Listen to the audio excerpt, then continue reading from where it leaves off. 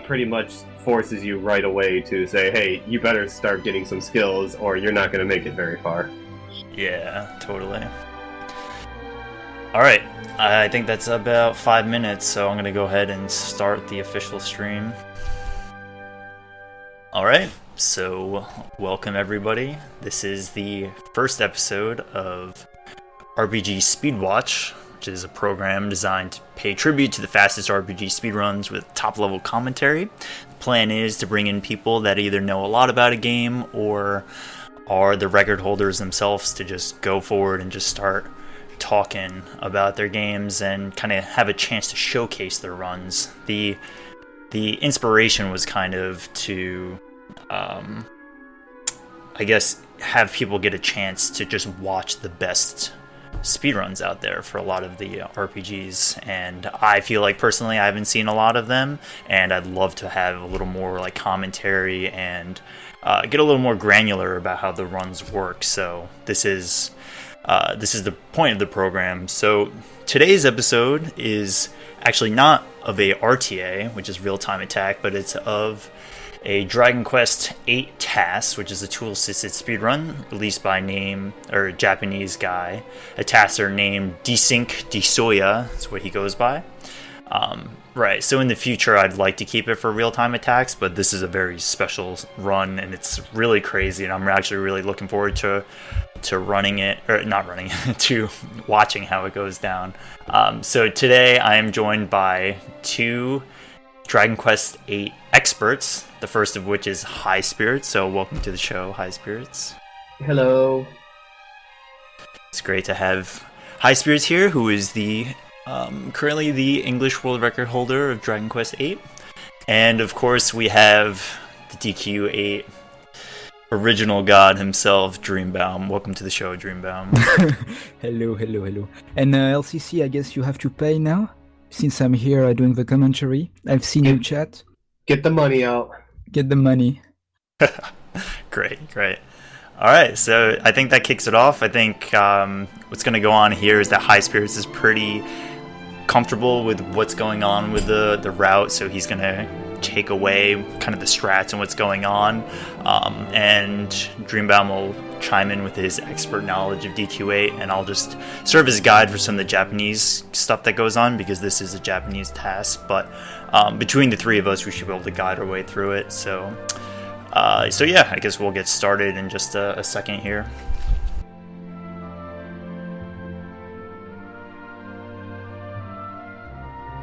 All right.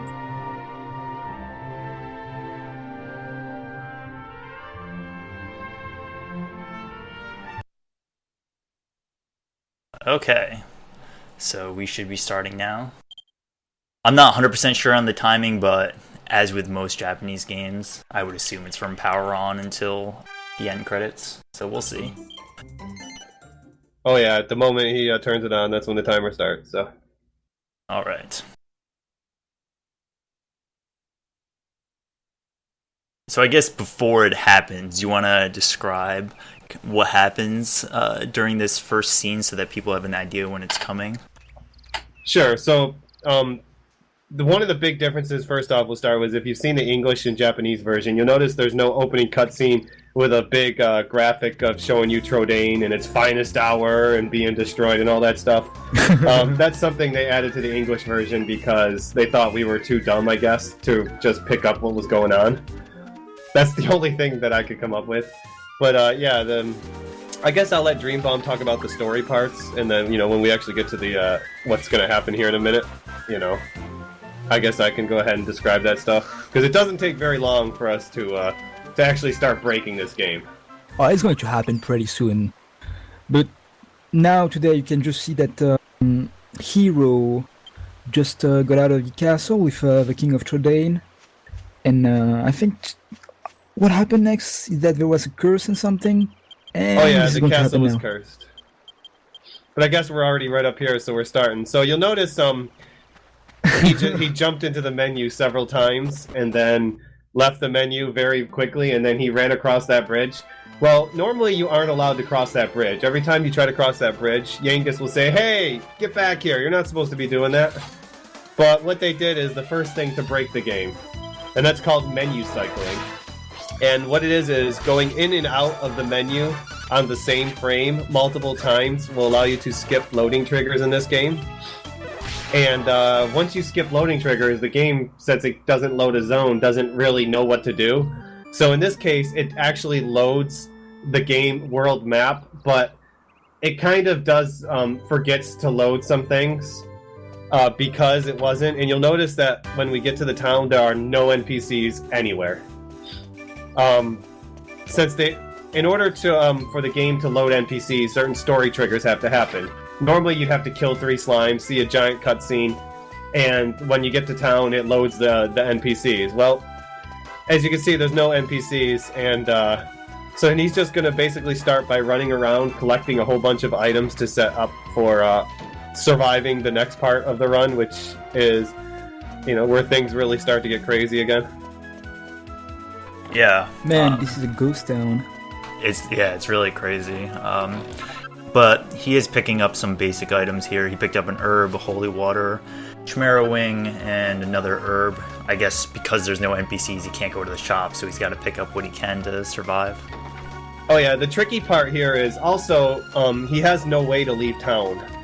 For some reason, the game has... you also notice that he's going to pick up a late game orb. Isn't that great? Man, he picks the item that you take at the end of a game. This is some kind of weird timeline. This is going to trigger... oh, man. Yeah, what it is the game loading also despawns you being able to pick up that item till the end of the game. But this is messed up. Yeah, you'll notice how he winged out of town. For some reason, this game, in order to leave the gates of Fairbury, the first town here, you actually have to have NPCs loaded into the town. So he has to actually wing out of the town because the gate will not open. But so you want to think to yourself first, now why would you want to skip the bridge and come into the open world? Because it seems kind of pointless if you don't have NPCs or anything. Well, because the game has something loaded at the beginning of the game that it doesn't despawn until you kill the 3 slimes and see the opening cutscenes.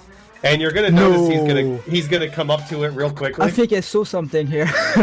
Oh yeah.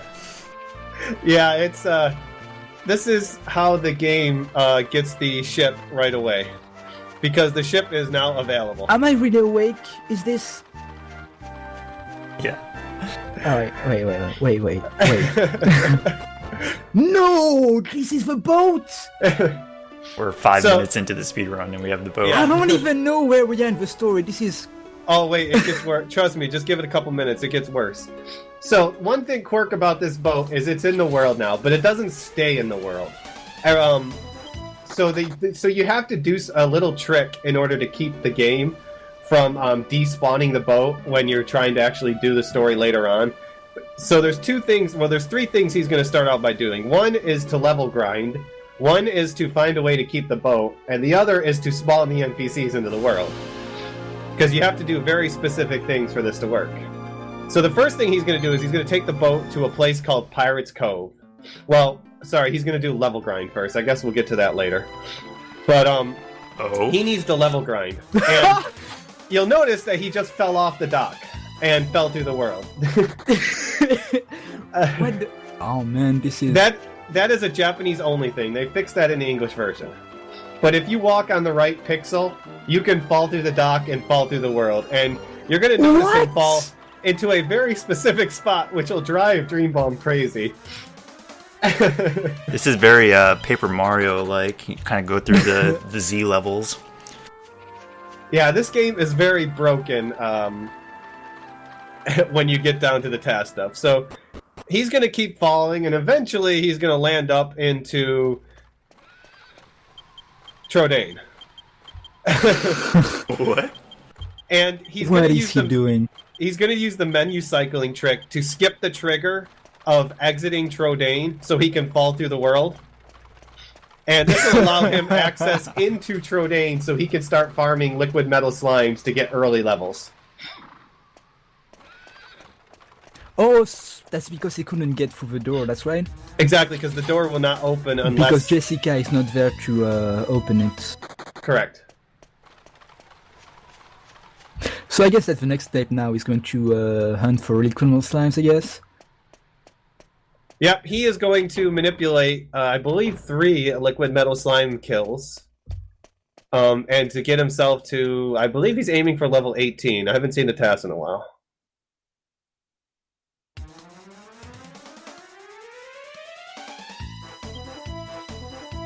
Alright, so I do want to talk about something here, and this is common in a lot of Dragon Quest TASes, in that the randomness usually changes while you're in a menu, or you're in a battle every frame or 2 frames or whatever it is. So you'll see throughout this run and many others that the task just has to wait in a battle menu, and then it'll wait for the exact frame and then attack, and it'll do a critical or it'll get preemptive. So it's very very much manipulated. They're not being slow or made a mistake. It's very much on purpose.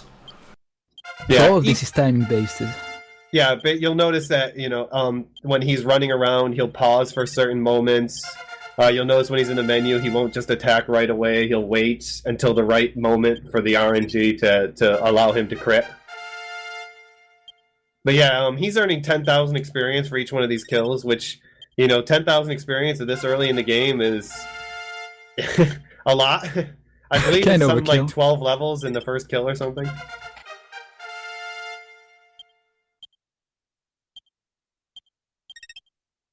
Man, the game itself doesn't even know where the TAS is at. There's not even music. Yeah. Oh yeah, but yeah, there's still, like I said, there's still some things he needs to fix because, Man. you know, he has the boat, but I don't want to spoil ahead too far, but yes, he has the boat, but it's going to despawn if he tries teleporting around or, you know, or entering certain areas, and he still doesn't have any NPCs to actually advance the story, so, you know, like I said, that's something that, you know, once he finishes the grind here, that's the next step that he has to fix. But do we have any idea where in the story he is currently? He is still technically trying to kill 3 slimes.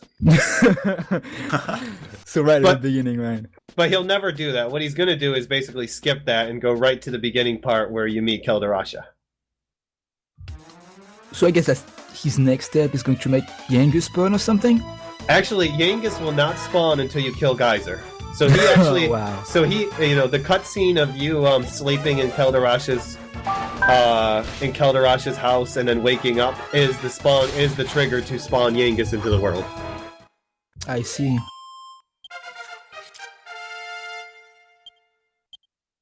But yeah, you'll notice how he paused several seconds. He was just waiting for the exact right frame for the game to say, okay, time to crit. Bam, he's dead. Yes, this time is Japanese timing, 4 hours, 49 minutes. It goes from the time he turns on the console until the end screen, which means if you take away the several minutes of post-game stuff and credits and stuff, in English time, we're talking like under 4.5 hours.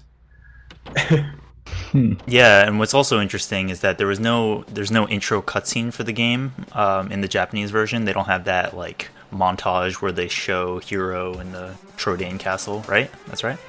Yep, they skip over that. This version started out with Munchie, because like I said earlier, the game, as far as I can consider, this game, when the English version as compared to the Japanese version, I think it's pretty much, they made the English version prettier, sound better, look better, and dumbed it down, or added some, you know, idiot-proof things, I should call it.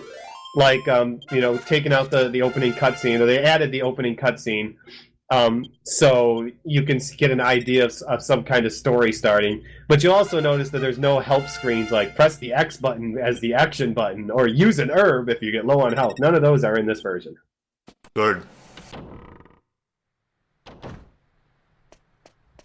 Okay, so he's got 3 kills. So he's got lots of levels. He's got enough to actually start killing things. So now, like I said, he has 2 more things that he's going to have to do.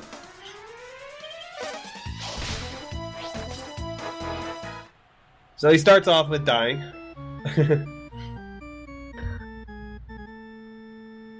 Because there's no other way to get out of Trodain unless he wants to skip the... or should I say, there's no way to get out of Trodain since there's no loading zone. Because it's a giant gate. There's not an actual loading zone, so he had to die to get out. But the good news is he gained a lot of levels, so he was able to get a spell called Zoom, which allows him to now teleport out of Fairbury without having to worry about NPCs opening the gate. So now he has to make it so the ship will no longer despawn when he progresses the story. So I believe that is the next thing that he's going to be doing, along with respawning the NPCs, which is done very, very specifically. So basically, his ticket in the town is to die, right? Yeah, the only way he can get in and out of the town, or into the town right now, is to die, because there's no priests, there's no shop owners, because he can't go buy anything right now.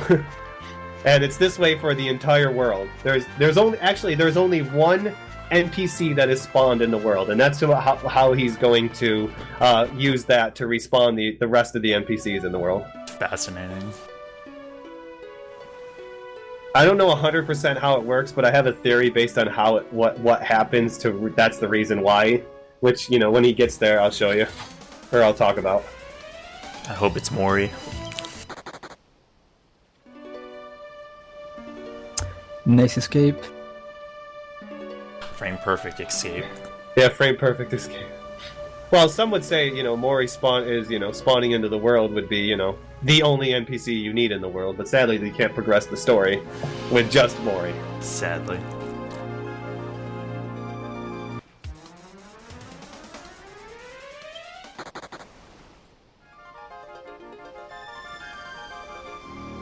So there have been attempts to try to do this into RTA, skipping the beginning and get the boat.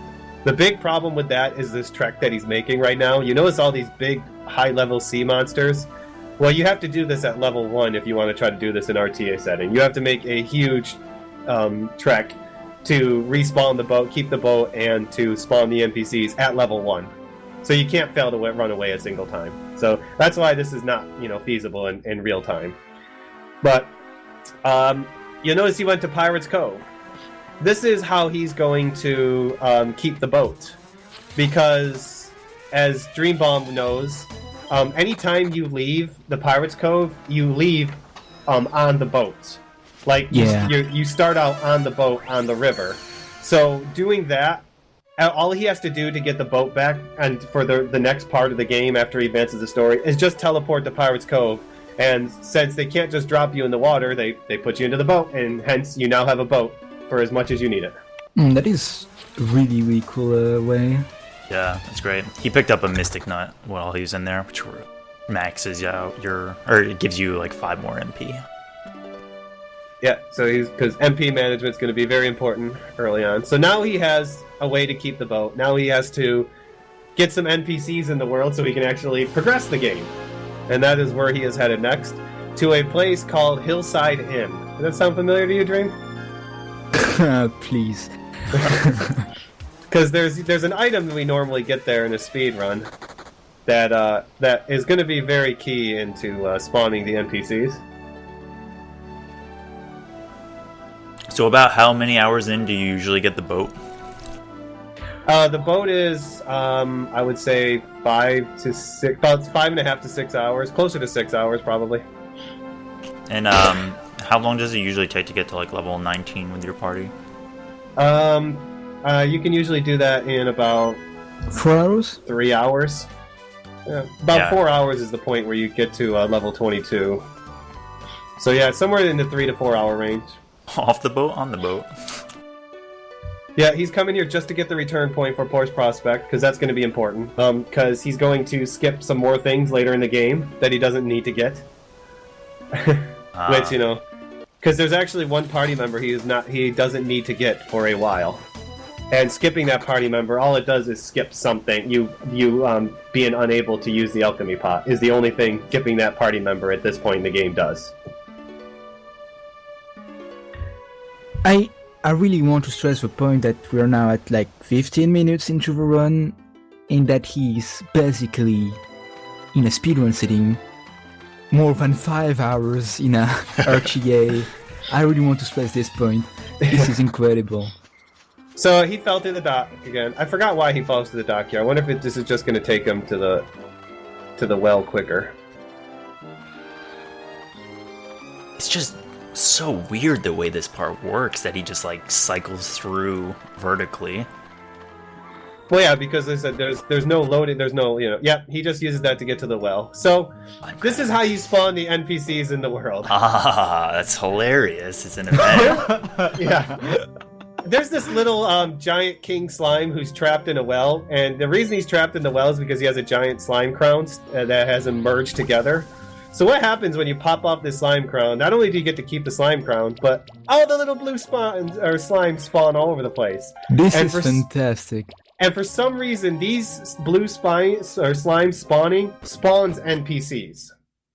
Because maybe the game thinks, well, if we gotta throw some slimes into the world, I guess, well, we better check to make sure that there's people to talk to. But the thing is, though, is it only spawns NPCs at the part of the story you're at. So the only NPCs, the only characters in the game now are in Fairbury or around Fairbury. So if you tried going back to Port Prospect, there would be no one there. But there is a little thing where I don't think he's going to use it in the TAS, but if you go to another town like Port Prospect, which is done in the segmented run, there is one brief moment where the NPCs will spawn, and that is the moment that sunrise happens. When that happens, you're able to interact with NPCs for a very, very brief amount of time, and then they'll despawn since you haven't got to that part of the story yet. I don't know why that works. I guess it's because they're loading the new day or whatever, but now it's just going to continue the story as usual for the next little while. Yeah, so right now we're back at the beginning, basically. Going to check on the king. Yeah, this is something you should have done 7 minutes into the run. Not that far off, to be honest. So yeah, pretty much the cutscenes you skip at the beginning is you fight a few slimes that attack you, you ride a long 2-minute cutscene, 2.5-minute cutscene into town, and then you start up right exactly where this takes place. So he generally does have to go and do all the bosses in order, is that right? Oh no. Okay. No. Right. He's definitely going to be skipping some things. A lot of things, and but the first thing he needs to do is he needs to get Yangus back. So he has to go kill Geyser because that's the only way he's going to get Yangus into his party, and to open up the where he needs to go next, which is to get to spawn the NPCs into the next part of the world. Okay, all right, but so he's going to fight Geyser, who's Yangus is not going to be in his party, but there's an event after Geyser that puts Yangus back in his party, right? Yes, when you come back to town, there's a thing where you talk to the Keldarasha, and then you sleep, and then you wake up, and Yangus comes running down the stairs. Yeah. And rumbling, so he's like, "Tell me, yes!" And that's what spawns him to join your party. I believe that's the moment. Got it, okay. Because it's kind of counterintuitive. You leave the town together, you would think that he joins your party then, but the trigger when he joined your party was back during the slime fight or something, right? Yeah, exactly. When you're when you're riding in the caravan to come into town together. I don't know the exact point where it happens, but it's somewhere along that timeline. Yeah, it's fascinating. Yeah, it really seems that there are some specific story triggers that are quite weird to understand. But I guess we'll see even more of that in order to get the other characters, I guess. Oh yeah, there's some really funky things that can happen when you try to skip loading zones. There's some videos someone BioBilly did shows what happens when you try to menu cycle or skip through the gate into Alexandria Tower. Some really funky graphical glitches happen to your party.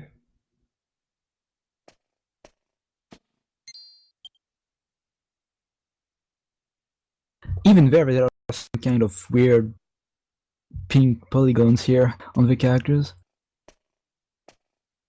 Oh yeah, you guys want to talk about, I guess, camera management and diagonal moving? Oh, we know Tonic loves that. Come on, Tonic, tell everyone about diagonal walking. That's your favorite thing in the world. No.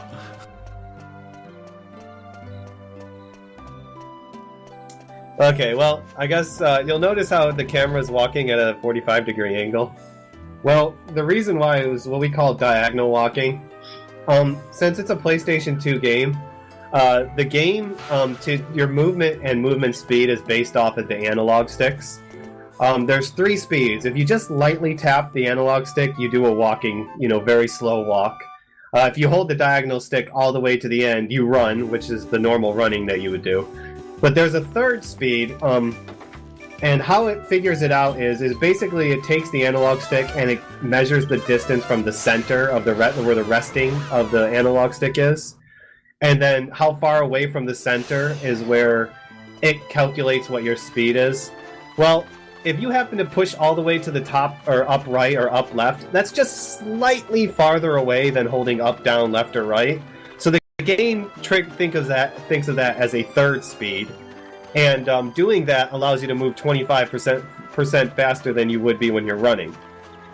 Now you think, you're just holding diagonal. That would make walking straight very, very hard.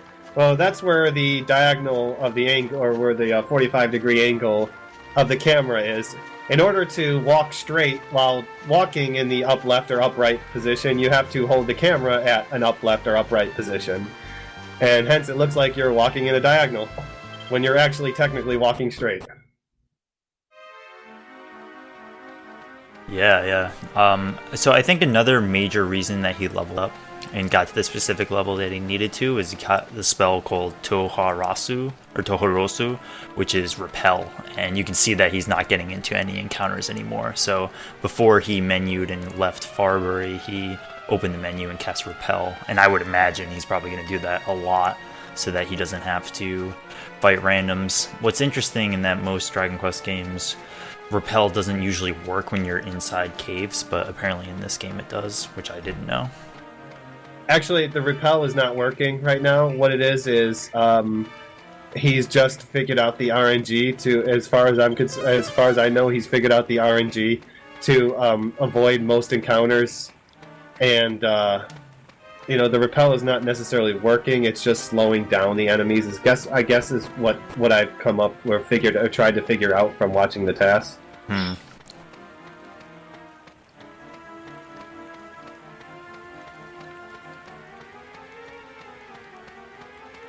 Yeah, it's like you can see that he's using the camera to minimize how much loading shows up.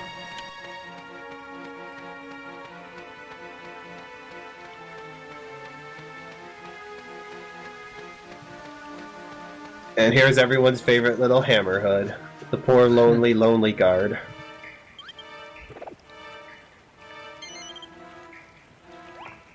He doesn't let you by unless you say you want to fight him, and then he's like, "Oh, you want to fight me, huh? Yeah, you might be a little strong. Maybe I'll just let you pass."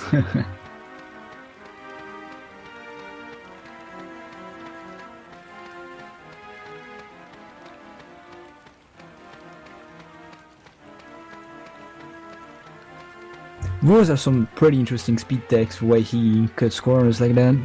I should take a more thorough watch of this TAS if I want to do a speedrun of this game again. Oh yeah, basically he's cutting the corner like Tonic said earlier. He's just minimizing how much is loading, and he's minimizing the amount of steps that he's taking. Because the less that the game you see loading, the less lag there is. It's very minor, but over the course of a 12-hour run, it does add up a little bit. Yeah, it really does. It really does make a difference. All right, our first boss, huh? Yeah, he's pretty much going to do the same thing he did with the Metal Babbles. He's just going to time it so he obliterates Geyser. I don't think I have ever seen a Geyser fight at level 18, so this is going to be interesting. I'm sure it'll be close. Yeah, he might squeak this one out just barely. Yeah. I mean, we only fight him at level 5 in a speedrun. But we do have Yangas, though. I was sure he was going to go for the critical. Yeah. That's just another example of him waiting for the exact frame to rock critical.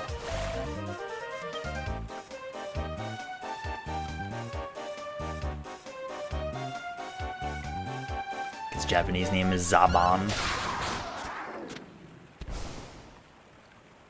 Does that translate to anything that you know of? I guess I would have expected merman, but maybe it's like a play on words. I don't know. Oh yeah, Geyser's name. Okay, yeah. Oh yeah, I thought his you meant name. the hero. I thought you meant the hero. I'm like, wait a sec. I'm not sure. Yeah, I'll have to see. I think it's just Desuya. I think it's Desu. I'll take a look. Alright, Dreambaum, hit us with the lore update. No, now it is just a flashback of the beginning, what happened before that you start the game. This is the same castle where he was grinding the liquid metal slimes, but in the speedrun you only get there at like 5 or 6 hours. So this is a flashback of a castle that you've already been through in the TAS. Yeah, that place looks familiar. Yeah, we spent a couple minutes there. Pretty much spent. I don't think the task goes back to Trodain at all the rest of the game.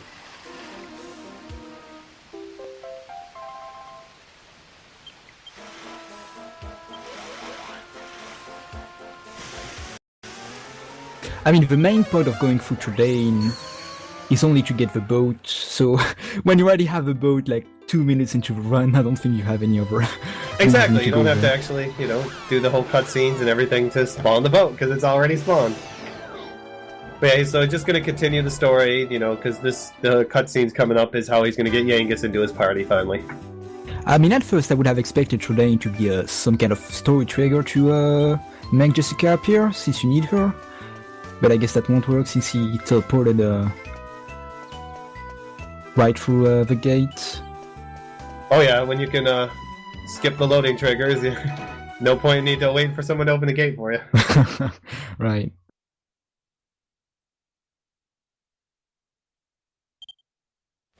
And I believe after you get Yangus is the end of the first video.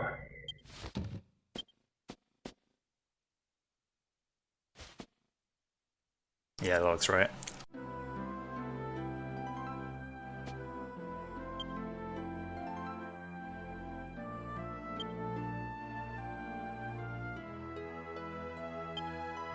I think now is a good time to speak about the fact that, the Japanese version of Dragon Quest VIII is much faster than the US version, US European version, in many ways.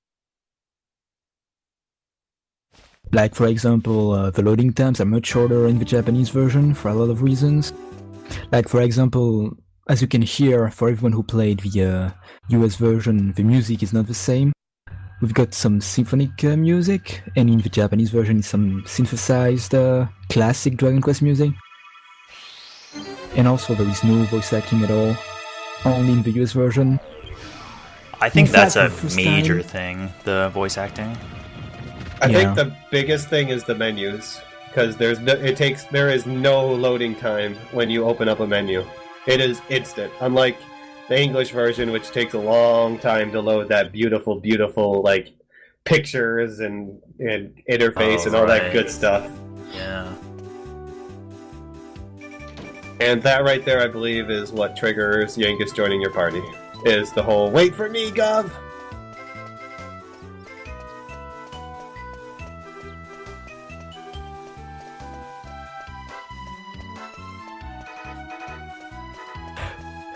So now I guess that the game is pretty much right on tracks, except for the fact that you have a boat anywhere. Oh yeah, and there's a handful of things that we can now skip since we have the boat. Oh nice, it loaded up the second video right away. Cool. Yeah.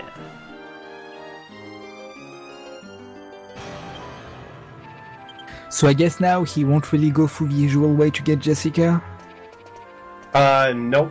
Because there's no need to get Jessica right now. Because getting Jessica is only... not getting Jessica, the only downside of it is not getting the alchemy pot. Because you don't see the ship cutscenes after you kill Calamari that shows you how to use the alchemy pot. But since this is a task, he doesn't have a use for the alchemy pod, so he's just going to skip Jessica and the alchemy pod altogether.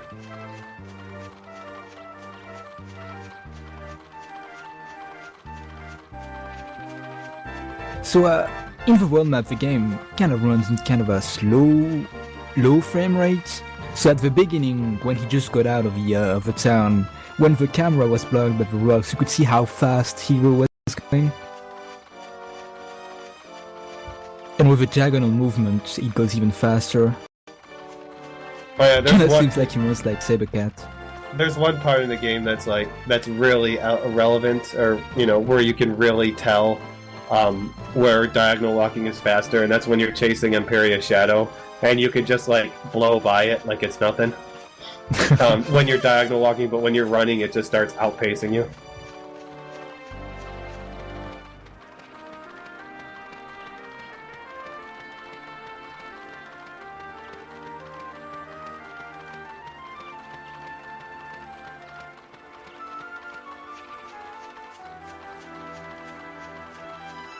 So I guess he's still going for Alexandria?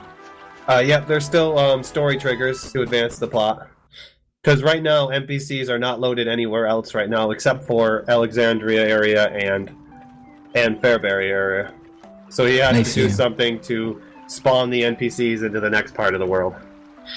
Is that generally kind of true from here on out? Like, if you don't get to X point in the story? No? As far as I remember, because I haven't seen this in a while, so I don't remember 100%, but there is a point where you'll spawn the NPCs everywhere. I can't remember if it's Argonia Hunting Ground or Baccarat, but it's something along those lines that spawns the NPCs everywhere at that point. And he is going to skip ahead to those areas very quickly. But these are some necessary story triggers in order to get Jessica later on.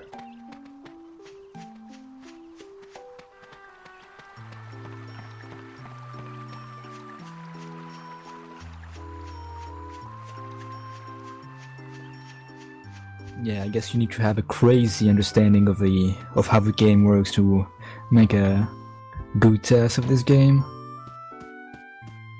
Yeah, I know Dasuya and a couple of English people, I believe they all work together to come up with a lot of the things. Like, there's one English, I don't know if a runner or someone who was working on the TAS named Chrissy Boy, I think is the one who came up with the whole Pirates Cove getting the ship back, and I know Dasuya came up with a lot, and I think BioBilly came up with a couple tech things too in order to help realize what the triggers are that are required to get through the game. Yeah, they really did some good work on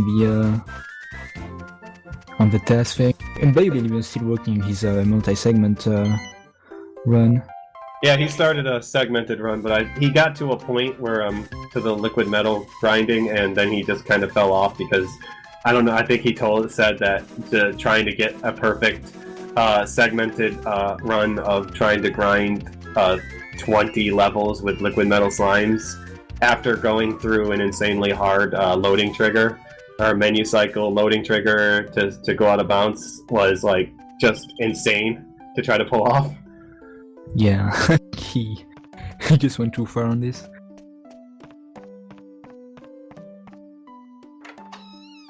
But yeah, his name is BioBilly Bones, and he got through, I believe, 11 or 12 segments, and he said that almost every segment, outside of just the pure story ones, probably required 200 to 300 resets just to get, because the out of bounds is that insane to pull off.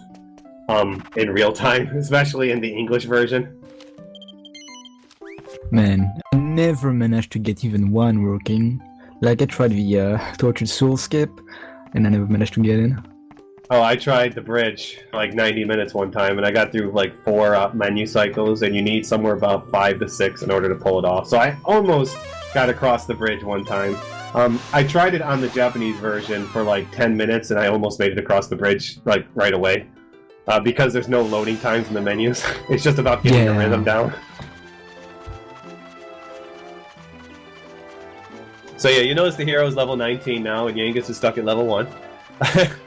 He kind of hasn't been around for a while, helping to do any of this farming. I guess Yangus is going to carry the game. Well, someone's gotta. Someone's gotta get those low-level crits on liquid metal slimes.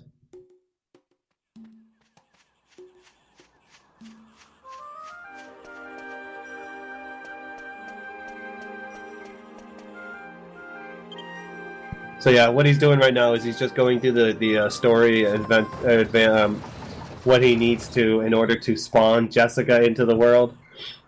But he's not going to, as far as I remember, he's not going to get her the conventional way of going and riding the ship and dying over and over again horribly to Calamari.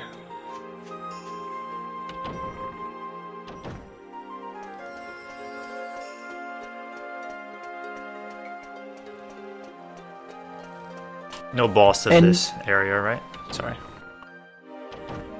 No, there is no boss. And I guess that this is going to be the key item at the top of the tower. Yeah, he is going to need the key item later on. So I believe he opens up the shortcut so he can come back through here again and again and again and again. Oh, I see. So it is not already there at the beginning, like the one at February. No, only that one orb spawns at the beginning. He can't. I believe the only two items that are spawned in the world that despawn when you see the opening cutscenes is the orb in Fairbury and the ship. As far as I know, those are the only two items. I see. Mostly because the game, doesn't think you can get past the bridge, and well, you can't get into Fairbury without someone to open the gate for you. So we'll just, not bother despawning the orb until you can actually get near it. It is very fascinating to see. I would like to understand why this state of the map is open if you can get past the intro bridge. Maybe this was some kind of, I don't know, debug version or something? Well, like I said, none of the NPCs are in spawn in Alexandria until you get to a certain story trigger, so it's just like if he wanted to go to another area, there's no NPCs there right now. He needs to do these events here in order to load the NPCs farther into the game so he can keep going. Right now, all he could do is visit a bunch of towns and get a bunch of return points, but you can't really do anything there with any of them, so there's no point in going there now.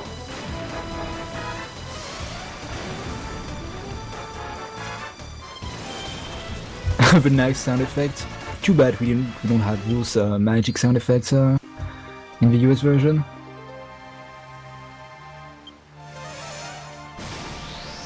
It's so quiet though when you watch it. It's freaky, isn't it? I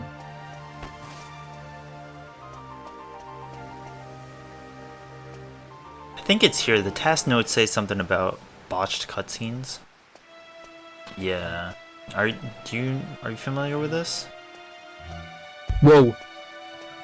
Do you mean the fact that he's playing on emulator and the PlayStation 2 emulator doesn't load these flashback cutscenes? Well, that would do it. Yeah, if you play this game on an emulator, on a PS2 emulator, these flashback gray and white flashback scenes that you see a few times in the game don't show through because the emulator can't emulate it. And so that's probably what he was talking about, botched cutscenes, is, you can't see what's going on right now. It can't emulate grayscale, huh? Yeah, for some reason it can't emulate these gray, I don't know if they're gray and brown or whatever, but yeah, these flashbacks the game can't, or the emulator can't handle. It did work for the flashback after the geezer fight. Yeah, that one it works for, but, any of these other ones that aren't because I think the reason why that one worked is because it was considered a movie. These are just considered grayscale cutscenes. Oh, I see. Those were FMVs, and this one is a cutscene, I see. Yeah. This is where Jessica's brother gets murdered, right? And yeah, this was Desolation CM. The 3DS version of Dragon Quest VIII is going to have voice acting, so Japan is going to have voice acting for Dragon Quest VIII for the first time, and we had those for like 10 years ago. But we're gonna get Mori now in our party. Yeah. I can't wait to have some speedrun goodness with Mori. I just ordered a new 3DS this week, so all I need is got 6 months to come up with a capture card, and we're in there. Oh, and then Core Blimey, can't forget that.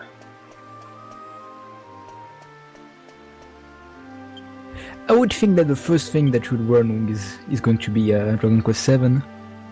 the Dragon Quest VII speedrun of 3DS is longer because they fix a lot of the exploits and loading times. As you know, the loading times on these games on the 3DS are much worse than they are the PlayStation. Yeah. I mean, even in Japanese Dragon Quest VIII 3DS version, the loading times are longer than the PlayStation 2 version for some reason. But the fact is, the battle speed, you can speed it up to 1.5 times faster. So... Yep, and you have enemies on the world map, so you don't have to grind 45 metal slimes to avoid getting enemy encounters. You can just walk around them on the 3DS version. Yeah, that's true. That's why it's faster in the speedrun, because you can just, okay, well, we only have to grind to like level 18 here, and instead of fighting another 30 slimes. Does someone have any idea of the current time? I don't know off the top of my head. The last time I saw it was at least an hour less than the PS2 time. So it's like 8 hours? Yeah, it was somewhere in the 8 to 8.5 hour range. And then if you want to take a comparison, Dragon Quest VII, the PlayStation 2 world record is just under 13 hours. The 3DS version is 19 hours plus. 19 hours, wow. That's because they fixed the sword dance exploit that we use, and just, you know, overall they loading times.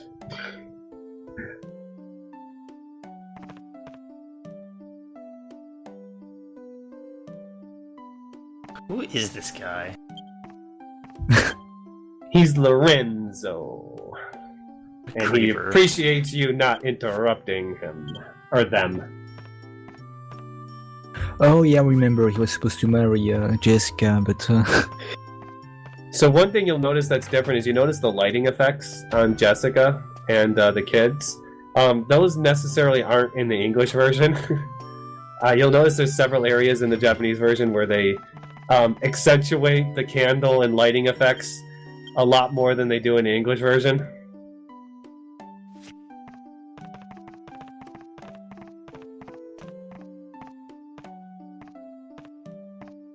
So I guess those jagged polygons on the character models comes from the emulator? Yeah, it should be emulator. I see. There's some shadow effects that the emulator can't handle either. Like, I know when I practice on emulator, things like the Conqueror's Axe, you know, anything that was like the liquid metal sphere, whatever, things that gave off sparklies and shadows, the emulator couldn't handle those either.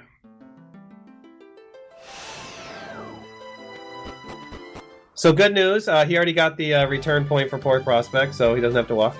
Oh yeah, since he got to this point in the boat.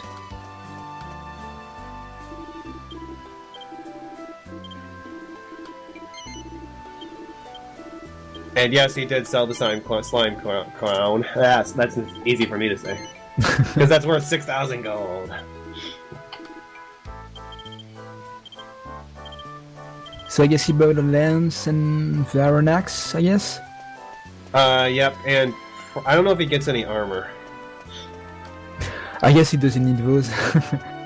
Okay, so I haven't seen this part of the TAS in a while. He's actually going to go ahead and looks like he's going to fight Calamari to get Jessica and the alchemy pop. Oh, so he really needs to get to this territory, I guess. Yeah, I think he's doing this to actually get the alchemy pop.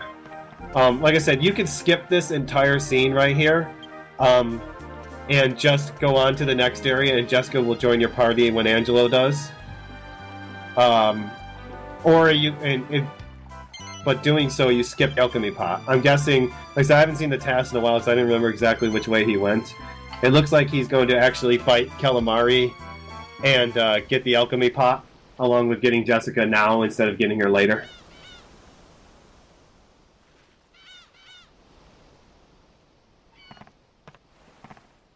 You don't have to spoil it, but I'm pretty curious what he gets with the alchemy pot. It's got to be important. I don't remember the 100% what he gets in it, because I forgot the fact that he actually gets the alchemy pot, so... But I could throw a guess at a couple items that he's getting.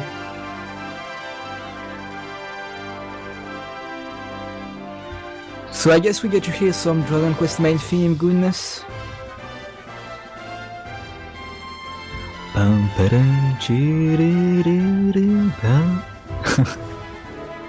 We did it, guys. We beat the game.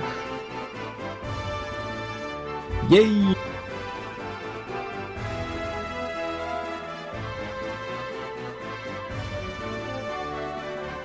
I think my mind is going to be completely blown away if the end of the game is going to be as crazy as this beginning. Let's just say he is going to abuse menu cycling and out of bounds a lot in this run. And he's going to do that to skip a lot of bosses also. I'm excited. This is too much teasing for me. Please stop this, high spirits. Well, this is Calamari. This is by far the worst boss in the speedrun. I don't think there's any questions, arguments there.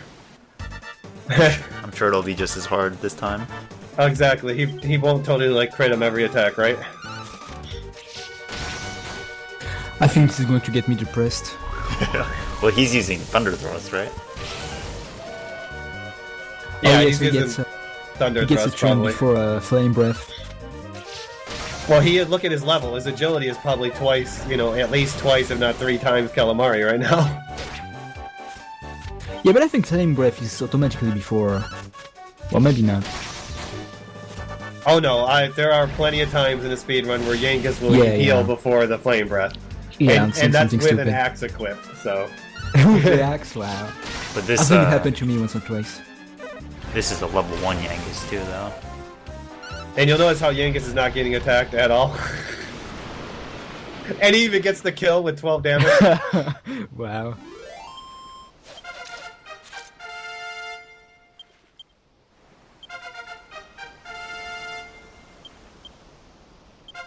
He did it in 1 minute, it takes me like 5 minutes sweating like a madman to get this fight through.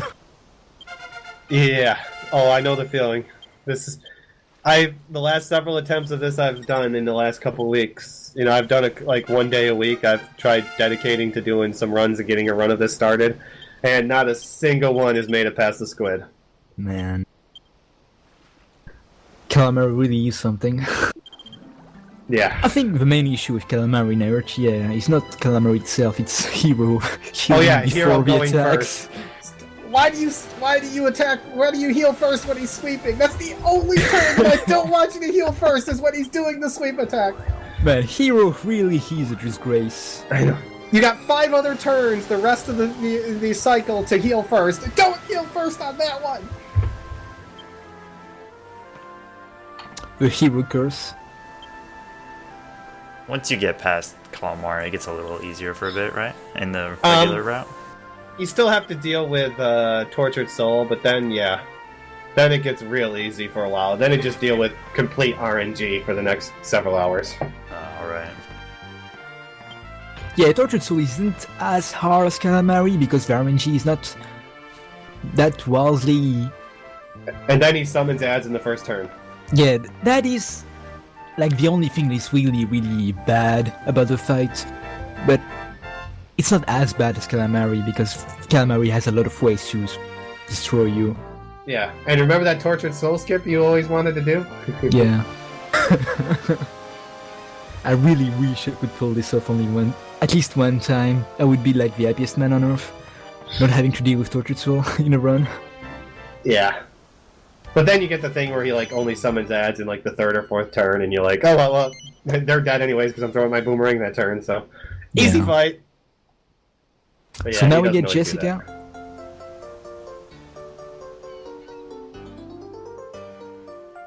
Well, I don't know if this is going to change some things to the story trigger.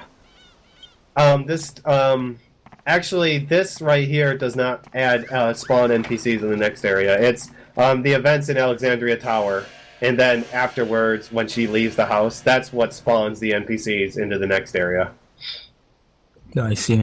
But he's getting close to the point, though, where he's just going to do a trigger that spawns them everywhere. Like I said, I don't remember 100% which that trigger is, or where he has to go to do that, but it's pretty soon that he's going to do that. And we still have to deal with another flashback. Yeah.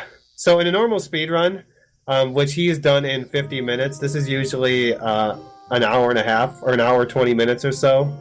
And he already has the ship and, and tons of money and... And I think levels that we don't have. We should do some progress report, everyone, every while, just to see how far he gets compared to the actual speedrun. Wow, look at the spoilers in chat. Wow, that trivia bot. Hey, Dreambaum, you want to give us a lore update? So I think it is just before when the actual game begins, you get to meet Yangus, so you understand why things were like this when you just start the game.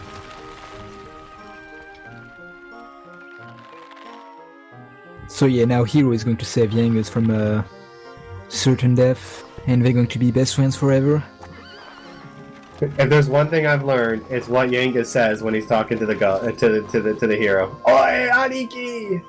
If there's one thing I've learned, it's that about the Japanese version of this. I don't know if you've played the Japanese version, Tonic, but I think that the Japanese text is not as flavored as the American release. Oh no, it is.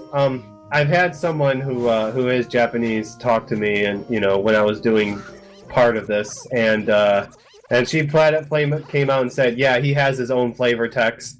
He has his own like how he talks. Oi, God, I see. Really? He does have that. It's just it's not in the way that we know. It's a different way. I don't know the exact way, but it's something along like that. Yeah, that's funny. I know it's true in DQ9 at least, in that a lot of the characters have like classic DQ names instead of like the English versions. For instance, like the person who owns the tavern is named Patty in the English version, but in the Japanese her name is Ruida, which is like the classic name from DQ3 for the pub owner. But they do have like kind of accents and different ways they talk, so it's pretty interesting. I'm sure it's the same for this. Yeah, I don't know if it's that way for all of the people. I just know that Yangus has that accent.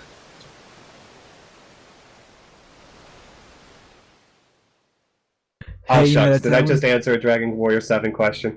My bad.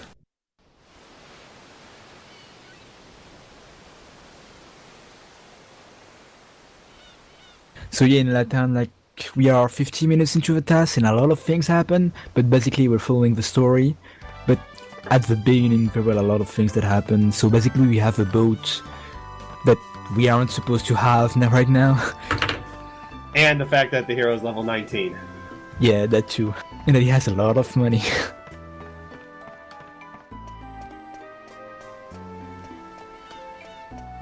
So I believe the story is going to continue for the most part until he gets his last party member, and then it's time for the big grind, where he's basically going to out-level very quickly everything using the menu cycling and going out of bounds.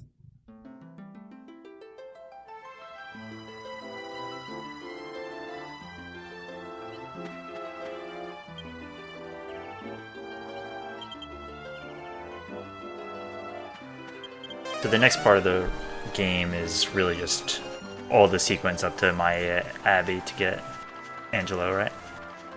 I believe that's what he's doing. He might make a side trek to another town, but I think he is going to pretty much go straight to the Abbey. Well, and Simpleton, where he needs to go to actually trigger getting Angelo. So I guess we're going to see the bar fight. Probably the best cutscene in the game. Sure.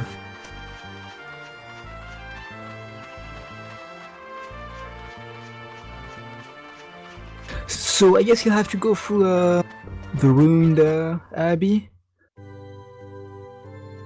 He's still going to have to go through it because he needs to get to the abbot. But like I said, he is going to not bother fighting a certain enemy inside it.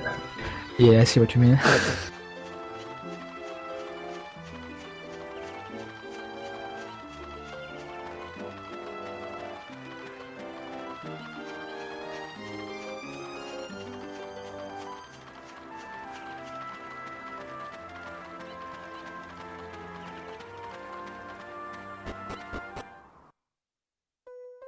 To be honest, I wasn't really expecting him to go through story triggers like that, Because I've been speaking to Chris Boy a long time ago, and I think that there were some other story triggers that would spawn every character or something. Like maybe a Picam. I think you have to do this to spawn Angelo, but like I said, you could skip Jessica and spawn her with Angelo. But I think you have to do this in order to spawn Angelo. But after that, yeah. But like I said, you could skip Yangus and spawn him when you kill Geyser. Jessica, you can skip and then spawn her when you get Angelo.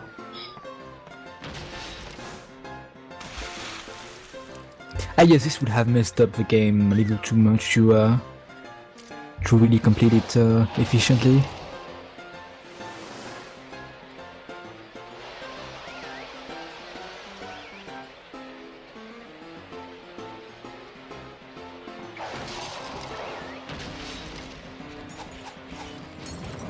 So now we can be sure that all the NPCs are completely spawned since we got the slime crown.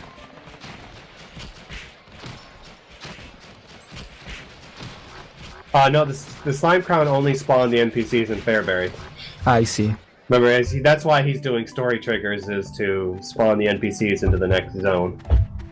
And, I don't know, maybe it's Angelo that he gets, that he spawns them in the rest of the world, but I think it's the hunting grounds, Argonian hunting grounds, or Baccarat that he uses to spawn all the NPCs in the world. I forgot which one it was. I would imagine, too, that some of the cutscenes might just, like, straight up soft lock if you didn't have all party members. Oh, no. Maybe. That could be the thing, but, you know, there's no way to really test that because, you know, like I said, you can't get to certain points without doing this. That's a good point, yeah. Because this cutscene doesn't spawn, the NPCs in Simpleton doesn't spawn until you take care of, Alexandria Tower, I believe. This game being some open world map, I don't think soft locks would happen. Just that, you know, since 3 years wouldn't be there isn't going to be anything to do. Right, okay.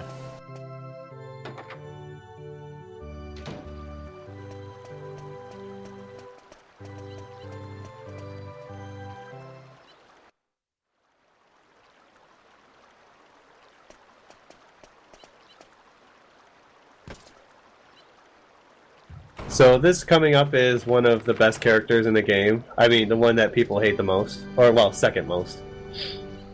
He's just a plain jerk. Man, I love Marcello. I mean, he has some great cutscenes if you play the game casually that you don't get to see. Unless you actually go to, like, Citadel Cathedral. Where he basically gets told off by Rolo. I really like his character in the game. Although I'm kinda sad that his fight is kinda underwhelming. I don't know, he does kind of... I don't know if you call it character, his character progresses. Because it's very strange how it progresses. But I just don't think he actually changes at all. He doesn't grow.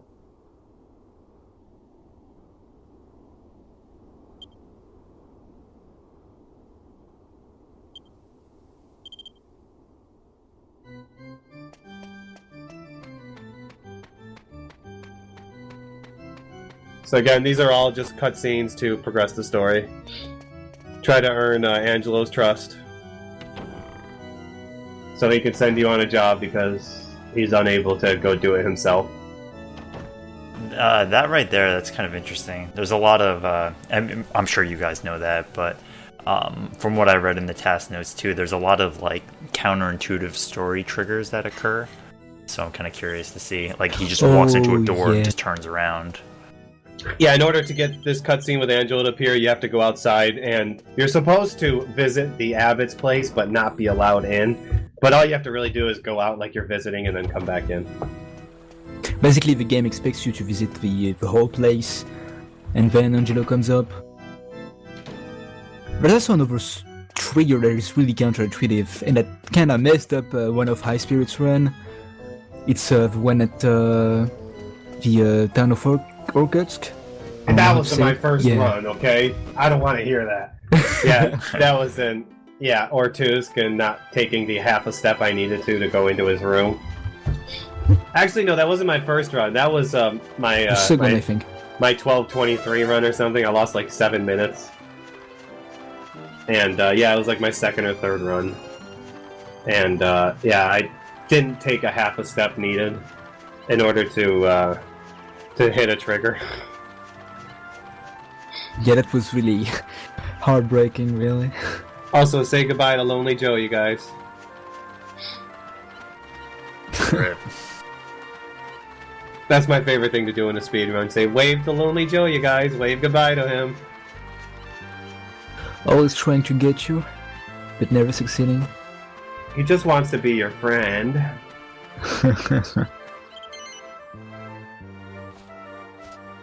So the hero's going through this abbey here because there's a foul plot afoot, and Angelo wants you to make sure the abbot's all right. But hey, you can't get past the abbot front gate, so we got to go in through the deep depths of the undead back gate.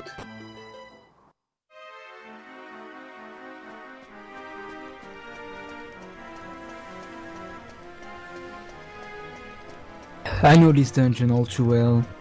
Every speedrunner knows this dungeon. Yeah, because we spend about 2 hours of our life in it. Every Yeah. speedrun.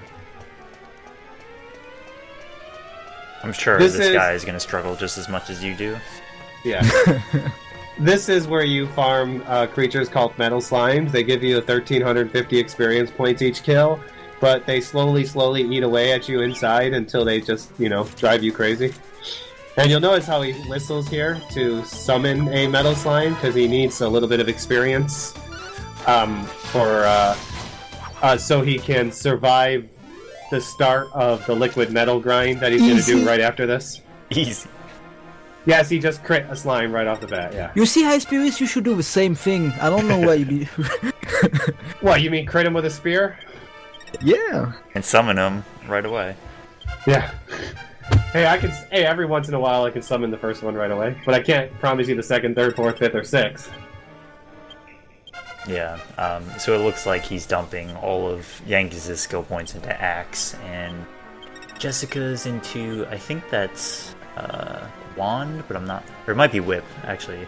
We'll have to see. Jessica's gonna put all of her points into staffs, and then fisticuffs. Ah. Ooh, look at this. Yes. How does that feel, Dream Bomb, right there? That is the Easy. Tortured Soul skip.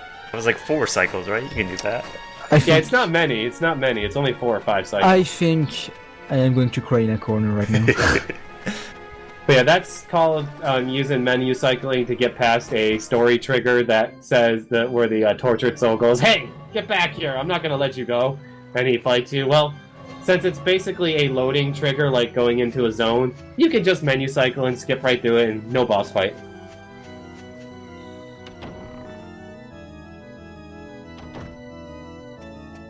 Though it's not like he would be unable to do the fight since he's like level 19. Oh, I'm sure he could just, crit him to death. Yeah. Every turn.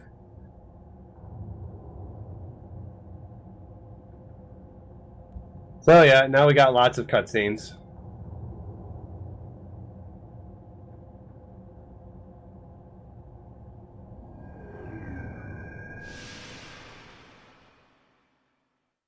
Alright, Dreambound, give us the lore background on who Dolmagus is. Oh.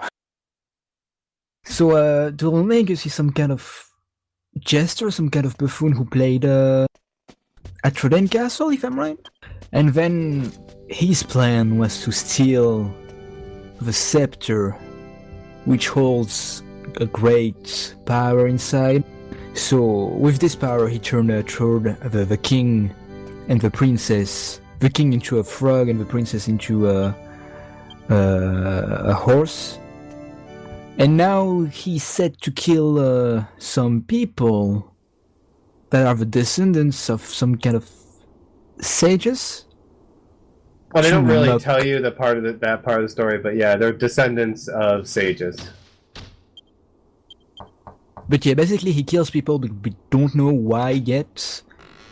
But our plan is just to stop him and to follow him through the world until we get him like the original plan is to get the king and the princess to their original form, And save the castle, of course. But we're obviously heroes, so we're never going to make it on time, right? Obviously. But we get to make new friends on the way. And now we're going to get Angelo pretty soon.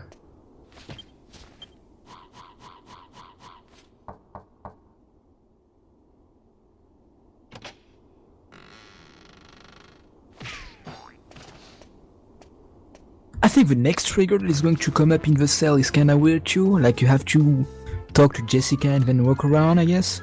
Yeah, pretty much. You talk to Jessica and take a handful of steps and you're free. So I just chalked that up to wonky Japanese RPG triggers.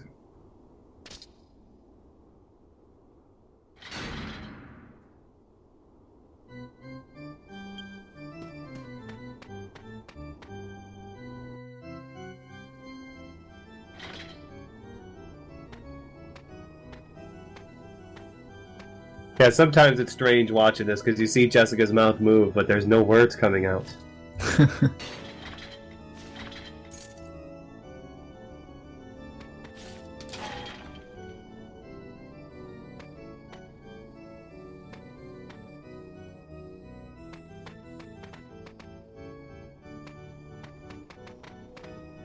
This is also why the 3DS Dragon Quest VIII is such a huge deal in Japan, because they get voice acting for the first time, and with famous voice actors too. The Japanese world record of this game, I believe, is 9:38 right now, and the English version is 11:47.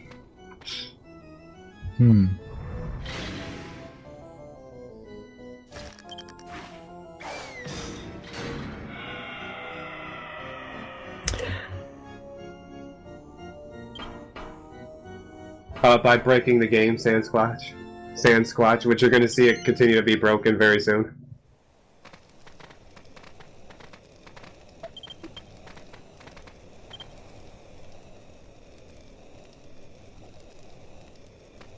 This zone is also kind of weird because we go in some kind of infinite track.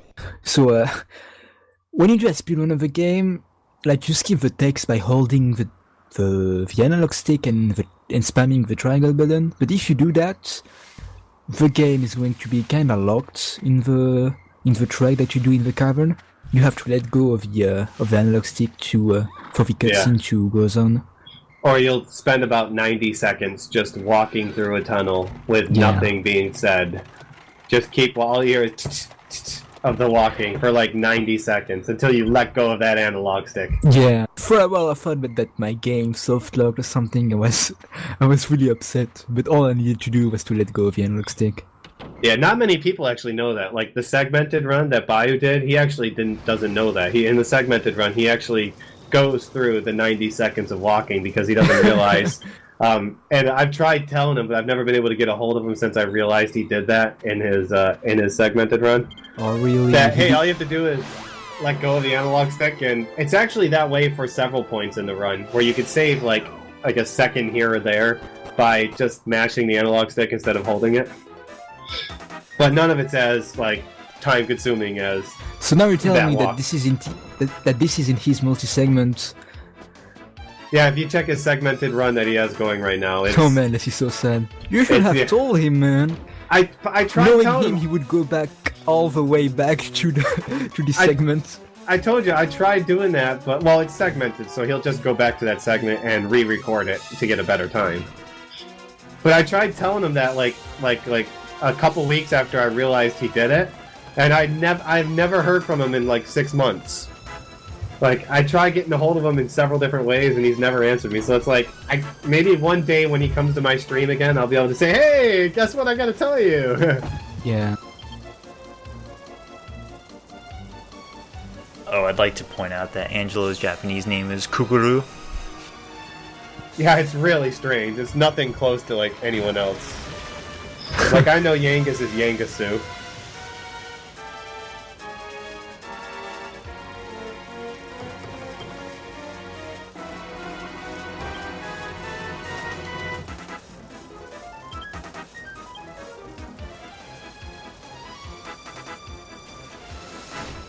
I actually do have a document somewhere that translates like all the Japanese names and characters and stuff into what their English versions are.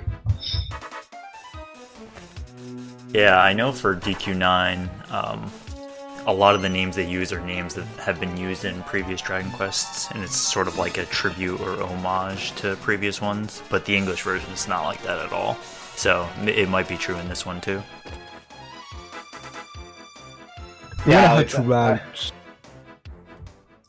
route, Dragon Quest VIII, like it was so hard for me to route this game because I had to, watch a Japanese declared VOD and then go through the exact same steps in the English version in order to understand. I would take screenshots of every items so I could keep track of them, especially since the classic menu of the Japanese version is just text. You don't have the pictures of the items to know where you're going with this.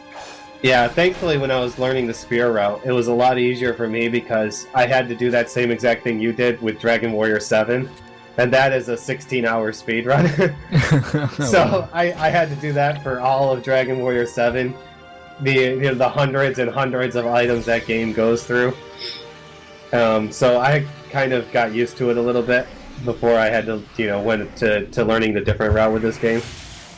Hopefully this game is not really generous when it comes to drops and everything, so... It's that way with most Dragon Quest games. Yeah. I think like 9 is the only one where you'll get like a lot of random drops. But that's because 9 drops all those funky, slime drops and other items, that the other games don't drop.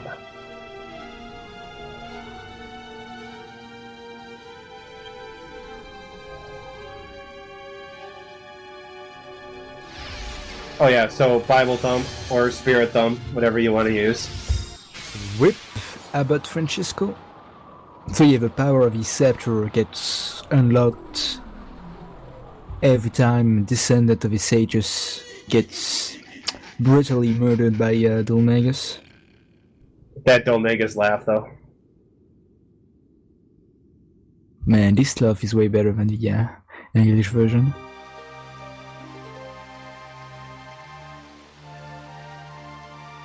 So yeah, get your thumbs on as we watch another person die.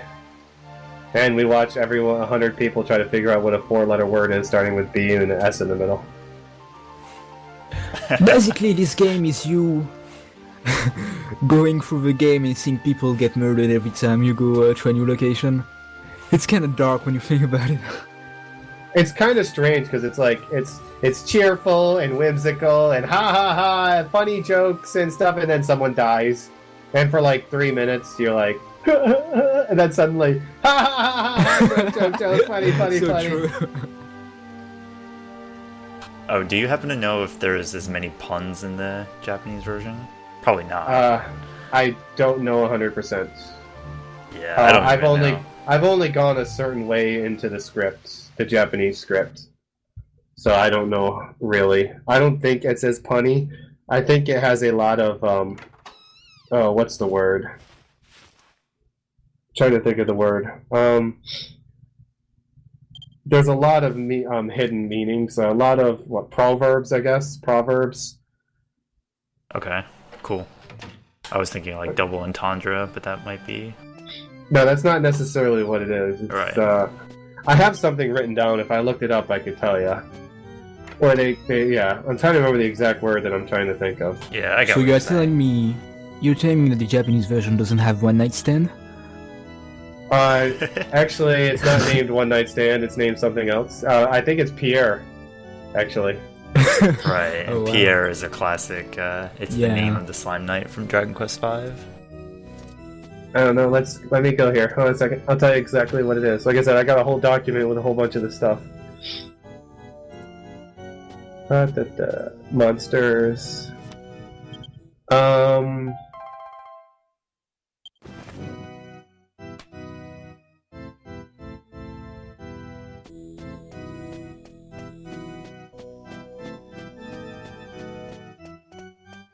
I never really realized how many Western names gets their ways into Dragon Quest games.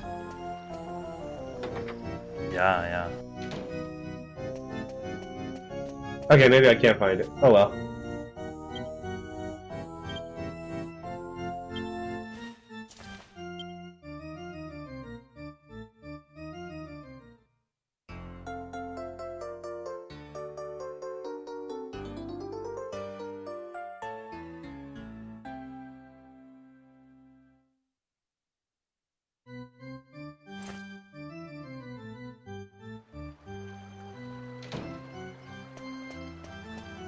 So now we get Angelo, so I guess the next trigger of the game is Oh, unlocked. we're not going to worry about triggers for a while. We got to go do some grinding. We'll be. Because we got all 4 party members now. This is probably the best time to do it. Oh yeah, so they're going to abuse a couple of things about the game's mechanics to grind in a very off place that they should not be for a very long time. So he's aiming to go to Ascanthor, I guess? Not necessarily. Let's just say they're Oh. going to grind in the middle of nowhere. I don't want to spoil it for you, so I'm going to wait till he gets there. I'm afraid. I can Until I guess. describe what's going on. For those who don't know. I know you know about it, but like I said, I want you to see it before I talk about it.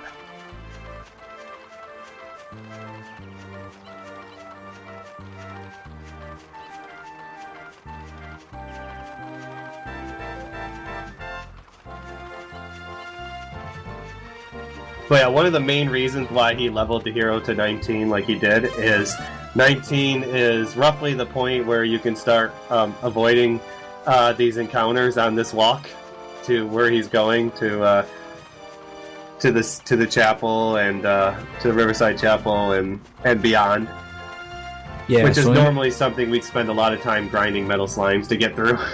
yeah, so now he only has to use Holy Protection to repel the enemies there.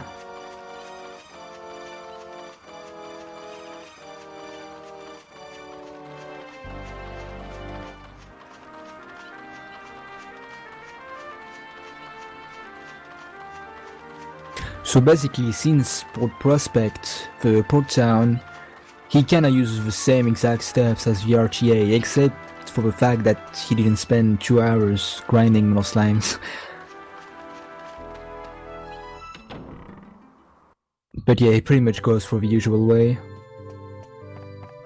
Yeah, he's coming here to get another seed of wisdom, and to get the return point because he's going to need the magic in order to efficiently smash as many metals as he can. Because you notice how his magic is kind of low right now? He just used a bunch of seeds to get up to 24 magic. And of course, all these seeds gave him 4 points of magic, I guess. I know, just conveniently they all gave him 4. That's great. Which is the most you can get, 2 to 4. Oh man, this man is really lucky. Yeah, if I had to guess, some of the higher skills for the spear and probably other stuff cost a lot of MP, so I'm sure he needs it. Well, he's going to need it to crit. Because the more he can crit, the less time he spends in a certain area where he's going now. You'll notice how it's now nighttime, which is that way for a reason. Oh, I see now, I see. Right. That's good routing. So, I suppose you told me that Yang has put their points into axes. Is he going to use Executioner, the critical hit, or he's just rely on attacks? He is going to be using something other than Executioner. Well, he's going to use Executioner to farm, but he's going to use print abilities to do damage later on. I see.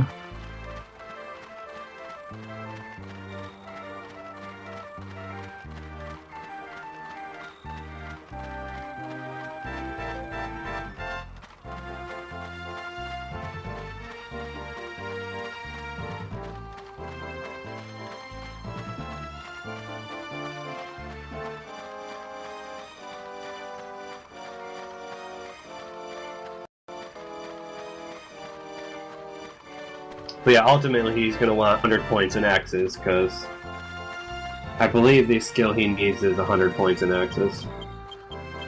So here is menu cycling. This is an insanely difficult one to go through. To skip this loading trigger, it takes about 10 to 14 menu cycles to get through. And when he falls through, he's going to end up on a little island where you're only allowed to get to when you're flying. Oh! So one thing about this game is when you get the ability to fly, any zone that is only reachable by flying, if you come to at night, you can encounter groups of several liquid metal slimes. In this case, you could get anywhere from, one liquid metal slime to groups of up to 7. And of course, he attacks twice and crits 2 right away. Oh, wow. So that's why he got all the magic for Yankees that he could. So Yankees would have more chances to crit before he has to go and heal up to come back to... Because he is going to aim for a high enough level to get 100 points in abilities like Axes and Fisticuffs for Jessica. So this grind is going to take a little while because he has to get to level 38 to pull that off.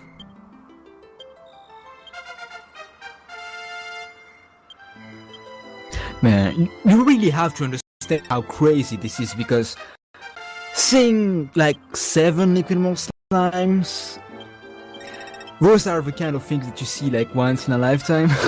Maybe not once in a lifetime, but it's pretty damn rare. Except if you are in some specific areas in the game, and this one isn't one of them. Yeah. This is actually where he's at, one of the areas, like I said, that you can only get to flying. So as long as it's any area that can only be accessed by flying, this is an island south of Ascantha, is where he fell through the world and ended up on. Well, technically he hasn't landed on the island. He's still above the island, but because he's stuck in the world right now. But he's close enough to be considered the zone where the monsters are for this area. Because what happens is when you fall through the world, when you skip a loading trigger and you fall through the world, wherever you fell through, as long as you're still falling through the world, you'll only encounter enemies from that area. So if you fell through the world at the beginning of the game and you were still in the world, even though you were at the end of the game, you would still only get slimes and lipsies and things like that to encounter. But once you get to a certain point when you're almost out of the world, that's when you almost get back to the world, that's where you start entering the zone where the monsters that you want to fight is. So that's why he kept walking till a certain point where he now entered the zone where liquid metal slimes can appear, and that's where he's going to farm since he doesn't need to take any more steps.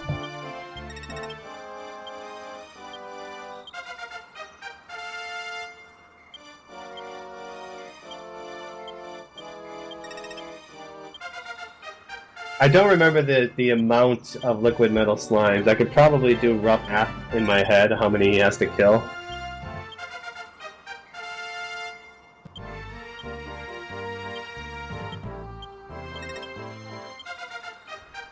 If I had to guess, he has to do about 40 liquid metal slimes to get everyone to 38.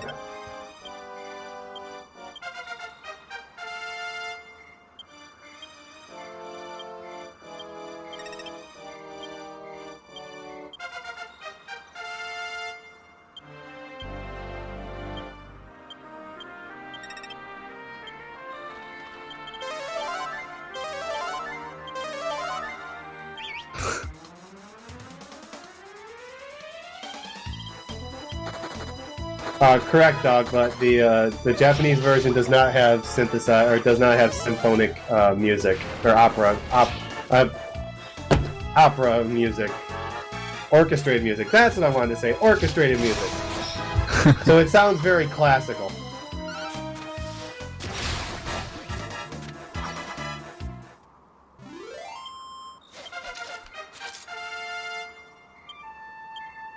I mean, the step up to 3D must have been quite a huge leap for the Japanese fan base, so I guess they really wanted to not scare away the fan base by putting some, classic Dragon Quest music. Yeah, keep in mind the game released before this was Dragon Warrior VII, which is based on the PlayStation 1 engine, where it was a 3D world, but all the sprites and objects were 2D. So that's one of the frustrating parts about doing a speed run for Dragon Warrior 7 is when you have to interact with objects in the world. The world is 3D, but all the objects are 2D. So sometimes the objects clip through where you're trying to move them. Like if you're trying to put an orb on a statue, or if you're trying to push an item, a rock or a stone, or you're trying to pick something up and set it down on a pedestal. If you don't do it on a specific pixel, it clips through the object because of the 2D, 3D thing, and it's very frustrating. And that's what the game before this was. It's crazy how much of an upgrade visually it is. I mean, it doesn't bother me as a Dragon Quest fan, but from 7 to 8 is like a giant step forward.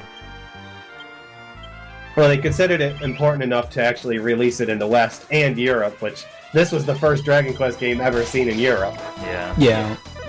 I know before this, the West didn't get 5 or 6 because they weren't comfortable, I guess. I don't know if they didn't think it was popular enough or comfortable enough releasing it. It was such a new thing in Europe that this Dragon Quest game wasn't numbered in the cover. It was just called Dragon Quest: The Journey of the Cursed King. There wasn't the 8 in Roman numbers. Yeah, it didn't even get an 8. Yeah, that's nuts. But that is also why that this game is kind of dumbed down in having so many help screens and everything. But this game did work really, really well. I remember in France, like, this game was at the top of the charts for like 3 months. Yeah, a lot of people consider this the best Japanese RPG for the PlayStation 2. Dragon Quest IX also sold really well, so it's all the more surprising that Square Enix doesn't really want to release more Dragon Quest games here. Well, the good news is Dragon Quest XI is going to look very much like this game. Yeah. Very scary, much like this game, because I guess they want to try to, leech off of the popularity of this game. So we'll make the next new one that we're going to make look exactly like this one, just slightly prettier graphics.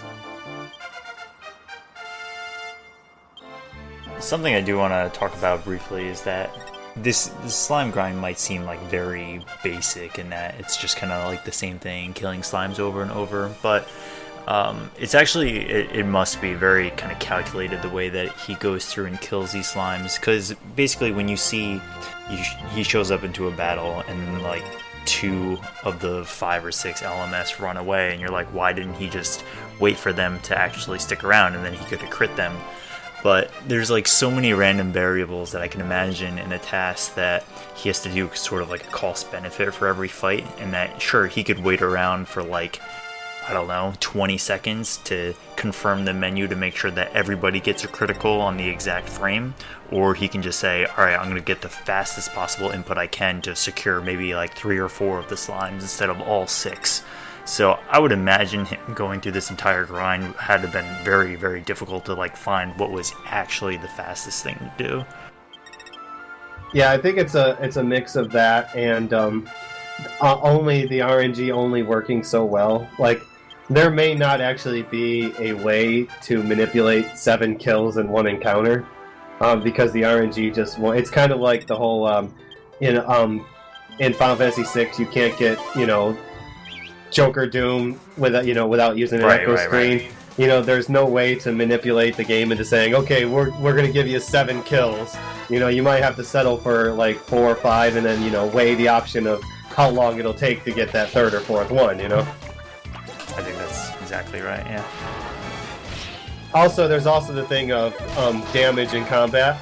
If, hey, I might be able to get all 7 kills, but Jessica will die from all the damage she's going to take. So let's stop at 6 so she doesn't die this encounter.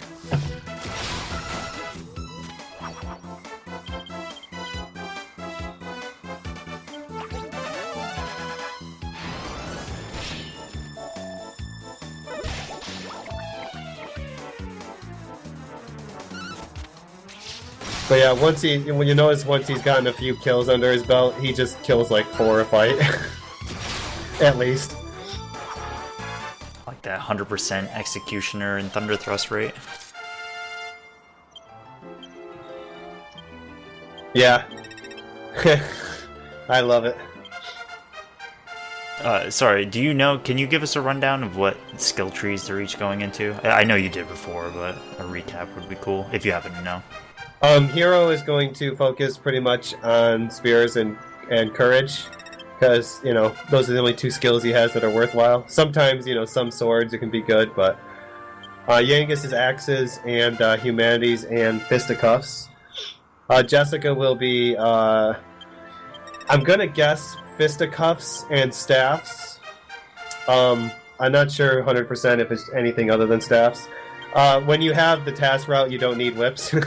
You'll see why when you get to a boss. I can guess why, yeah. And Angelo's gonna get staffs and charisma, I'm gonna guess. Because he has an ability in charisma that benefits a skill that Jessica gets in fisticuffs very well.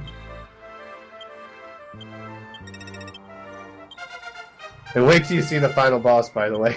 I can't wait. I'll tell you now, I have pulled off the task strat on the final boss one time, but it requires an insane amount of luck. Yeah, it's the other route that is neither sword or spear, I would bet. Yeah, unfortunately, you have to grind to level 38, so you have to do extra grinding, so it's not feasible in a speedrun. So, yeah. You know, it does destroy bosses very quickly. And it's flashy. Of course. Literally flashy. Yeah, it's all about flair. Oh, I realized the hero's name is Tasu, T-A-S-U, so it's TAS. Well, I don't think I can ever go back to grinding in this game after seeing this. Yeah, right. Yeah, this is the part of the game, by the way, where the segmented run is stuck, because trying to get a great segmented segment of trying to fall through the world, and then try to get these liquid metal slimes in a decent amount of time. There is one difference I guess I can talk about when it comes to the segmented run. Remember how I told you falling through the world at that trigger is extremely tough? It's 10 to 14 menu cycles. Well, there is a way to lessen it to about 4 to 5 menu cycles, and that's with the Saber Cat. Because the Saber Cat, you can get a Saber Cat in this game, which increases your movement speed. And with the Saber Cat, you can take longer steps. So what the segmented run does is he gets the Saber Cat first, and then he comes here and does only the 4 or 5 steps needed to skip through the trigger to fall through the world. So that's the only feasible way to do it in real time is to get the Saber Cat and attempt it. I forgot what the Saber Cat looks like. I haven't seen it in a long time, but since the TAS has the boat, I would have believed that they would get the Saber Cat much earlier. But I don't know if the trigger is there for to get the Saber Cat. Once you do the whole, I think it's getting to the Royal Hunting Grounds. It spawns all the NPCs, so you can do it. I see. What he does is he gets the ship. Yeah, what he does is he gets the ship after he gets Yangus, and he goes around the world picking up return points, and then he runs to go to hunting grounds. So now he gets to Pirate's Cove, and then he uses the how's it called again? The evac spell that allows him to get out, and then he's in some kind of cutscenes. What? So to explain this cutscene, when you normally go through the game to get the ship, there's a massively long cutscenes. What? This is the last cutscene you see when you finally get the ship.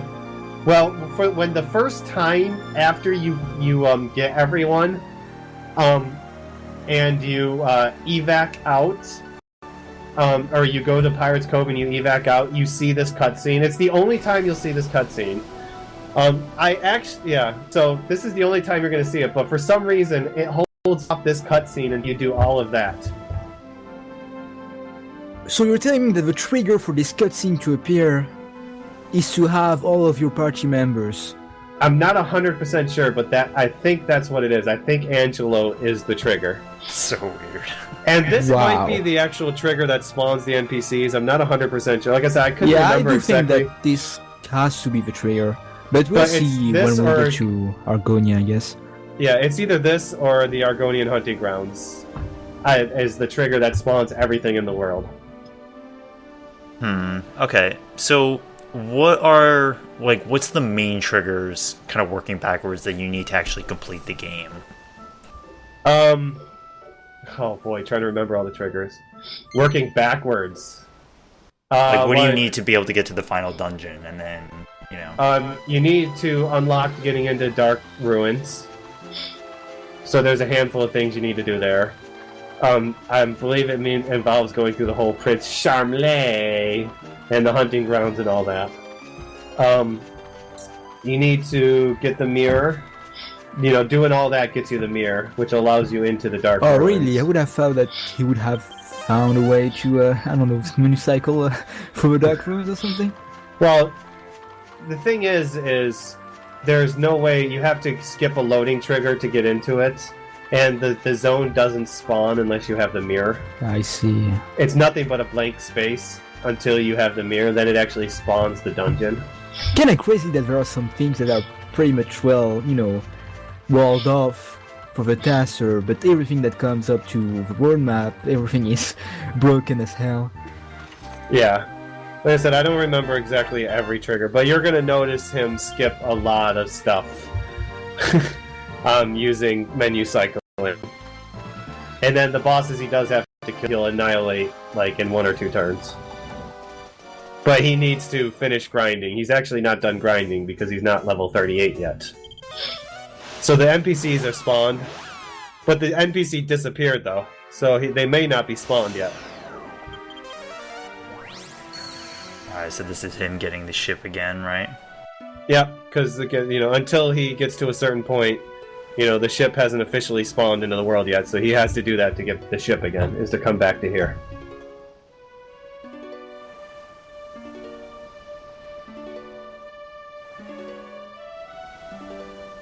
Now, I can't remember if he actually does go back to Trodain, but I don't think he has to. I think there's a different trigger to spawn the ship into the world. Yeah, it's probably been like 6 to 8 months since I've seen this task, so I don't remember everything about it. He's going far into the blue skies. Yo, that sunset, though. Well, sunrise at least. Sunrise, yeah. It's so beautiful. Oh. Where's he going? This is the rest of the task. He just goes out into the sunset for the next That would be 3 hours. beautiful. Well, if he's traveling the way I think he is, he's probably going to Baccarat. Oh, does Or at the least into that area. world map cycle around or circle? Yeah, it's a giant globe. You Okay. can go around the world. I think only Dragon Warrior 2 you can't go around the world. Maybe Dragon Warrior 3. In the dark world you can't, but in the regular world you can. I remember, like, riding on Dragon Warrior 3, I think it is, you can actually see the edge of the map. Oh yeah, Dragon Warrior 2 loops, sorry. Dragon Well, it Warrior is 3 a doesn't. pretty long trek. I mean, if it was me, I would be scared after a while. Well, you notice how he's gone directly east, so, you know, directly east from the Pirate's Cove is going to take you exactly where he wants to go. I see. Oh, we can see some land. And yeah, just another point is that since his levels are so high, whenever from now on, probably for the rest of the game, when he casts Repel, he probably won't be getting into random encounters. Well, it's not going to be the rest of the game. This is just now for the ocean. He's at the point where you would grind 5 liquid metal slimes in Trodain. So every ship encounter is gone, but if he goes to areas like inside the Dark Ruins or, you know, Desert Inn or things like that, he's going to get encounters. But as long as he's in the ship or in the Argonia, Baccarat area, there's no encounters. Got it. He's pretty much done exactly what I would do in a speedrun at this point when I killed 5 liquid metal slimes. Except he killed like 40. Exactly. Well, because he started at a much lower level than I did. Yeah. And he fought a lot less things getting to that point, too. So yeah, now his goal is to go to Baccarat. I guess? Yeah. Yeah, a lot of these are return points, but I think he has to pick something up here, too. Oh, yeah, I think he's progressing the story here. You mean the trigger inside? Yeah, inside the. Yeah, I see. This is where you get to hear that the how is he? The chief of this of the casino died? Was murdered by Dulmaeus? The owner of the casino. Yeah, the owner of the casino. Mr. Yeah. Goldman was murdered, and you hear about it here, and then you got this waiter with a bad French accent. I think this is the only descendant that you don't see him dead. You only hear about it. Yeah, you never actually see him dead. But yeah, that trigger is needed in order to start everything so he can get the mirror to get into the Dark Ruins. And the core blimey.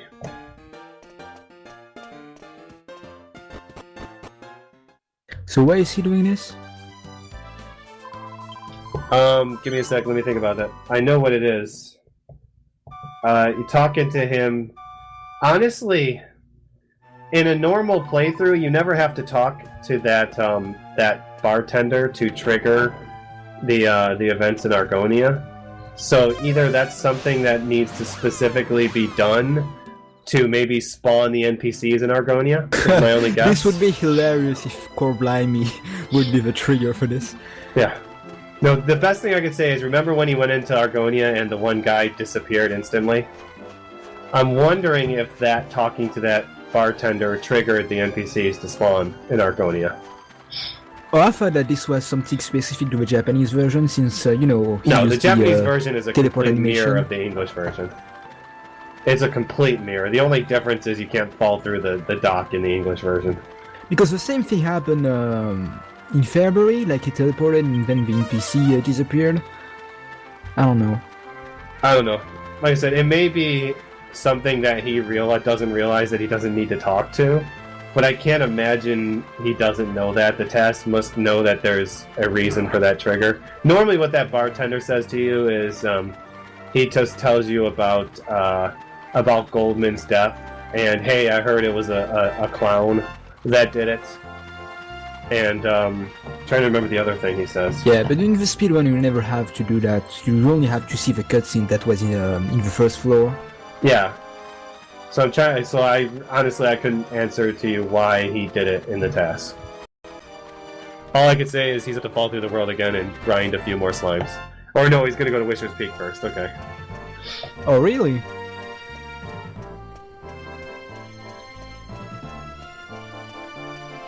I think he is. I can't remember if you have to go to Wisher's Peak. But he's getting. This is items. really out of order. Okay, nope. He just went to get a staff. More magic for Jessica. Yeah, there's no order to how this is. So what he did is he picked up a staff, which he's going to give to Jessica. Jessica has all of her, either Jessica or Angelo. I didn't see who he gave it to. But they have, my guess, who would it be? Again? Yeah, I know. How perfect, huh?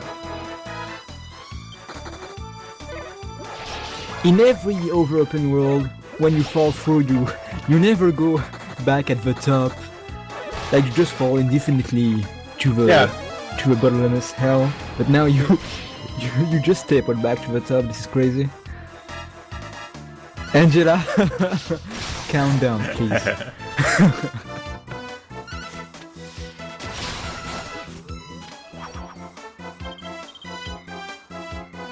I love that the Japanese name for axes are oh no. Oh no.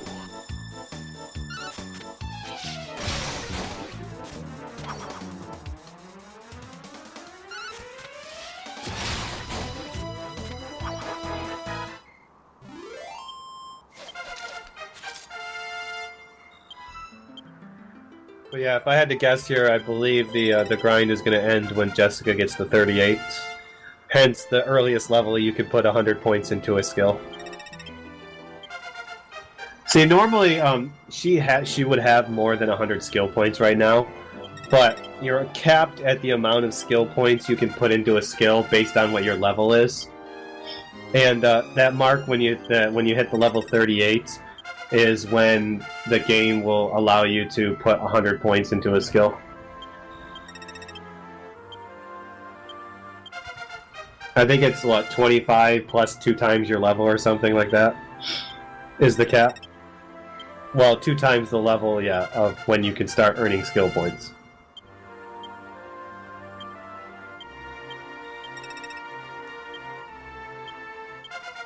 Yeah, I'm pretty So- curious about like Yangus and Angelo, what they use their skill points for. Like I said, Angelo has a very specific ability in charisma that he's going to use to complement Jessica's 100 fisticuffs ability. It's not something you would ever see in a speed run, but I it think is. I can guess, but I'll shut my mouth too.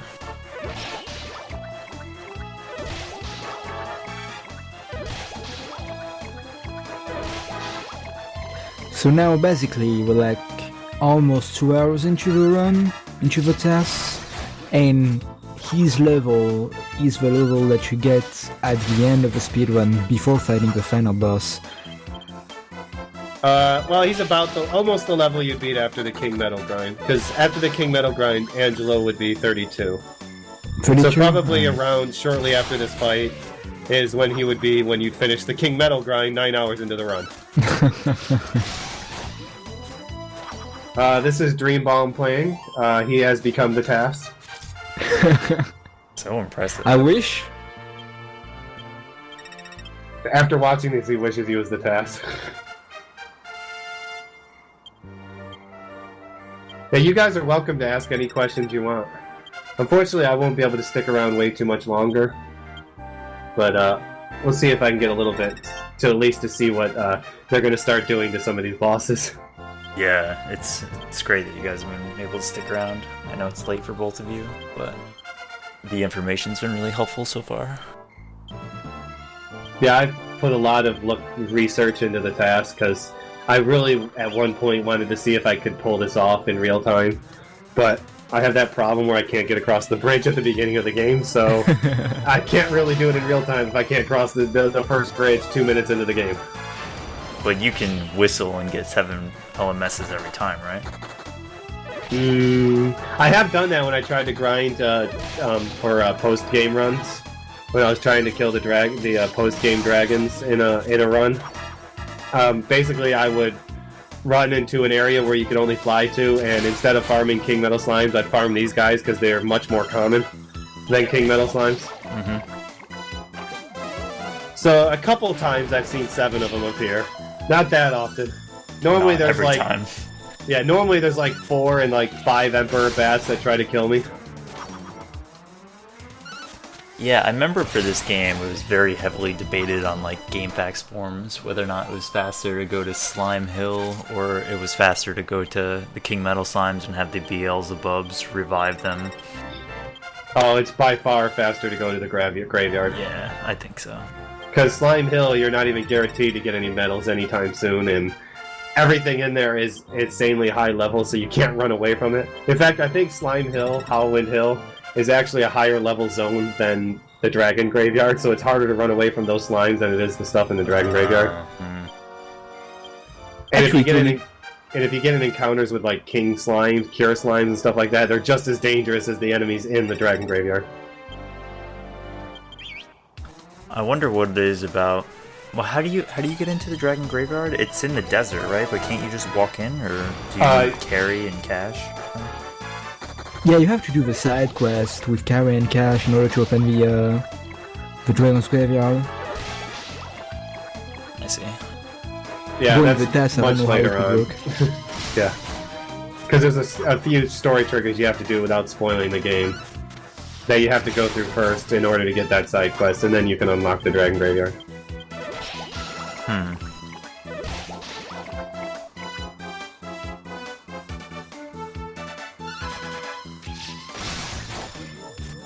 Well, the first time you can reach Slime Hill is long after you can grind King Metal Slimes. That's one of the problems.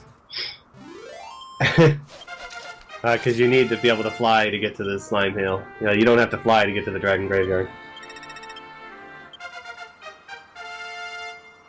That skill Just point allocation is so satisfying. It's actually very easy to put skill points in that fast. All you have to do is mash X and L1 at the same time, and it will almost instantly put all the points in. That's so cool. And the Japanese has turbo, so they don't even bother with this. Oh yeah. Yeah, you just got to make sure you remember if, like, when Jessica gets level 10, that you have to put points in 2 different skills, not to mash too hard.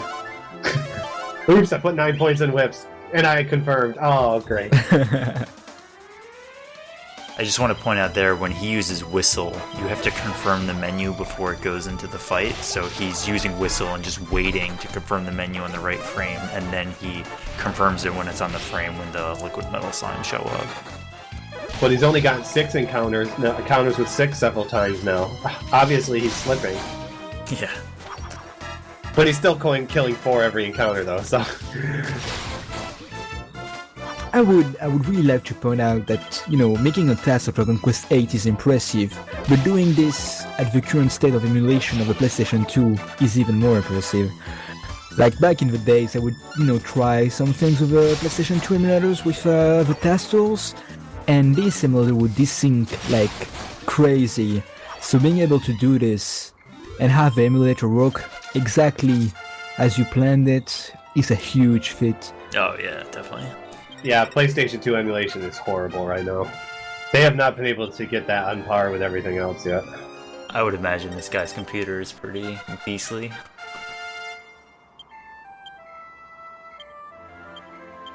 What I know is that the Japanese scene of TAS for the PlayStation 2 games is much more elaborate than the US scene. And I think that those guys have made some tweaks to the emulators to make it more stable or something, but this is still something really, really impressive.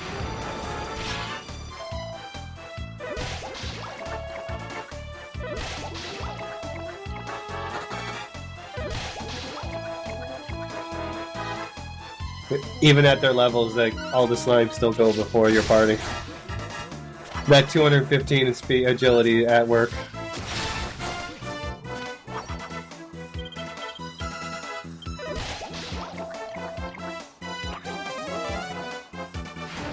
Yeah, Liz said, it's probably just a limitation on RNG and mixed with, weighing the time losses in games on how many slime kills they get into an encounter. So yeah, they might have to let a couple run away in order to guarantee getting 4 kills every fight, which he's done for the last several times.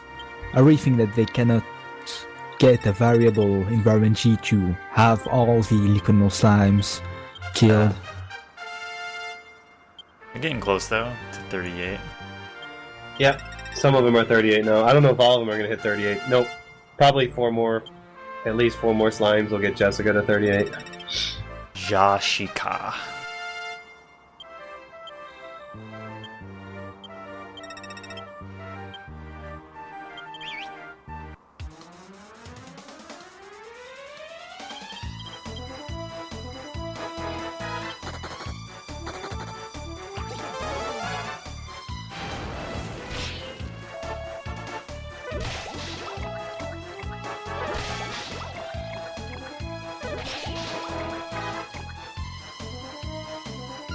So yeah, like a little bit under halfway for the actual gameplay.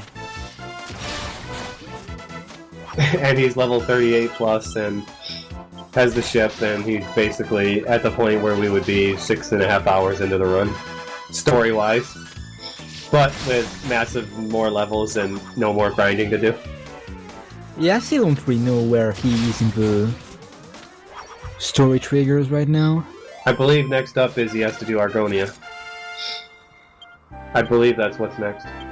So yeah, now he has to prepare himself to go to the Dark Ruins in order to go to what we can call the second part of the game. Yeah, the second half of the game. Well, we would call it the second half of the game. I guess well, this would be almost the second half of the game, because it is, only 2 hours in, so... Yeah. Nope, he has to do one more encounter.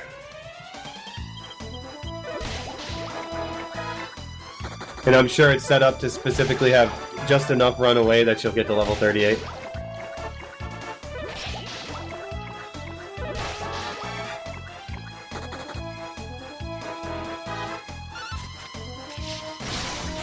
But it's interesting, you watch every single one of these encounters, there's always 2 that run away in the first turn, and then every other one sticks around.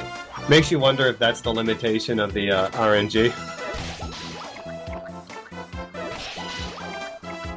Like, is the game only going to ever allow you to kill 4 in a fight, regardless of what happens?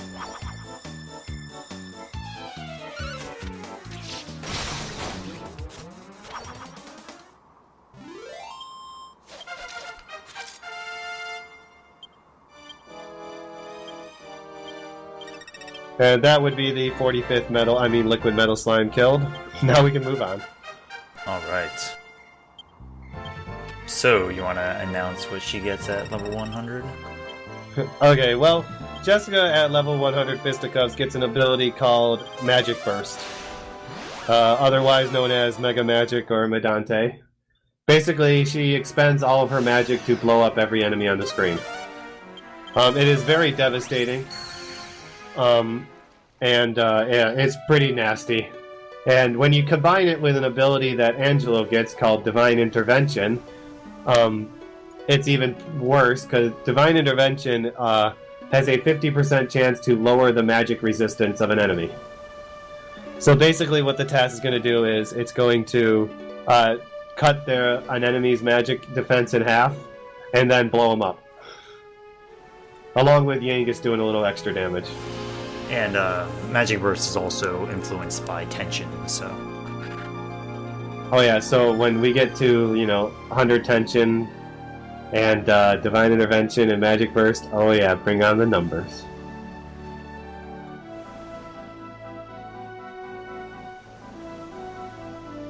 I don't even want to think about the amount of damage it's going to deal.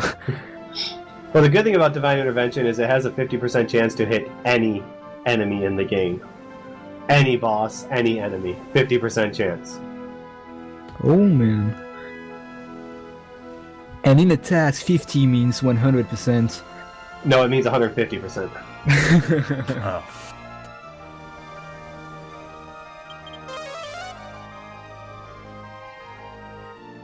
And there's that crazy guy just traveling east again. Apparently he likes traveling east.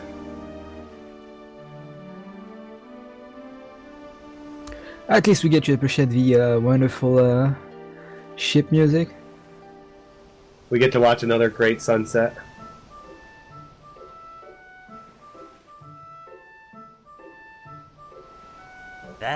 Is that the Dark Island?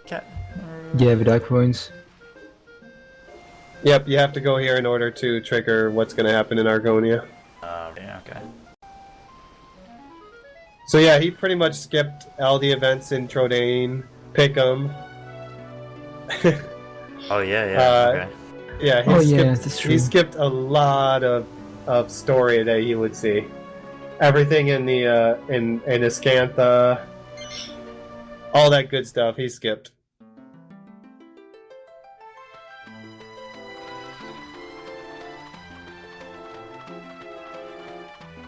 So yeah, it was like Scanfer, Pickham, you had to go to Red's house, and Swordsman Labyrinth, Trodain. yeah. So basically the game skipped up until you get to the boat, basically. Yep, you skip a bunch of bosses like the Mole. Right. Which is sad because he's such a great boss. You don't even see Ishmael, right? Yeah. No trap box. None of the bosses that can just randomly fuddle and put your party to sleep in the first turn. The big mole does a performance. 4 party members get confused. Actually, I don't think I've ever had 4, but I've had 3 confused by his performance. Pretty excited for the Dual Magus fight. And then, of course, you got Trap Box where, okay, I'm tension 50. He fuddles the person. That person with 50 tension destroys one of my party members. I died once against Trapbox, and it is supposed to be like the easiest boss in the whole game. Well, he's easy unless, like I said, he, fuddles someone with 50 or 20 tension. He fuddled Yangus, and he was 50 tension, and then he just killed everyone in my party.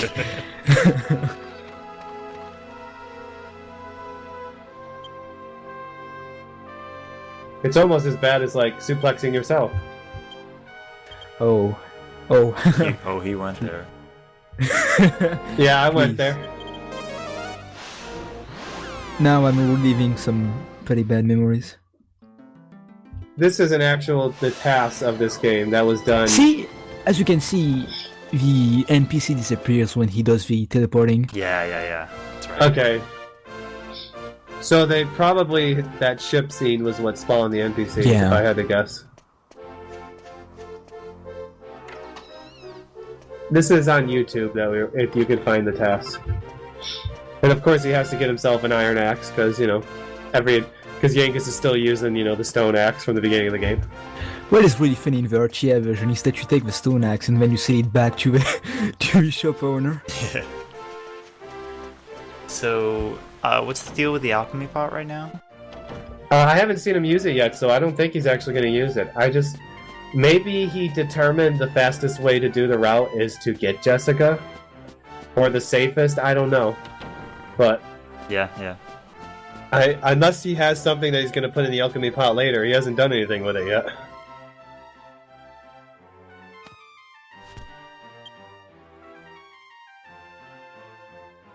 Now, I know it's not viable for speedrun and probably not for RTA, but what's the fastest way to get the temporal tension?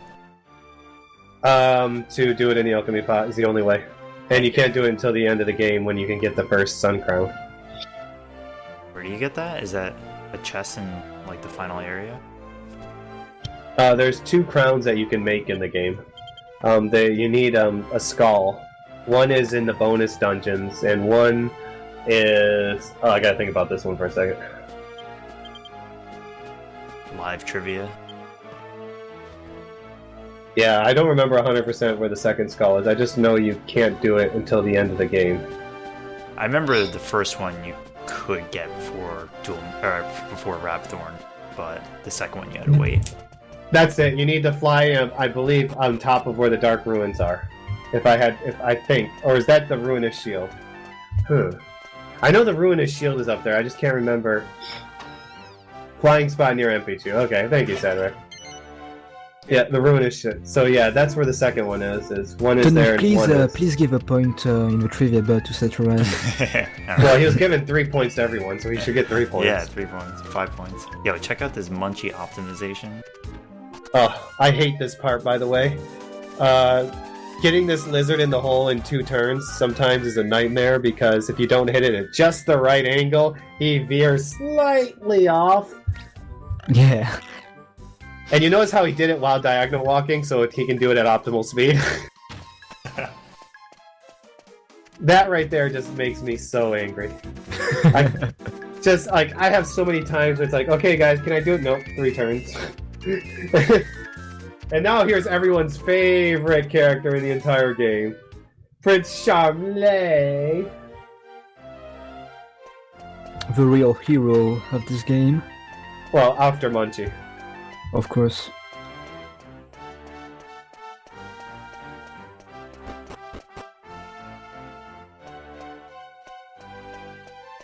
Man, the Japanese version is really missing out on the voice acting of Chamley. Oh yeah. And they're gonna miss out on the va-va-voom, I mean, come on. Va-va-voom. Man, I really wish to know how he sounds in Japanese.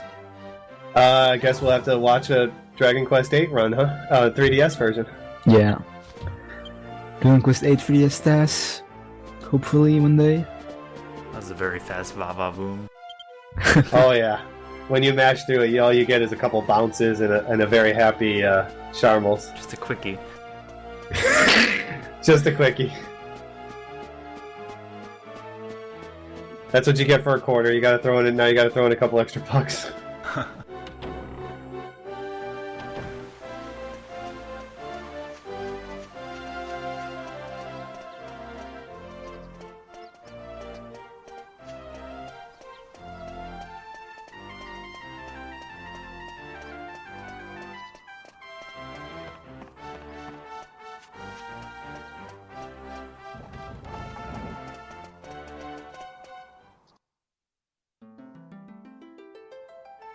So now it seems that we have to go with Prince Chamley to the Argonian hunting grounds. Yep, where there'll be lots of lizards to give us all kinds of trouble.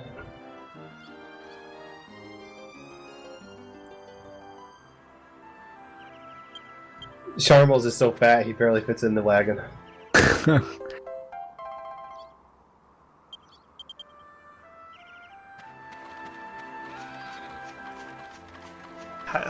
So how does this work? Yeah, I missed it and I kind of forget. So you just get instantly transported to this area, right? You don't walk here or anything. Is that right?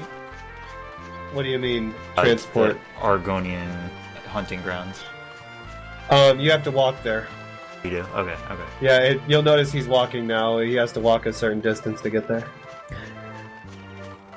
Yeah, so I guess you will never get the Sabercat now.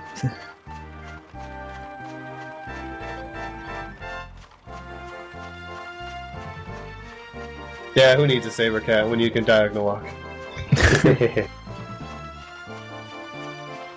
That's probably one of the big discussions and arguments in a speedrun. Which is faster, the saber cat or just properly diagonal walking the entire game? Because there's a lot of people on both sides that are like, one way is faster, one is the other is faster. Well, who knows? Maybe the TAS knows. I mean, you can't expect to perfectly diagonal walk the entire game either. Yeah, that's true. Because you're bound to... Because there are times when you're trying to diagonal walk where it takes a second to find that sweet spot.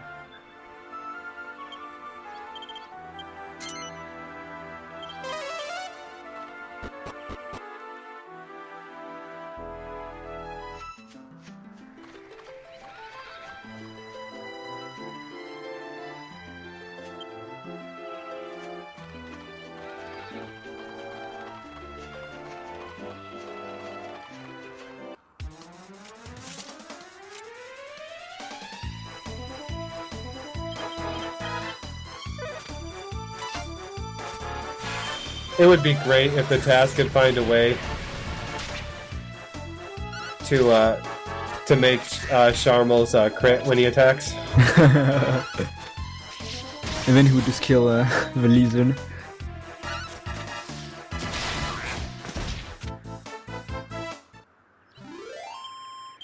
Yeah, it'd be funny, like, Sharmel's You notice how he hasn't run away because they killed him in one turn? Normally, Sharmel's runs away after the first turn. Because you can't kill the lizards in one turn. But he still has a win animation. That's crazy. I honestly cannot answer if diagonal walking with Sabercat is faster or not. I don't even know. I don't know about that. When I've seen Japanese runs of GQA, I didn't see them doing any kind of diagonal. Yeah, I don't know. Sabercat. I don't know if it is. From what I understand, is diagonal walking is 125% speed. Sabercat is 150% speed. That's what I understand. So I've never heard anything about being a speed for diagonal walking with Sabercat. 400%. You actually slow down because the cat is too slow.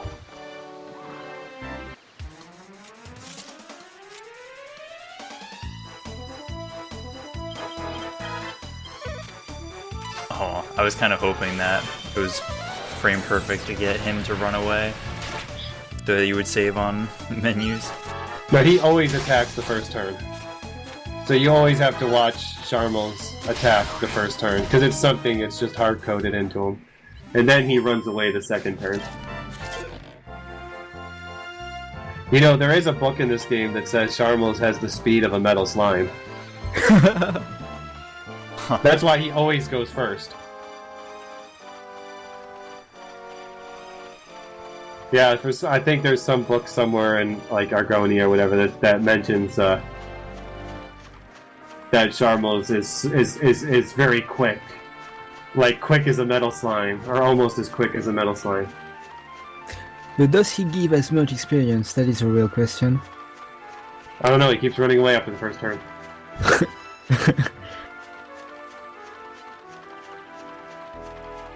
I don't think there's a walking animation with a Sabercat. No, I don't think you can walk with Sabercat. Yeah, I haven't touched the Saber Cat in like a year, so some things are like, I think.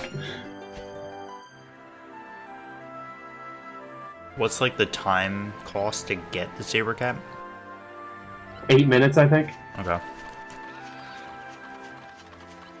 Wait, does But it? you get the prayer ring. Yeah. Does it change your encounter rate or no? Because your steps are bigger, you get less encounters.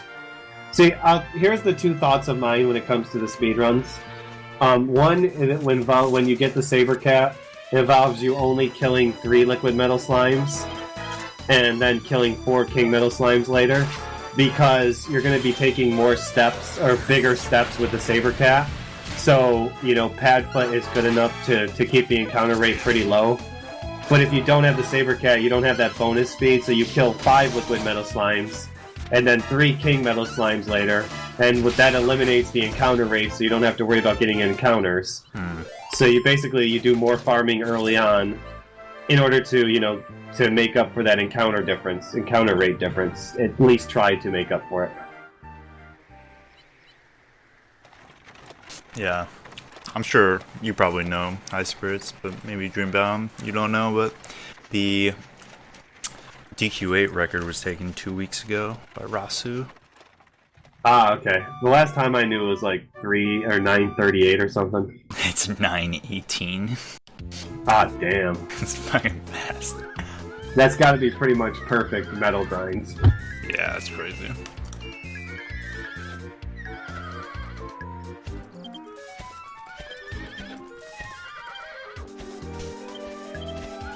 And I mean, now that we're watching the TAS, it's crazy how far off the TAS is from that, too.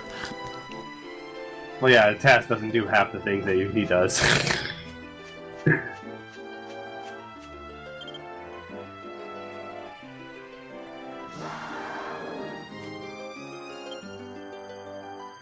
Alright, so this is our first boss with beefed up characters. If I had to guess, Topaz, they gave him a win pose in case that small chance that you leveled up enough that you can get enough crits to take out the enemies in the first turn.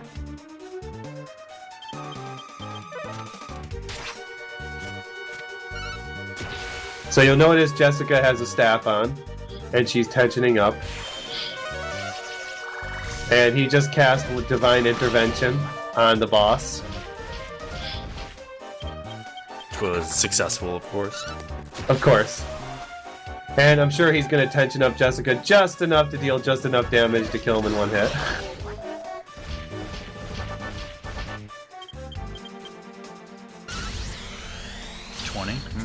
Yep, and Magic Burst with Divine Intervention. I'm afraid. So 20 tension, Magic Burst for 1600 damage. Easy. Wow! This is really crazy. Doing this kind of damage.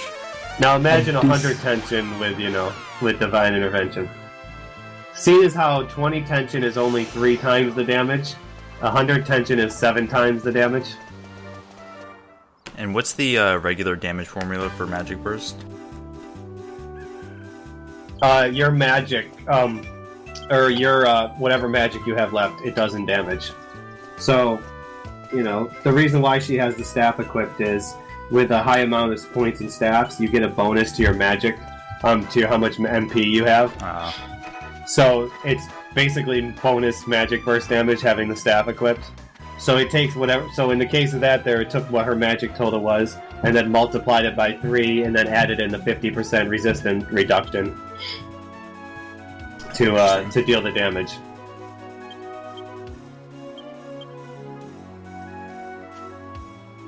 That changes in other Dragon Quest games. I know in Dragon Quest Monsters it's your magic times 3, but it all has to do with the balancing in the game, plus tension kind of makes it so that like you're probably encouraged to tension before your magic bursts.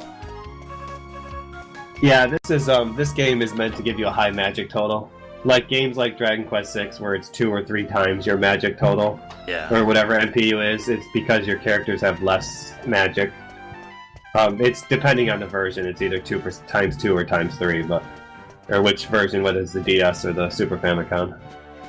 Hey, I never those knew magic that. toys are much less. I never knew that it was faster to go in this castle from the door behind.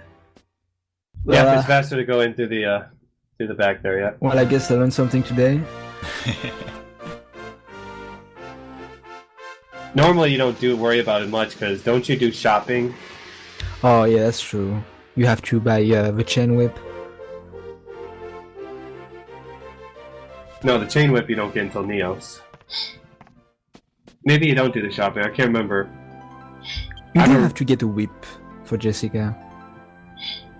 Yeah, I believe Neos is where you get the chain whip that you use for the boss. But you don't need to go to Neos to get a chain whip. You can just magic burst.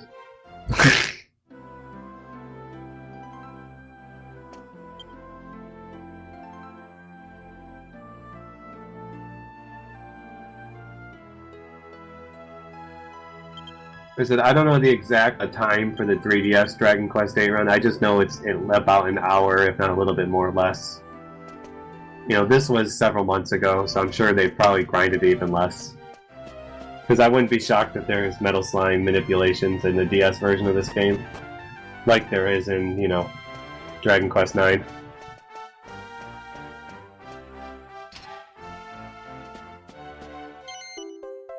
Yeah, I'd love to see a DQ9 TAS. Unfortunately, unlike pretty much every other Dragon Quest games, the random seed does not change when you're in battle, so you can't just like hang out for a few frames and get a different seed. You'd have to do it before every battle, and that seems like a giant pain. But I am very curious if there's like clips and stuff in that game. It seems like it would be. Some of the loading areas are kind of janky.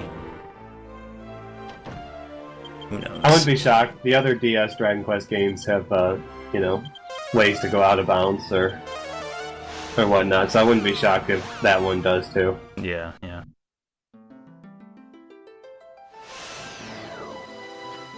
And So I now did he check got- out that PlayStation 2 task, by the way. Holy cow. Now he got the mirror. You just have to transform it into a sun mirror with the shark. I don't know how it's called again. And he also got an elfin elixir. And I think that it is going to be used against the Dual Megas fights, since it is an item that restores all your MPs. And there's 2 fights. Da-da-da. Yeah. Sea Dragon is what it is. Yeah, Sea Dragon, thanks. Yeah, it's so convenient. It picks up the Elfin Elixir,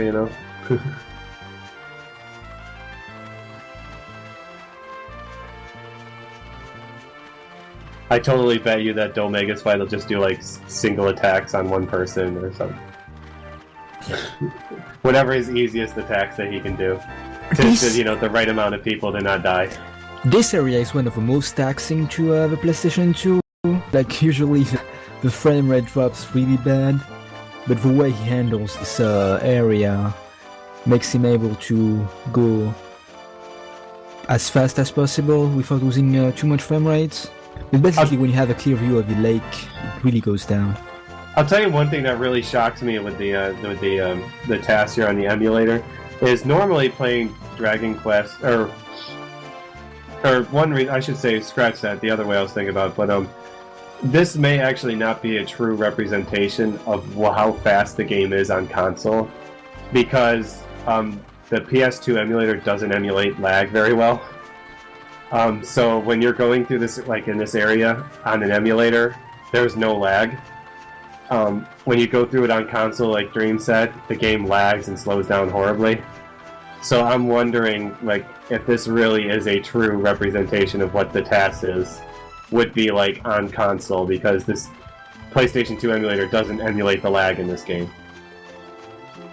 Yeah, I would imagine there's some variance, but it doesn't, like, I mean, you guys obviously know better than I do. It doesn't seem like it's that far off. I'm sure maybe in the realm of, like, I don't know, 15 minutes. That seems a lot. Yeah, but... it'd be a handful of minutes, but yeah. I don't Like- think it would be 15, maybe less, far less than that. Okay, yeah. Who knows? If this was on console, it might be a 5-hour time. But it's that whole thing about PlayStation 2 emulation being really bad. And, so, this game is a big thing of it. You can really tell the difference in the lag going from console to emulator.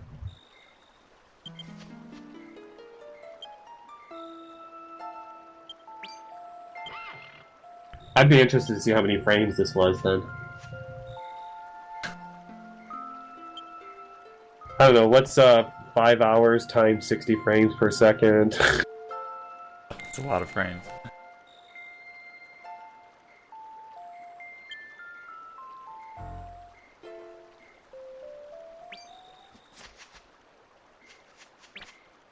Core, blimey! Someone has to do it, sorry.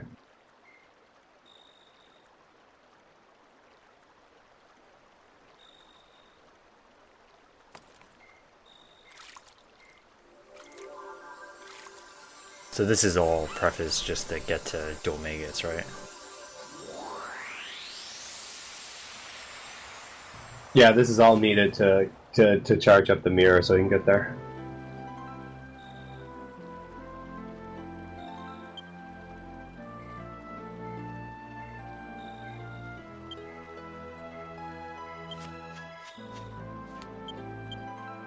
Yeah, the task just has to go through the story in order to get to Dual Magus, but in the speedrun, all of this is like some really strict preparation in order to fight Dual Magus, especially when it comes to the alchemy pot. You have to take care of your steps and make sure that you don't forget to put the items in the alchemy pot at the right time. So you get, for example, the Mercury bandana. This is the last item that you get from the alchemy pot, that you get it before you enter the Dark Ruins. Especially since it boosts the agility of hero, which is really useful when it comes to fight Dual Magus. And if you do the spear route, you got to make sure you have the demon spear by the time you get to about this part, or by the time you get there, because that's a good chunk of your damage.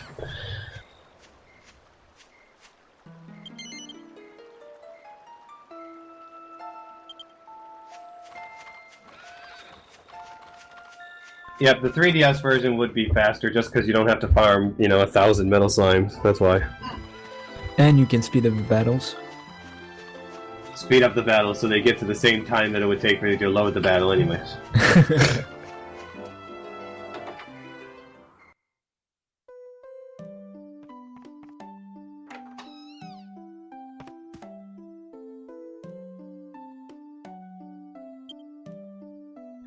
No, this is curious why he's talking. Yeah.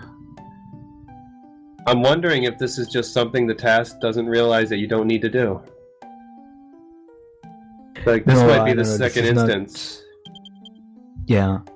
This is really weird. It could be that the Japanese version is different. I'd have to check, but I don't know. No, because our route is based off the Japanese route where you don't need to talk to him. Okay. The only guess I could have is that spawns the sea dragon. Maybe the sea dragon doesn't spawn unless you talk to him. Oh, with the way the game is glitched. That's the only thing I can think of. It's reasonable.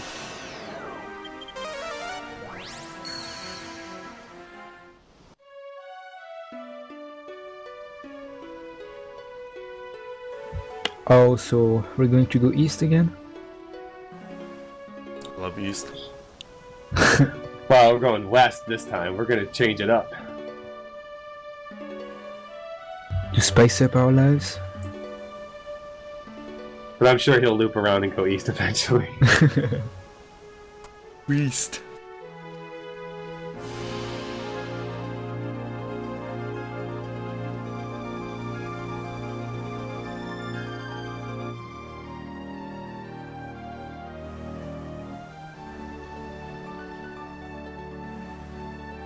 Now, you keep in mind that the only way he could spawn the ship is to go to Pirate's Cove, so the only way he can get to the Sea Dragon is to go to Pirate's Cove. Or, since he's, he was in the middle of nowhere, where the wizard's house is, there's, no place for the ship to go near, so that's why he had to do this, is, in order to get to the Sea Dragon, you need the ship, and the only way to get the ship is to go to Pirate's Cove. Yeah, as long as he doesn't do the events in Trodain, the ship will not spawn unless he goes to Pirates Cove. And I think it is a little too late to to do the Trodain triggers. Well, he doesn't have to even do it that much anyways, because he's got a lot of the return points he needs for the rest of the game until he gets to the point where he doesn't need the ship anymore. Yeah, true. Now here's an actual fun fact about the Sea Dragon. You can encounter him, you automatically encounter him if you go under the bridge, but when you're inside the canal here, you can actually get him as a random encounter, and if you get him as a random encounter, you can run away from him. If you encounter him while he's under the bridge, you have to kill him. Wow, I didn't know that. Huh. Yeah, so, you know, in a speed run, the idea is to whistle and hope he appears, which he does appear at a high rate, and then get the mirror charged and then just run away because you don't actually have to kill him. Is he like hard or dangerous or not really? Or no, he just blinds your party the first turn, so you got to cast spells or pray you hit him. He only has like 120 health. It's not that much. 150 health.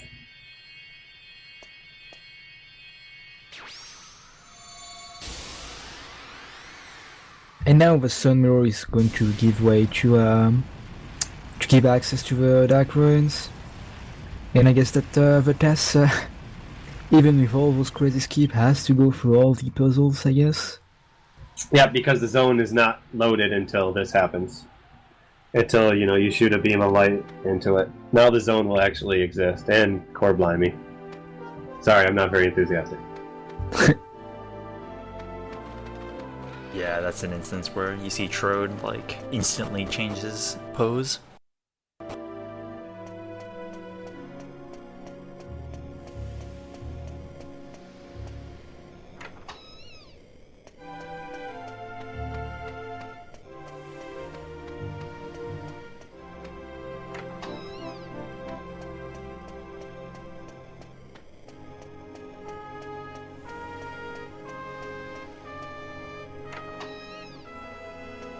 Well, this dungeon is generally a very long dungeon. Takes a while to get through. Yeah, it kinda acts as some kind of party check, since the enemy is kinda ramped up in difficulty. Thankfully, that's for the most part a low encounter zone, or a dungeon. There's really only one room where you gotta worry about getting into a lot of encounters. But even these enemies doesn't prepare you to the harshness that is the Omegas.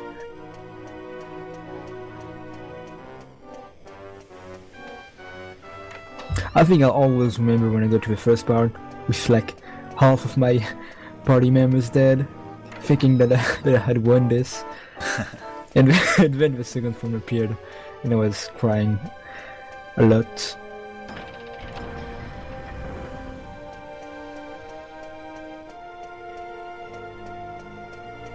Yeah, he is usually, when you play the game casually, the first boss in the game where, you know, he will definitely gear check you and give you troubles.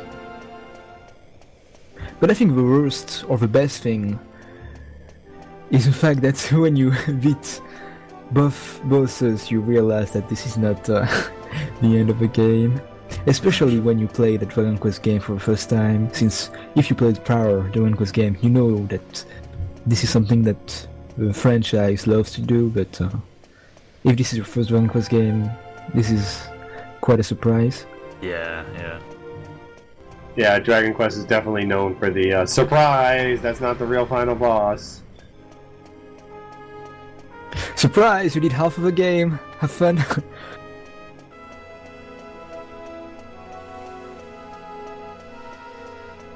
Then you get some bosses that are like Dragon Warrior 2, where surprise, the final boss is literally like 3 seconds after you killed what you thought was the final boss. Yeah, for most of them. I mean, I think Baramos is the best example. That you really think that Baramos is the end of the game, but then Zoma just appears out of nowhere. The rest of them are pretty like believable.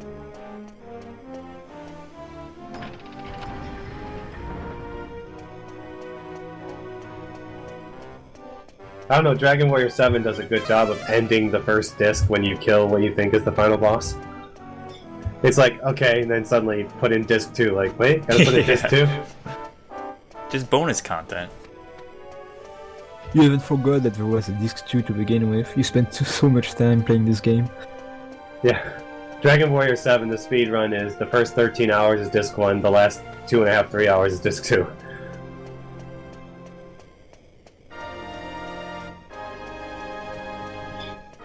I'd say it's almost like Xenogears, except for Xenogears, all of disc 2 is nothing but story anyways. There's actually like 2 dungeons and all story. Oh, here we go. Yep, so he's going to take away some actual stuff that he has to do. Oh! No, instead of, you know, doing a whole little mini-game puzzle, he's just gonna go straight to, you know, the boss. Who needs puzzles when you can just nice landing. clip through it? Yeah, perfect, right into the healing pool. Wow. Sick!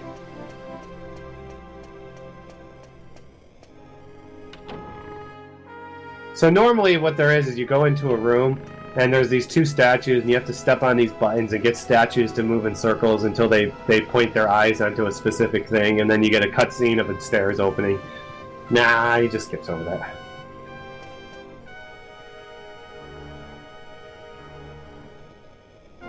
Now this is the part where speedrunners starts to sweat profusely.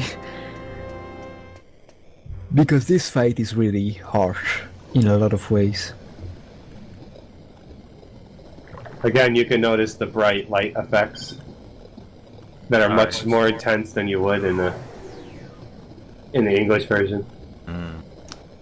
So give us a rundown of what Form 1 is usually do.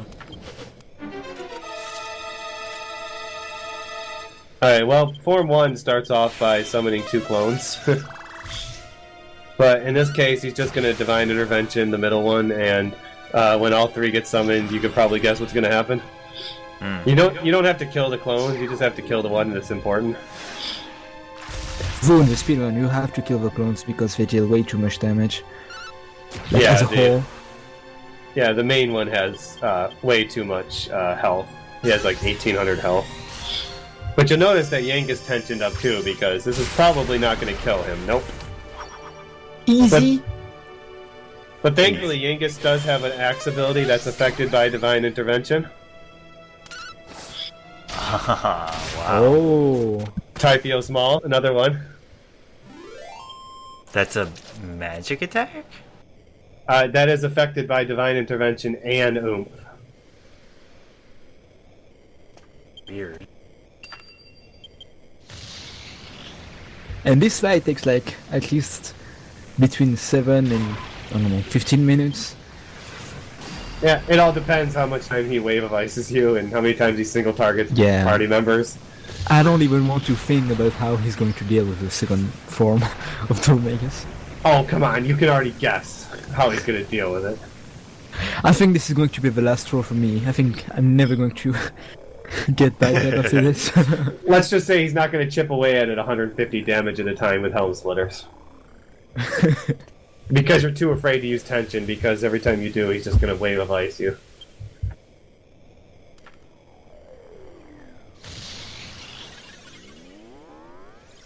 That lighting effect I had no idea about. That's really crazy. Now, in the English version, there are things that give light effects, but they're mostly the monsters that are flames or blizzards, things that get off the blue or red glow. Unlike this version, where a lot of the candle effects does that.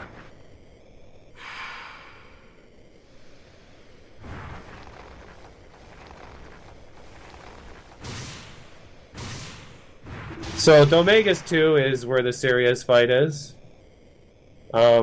He has a ton of abilities that do a lot of damage. He loves to knock your party members over, spam Wave of Ice, that gets rid of all debuffs, and just nasty, nasty damage attacks. And of course, your party isn't fully healed after the first phase. Now, if you get to level 30 when you fight him, he's actually not that hard, because you get multi-heal. But you don't fight this boss in a speedrun at level 30.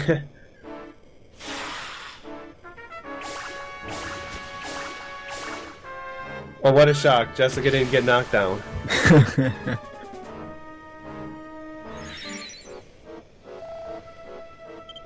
And he used the Elfin Elixir to get all the mana for Jessica. Oh, look, the physical attack on the defending hero. Oh, look, the physical attack on Yangus.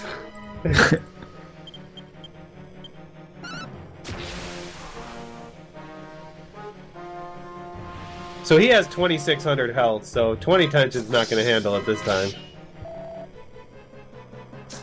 Oh look, the double physical attacks on everyone but Jessica.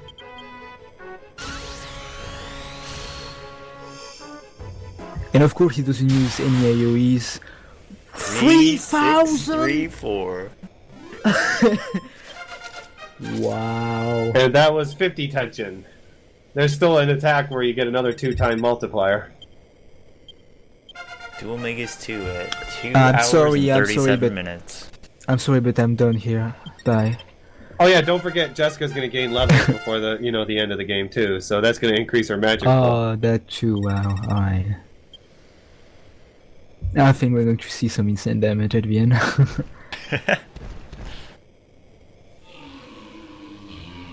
Yeah, that is quite some time. 2 hours, 37 minutes. Dual Megas 2.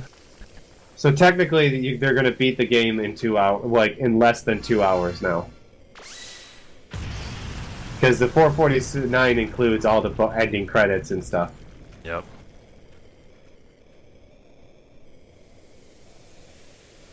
Normally in a speedrun, this is about the 7.5 hour mark out of 12.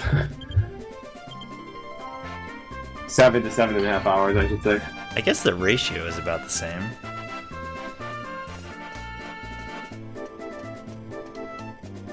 Wow, Thankfully, these Troll guys is don't have so to grind. lead up. Lit up.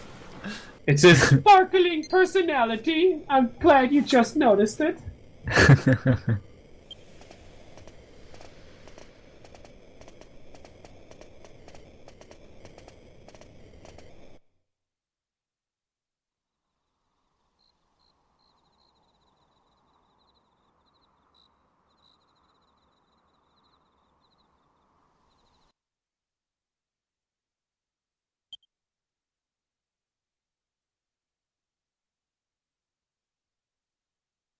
So these are just a bunch of cutscenes that you have to see where you wake up the next day and Jessica's gone. And you gotta go chase her down.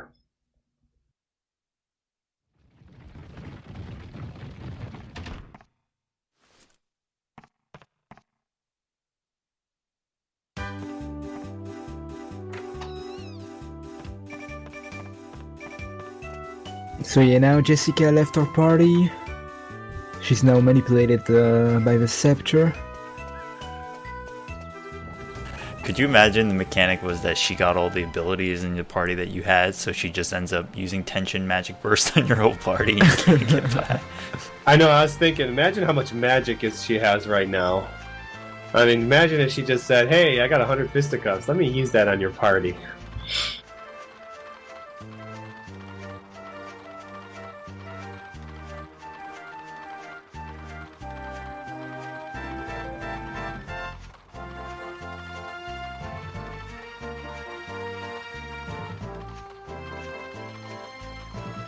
Yeah, you don't actually have to get Angelo right away when you, after you get Jessica. You can skip Simpleton and Maya Abley and all that stuff and come back to it later.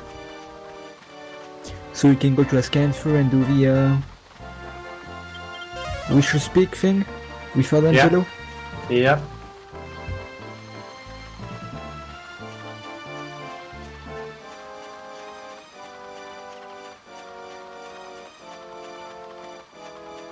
So basically all he's doing right now is he's chasing after where Jessica was supposedly saw running off to.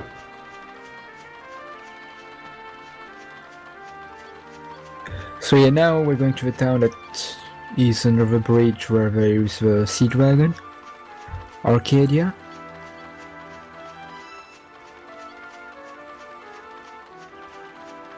He really is quite fast with his perfect diagonal movement. All that no lag and diagonal movements. Look at him go. Go, Sabercat!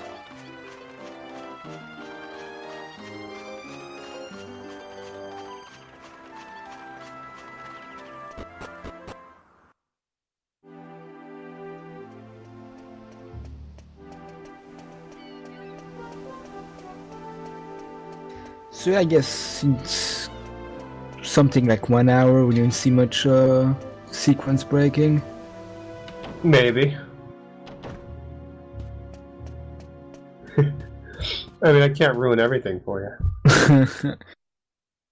Let's just say he's gonna beat this game in like what, an hour, 45 minutes? Yeah, so there has to be some things happen.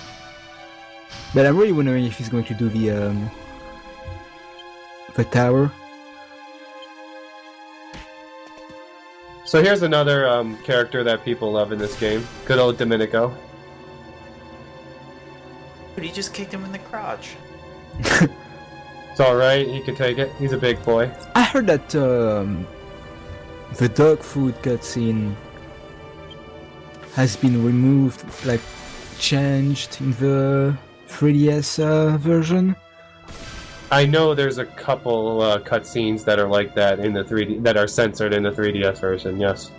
Like you don't see him eating the dog food anymore. He's eating a delicious ham sandwich. I don't know.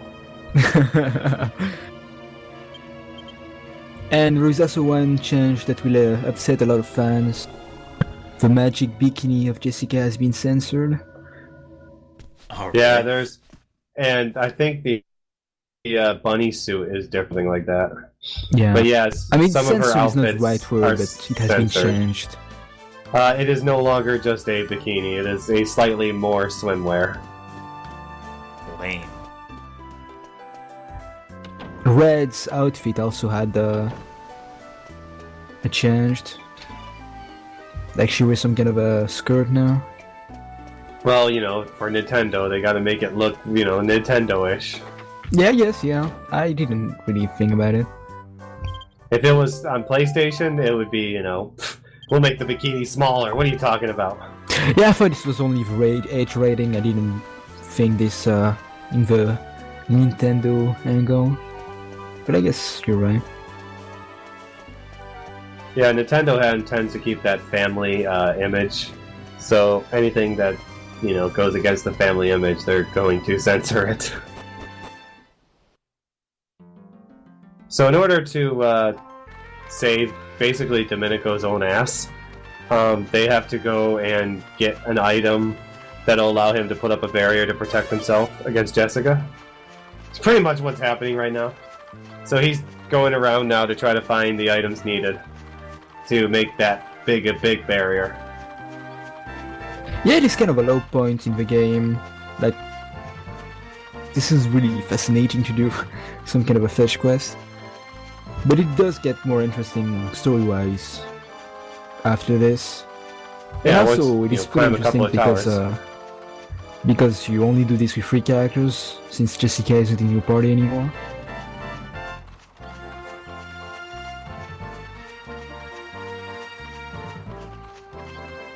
Last time I watched, well, no, it was more like a year ago. I just remember Dreambaum having a power outage when he made it to Rhydon's tower during a good run. Oh man. I think I cried that day, like a lot. And no one got to hear it because you were offline. Yeah, of all the things that could happen.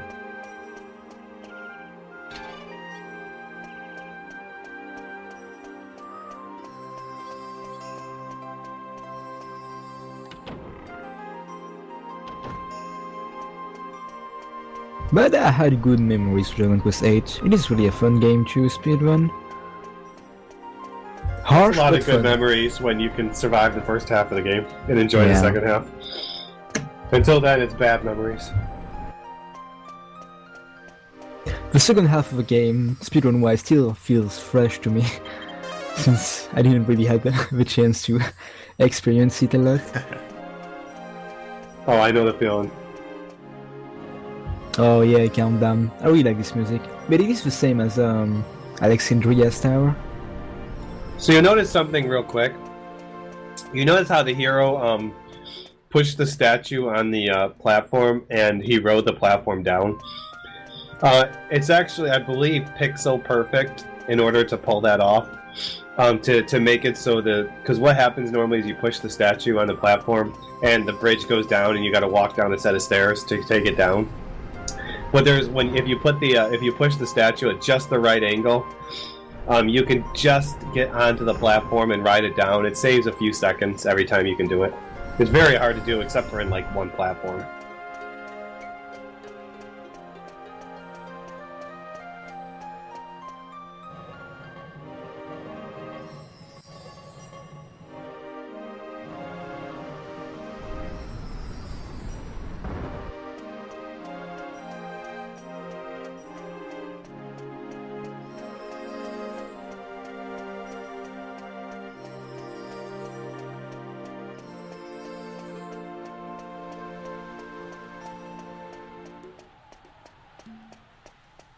Yeah, there's not a whole lot to say about this tower other than it's a puzzle tower. You just push things, push elevators and bridges and ladders and get to the top.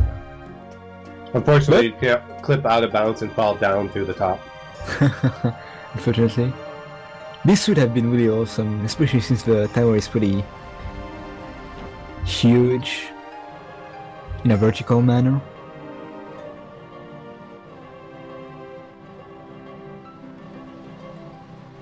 This is a tower that's probably, or a dungeon that would really benefit from being able to like menu cycle and go through an area, but there's no loading zones, right? This is just the only area? Yeah, there's no loading zones. It's all one connected zone. Except for the very, very top. Look at that ladder glow.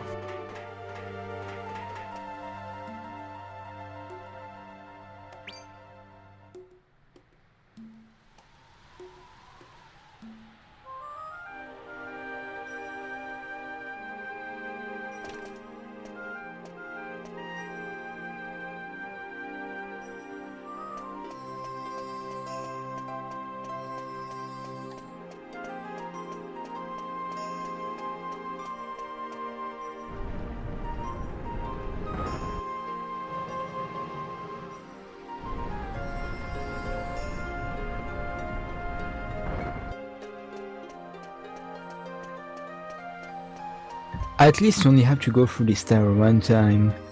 When it comes to Alexandria Tower, you have to go through it like 3 times in the speedrun, in the game.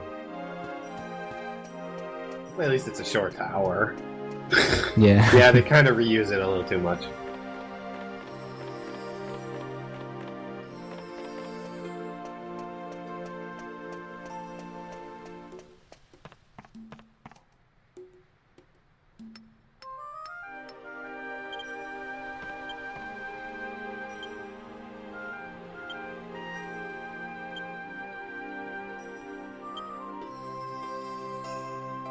So, I really wonder how they're going to deal with Evil Jessica, since, you know, the game took the main assets of a damage dealer Yeah. in the party, and she has some pretty high defense. But then again, they're really, really high leveled. Yeah, I think they have a high enough level they can handle it. Wait, where he went to? What's the town outside of Alexandria? No, he teleported to Alexandria. And then he's walking to Alexandria's tower right now. Basically what you have to do is you climb Raiden's tower, you get to the top, and the guy says, I don't have those stupid gems that you need. They're somewhere in a place, you know, but, you know, they were put there by a woman named Alexandra. So you put it together, you go, oh, okay, we'll go to Alexandria Tower, and that's where you'll find the Krantz Granules that he needs to make the big barrier to save Domenico's own ass. Right. Okay. You do have to come back here one last time, right? Yeah, you gotta come back here later. To get the orb. To get the 7 Dragon Balls. I really love the fact that you got the orb in the first town right away. Yeah, this blew my mind, really. I really thought that the game would, you know, get into memory that the orbs are still there, and you would just get them as you go through the game. Yeah. By the way, I have tried, and you can't get the orb. When I saw the TAS and I saw the segment, I'm like, I'm gonna search in that area and see if I can find that orb, and no, it doesn't spawn like that. Ah, too bad.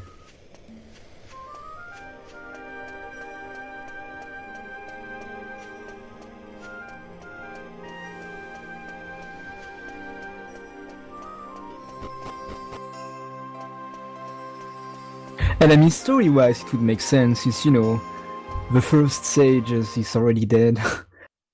But you cannot get the others because they're not dead yet.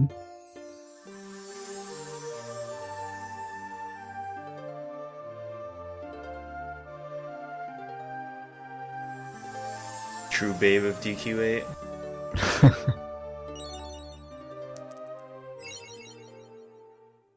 Ah, she lost her eyes!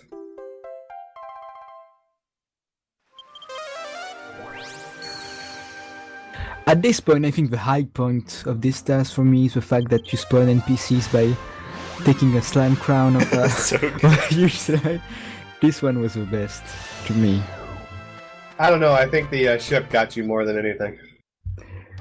Yeah, the ship thing was really, really good.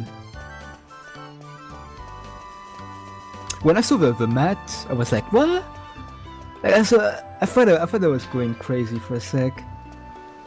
But yeah, if you Really tried to was pull good. this off in RTA, you basically what you have to do is you have to get across the bridge, walk at level 1 to Pirate's Cove so you can get the ship later, and then walk at level 1 all the way to the mountain hill, to the hillside inn, just to pull the slime crown off, which basically means you have to go about 10 minutes at level 1 without failing to run away from anything. Yeah, right. I expect you to do this tomorrow, Ice Spirits. Sure thing. Hey, the segmented run was able to pull it off after several attempts. I'm sure I could. Also, you only have one try at it unless you get to Port Prospect, because since you have no way to leave Fairbury if you die, you have to pick up a Chimera Wing, and the only Chimera Wings you can get at the beginning of the game are in Fairbury, which you need to get out of town. One that's inside the cave where Geyser is, and then one in Port Prospect. So unless you go get the wing that's in the cave, Waterfall Cave, you get one try to get to Port Prospect, and then if you die, you get one try to go from Port Prospect to the well.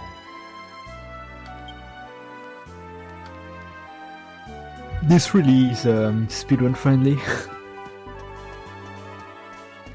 Totally. Is he getting a recipe? No, do you need No, to do you this? have to go. Yeah, this is scripted. You have to go for 3 bookshelves to get the books that Domenico needs. Gotta get the big book of barriers, that is what they call it in the English version.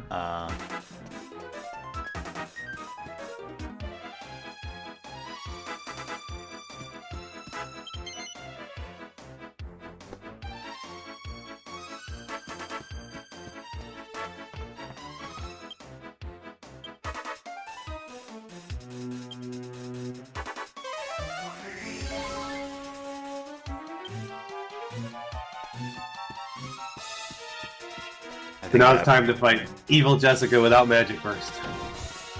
I think that big pot is ode to DQ5.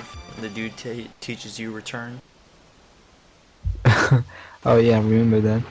Yeah, but he doesn't blow up the place, though. Here we go.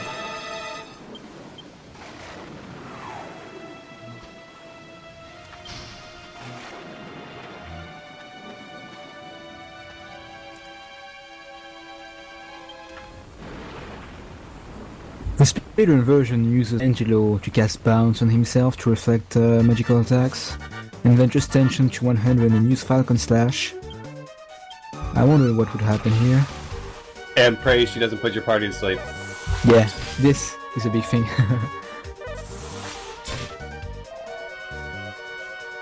She can summon allies, right?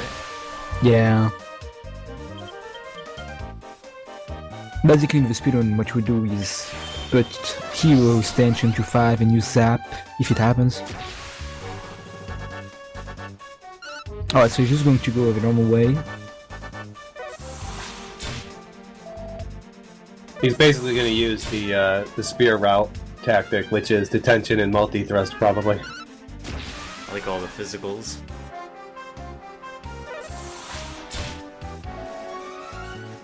So yeah, I guess the spear route in this fight is much faster than the sword route.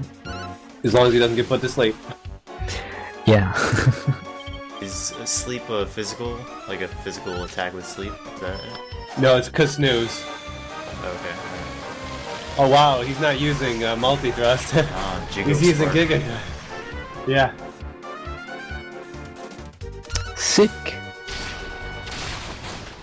Easy. Every time. And no snooze, of course. No snooze. No snooze, no allies. ads, no nothing, yeah. Just physical attacks.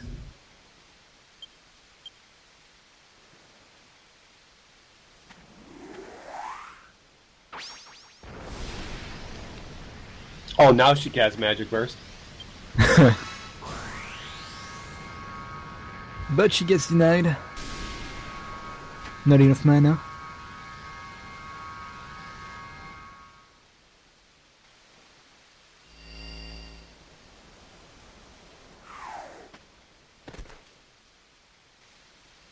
And she just broke her knees.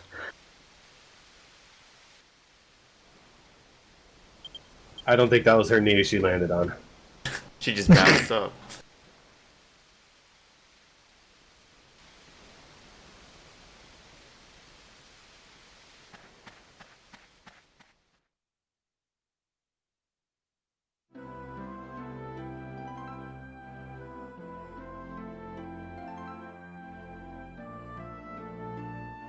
So I don't think the TAS will need more grinding. I think this is more than enough for him.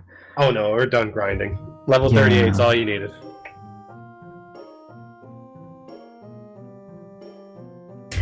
So now what would the next step be? Go to Mara's cottage? Yep, because you're gonna have to get the final key at some point.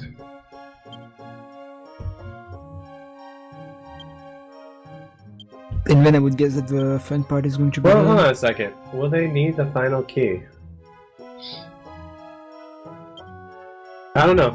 I'm not really familiar with this, but remember this part of the task. I just remember what happens at the end.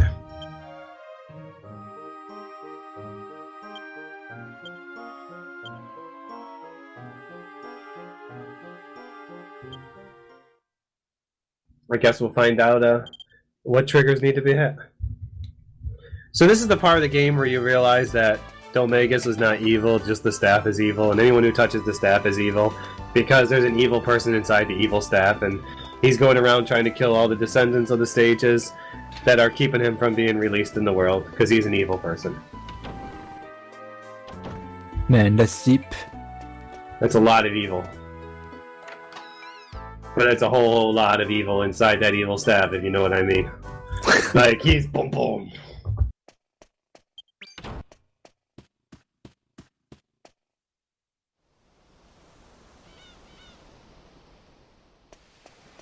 Ah, we missed the wonderful scream of the old lady. Which you barely hear anyways, because you can mash right through it, so it's like, ah!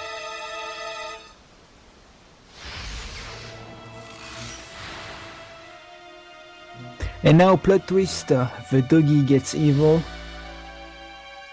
and just kills people. Bloodiest staff ever. Does the dog get the most kills on stages? No, I think Domegas has the lead. Domegas gets 1, 2, 3, 4, and The dog gets 2. dog gets 2, so that means 5 And for Marcello gets Domegas. 1. Yeah, Marcello gets 1, so yeah, 4 for Domegas. Woof. Woof for Z, baby.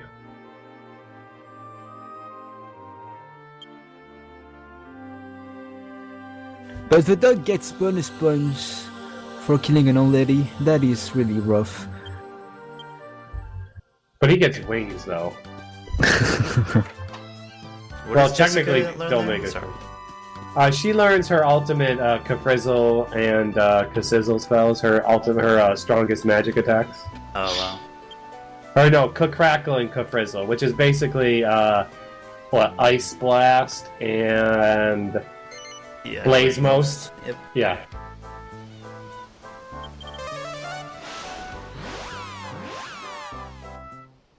Yeah, she basically says, "Oh, well, here I'm gonna unlock your in latent powers." Bam! She learns her two, strongest single target spells.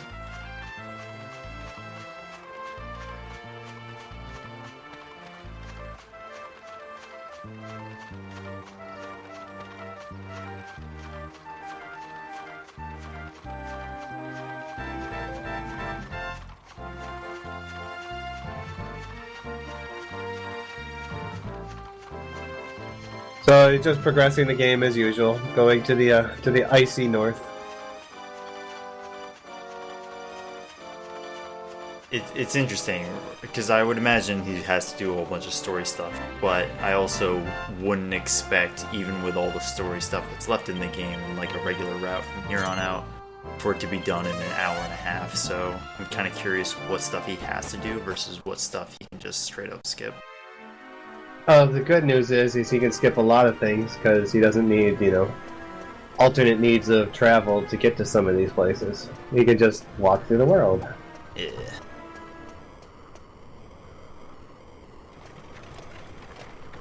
At this point in the speedrun, we'll just go activate the side quest in Baccarat in order to go to the Dragon's Graveyard, and then grind to get 4 Kingdom Slimes.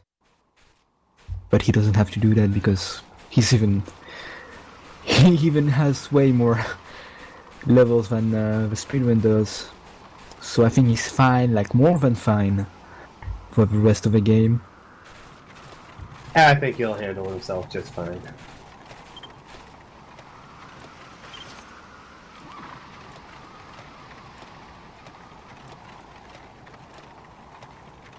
So of course, 2 of them walk into this area like basically half naked and they're cold. Go figure. But after this, he'll never complain about the cold.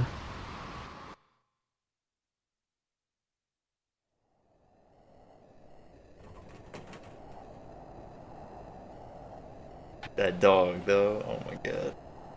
This dog is great. Wait till you watch how he leaves this room. I love It is yeah. amazing. I remember.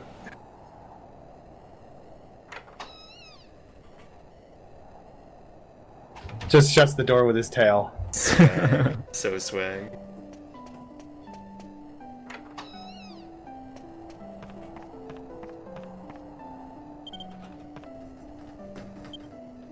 And what's funny here is one of the triggers that you need to get through this area is to actually talk to the dog. Even though he doesn't say anything. You have to talk to the dog in order to trigger the next cutscene. Weird triggers again. This game is full of them.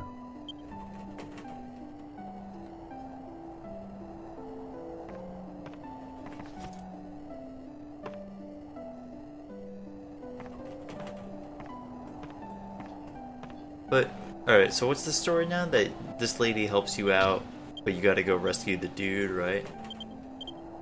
Basically, she gives you some tea to warm you up and says, hey, if you come across my son when you're in the next town, give him this bag.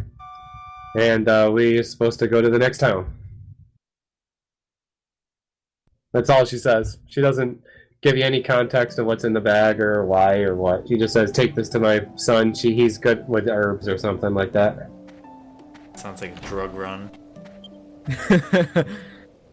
The game does a lot of that, giving you some stuff or items to give to someone else without giving any kind of context until you get at the end. It does get kind of shady at some point.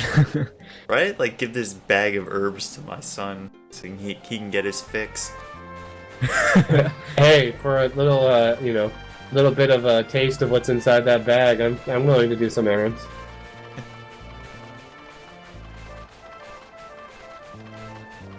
Man, this must be real good if if he's ready to go through some snowy roads just to get the bag delivered. Yeah.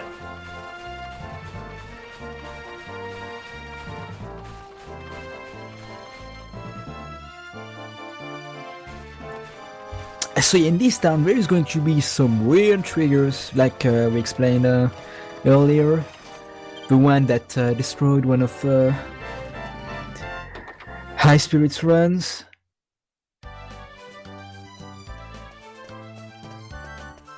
Oh yeah, and conveniently in the game, you know, the road that leads you directly to the guy's room is blocked by some drunk guy.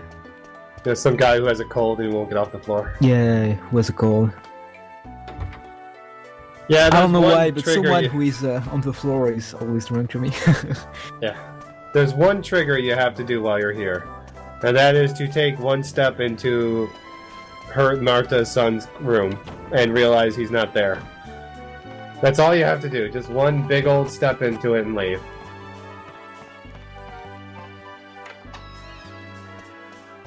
But this is kind of weird because the game doesn't even, you know, explain you this kind of thing. Yeah. Well, you're supposed to, if you talk to the guy there, the fat guy we just saw, he'll say, hey, that's Merrick's room over there. And you come in here and you look and you say, oh look, Merrick's not here. Okay, we can leave. But you have to take that step. Yeah, you have to take that step into the room.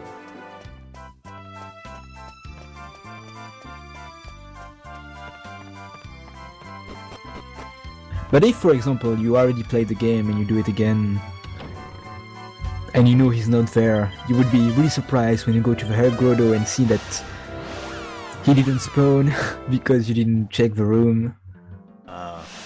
Yeah, he will not spawn in the Herb Grotto if you do not check the room.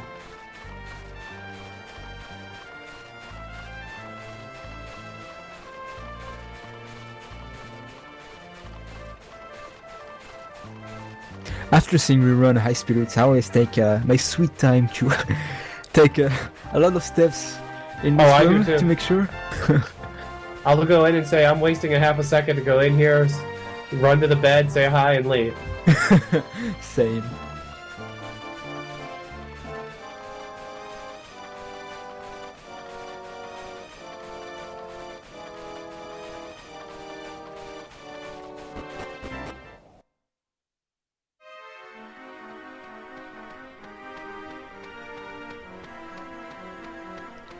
Man, it sure must be nice not having any encounters the entire way.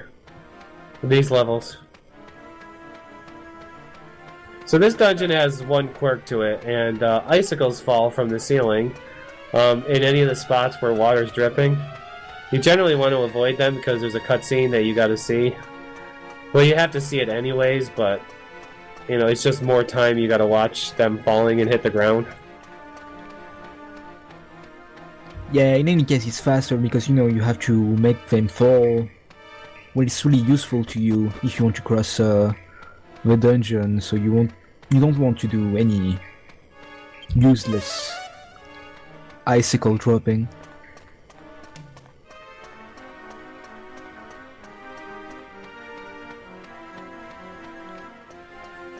But this dungeon is pretty straightforward. But at least we get to see some munchy goodness. And some out of bounds. Oh.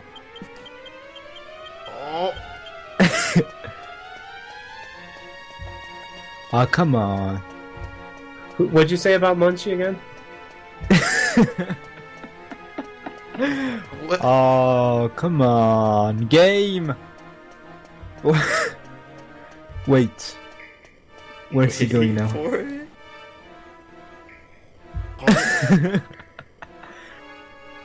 Oh no, really?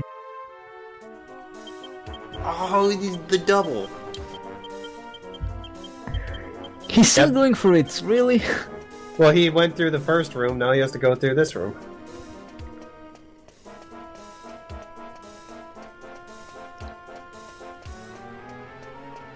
Man, this dungeon is Swiss cheese. Oh. And bye-bye, Munchie. Nice knowing you. Nice landing. Holy. That was perfect. So normally you'd have this whole thing where Munchie would have to run through this area to make a path so he can get to Merrick here, but as you saw, he just skipped all of that. Plus all the, like, looping around and stuff you had to do in this dungeon.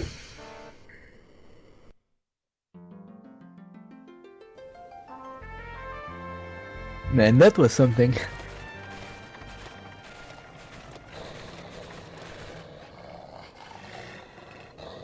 This would really be incredible if you managed to pull something similar to in the final dungeon. Like going straight to Rathorn's domain.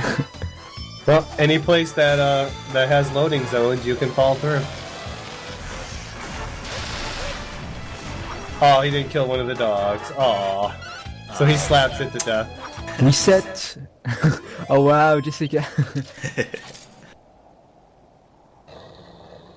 It would have been the icing on the cake if this was a critical.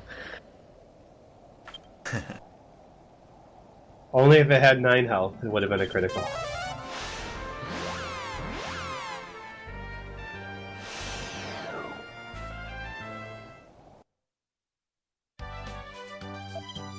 Also, it's nice to keep in mind that all those characters outside of their weapons are undergeared. Like, they don't even have shields. Also, the guy who was laying on the ground is now out of the way for you. Conveniently. Yeah, the spear hero has the same spear he got like 10 minutes into the run, right? Yep.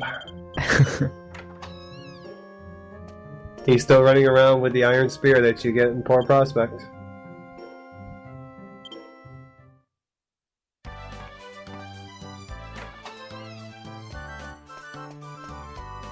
It is kind of the same in the speedrun, because like for hero you only use the Cypress stick in the sword routes. But this is mainly because you especially use hero as a healer instead of a damage healer. Oh yeah, when you can manipulate, damage, you don't need a healer. Yeah. You don't even need a weapon, you only need a criticals. Well, you gotta have a weapon to critical with, so... It would have been great if this TAS used the Cypress stick all the way through. Fisticuffs only, TAS. Well, that's easy, because you got Jessica. I was saying, you gotta have... skill points, TAS. You gotta have the Cypress stick. You gotta let the hero do all the damage with the Cypress stick. Hero seems pretty useful in this TAS as opposed to regular RTA.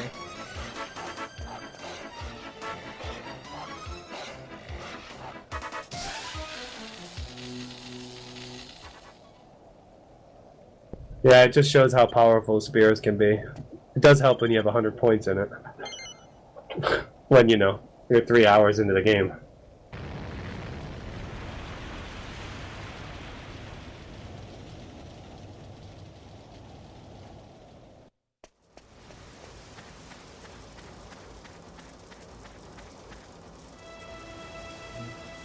Yeah. Like, in the speedrun right now, we would be like at the second slam grinding. Yeah, we would be in the middle of the second metal slime grind right about now. Actually, I don't even think we'd be in the middle. We'd probably be close to barely starting it. Yeah. Usually around the 3 hour mark is when I start, a little after the 3 hour mark is when I start the second metal slime grind. When this task is going to end in the speedrun, we're not even thinking about fighting the Omegas yet. Oh, we haven't even... We're probably walking into Trodain by the time the 4.9 hits. We didn't even fight the liquid metal slimes yet. We're just learning that, hey, there's a ship and there's a book in Trodain about a ship. We haven't even started liquid metal slime grinding yet. It's so true. Alright, so that's the ultimate key. Yep, that's the ultimate key. Must be some reason for it. Yeah, if you want to go pick up extra junk.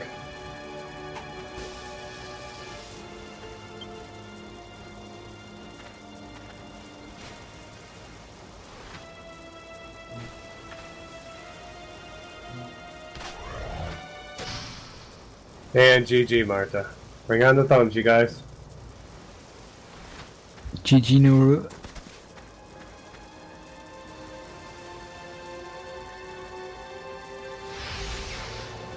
I love that question.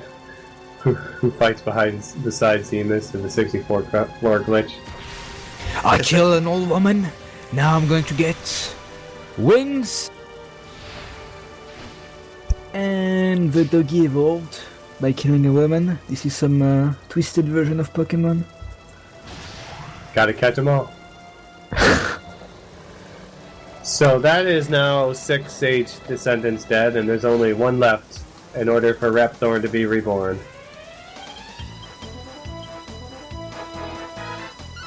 Problem is, Doggy is taking to the sky, so they need to come up with a way to chase down the flying dog.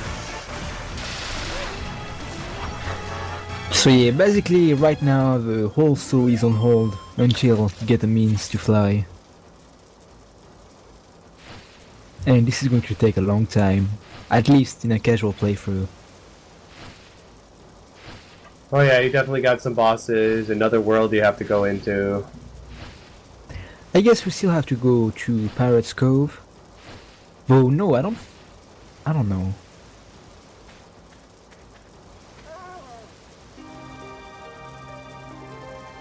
Exactly, what do you need to do when you can fall through the world? What Yeah, triggers this do you is have what I to was hit? thinking. Like the only reason that you would go through Pirate's Cove is to trigger something, but if you don't have to, you just have to fall through the map and go to the island. Well, normally you need to go through there to get the map so you can get onto Imperial or MP2. Yeah.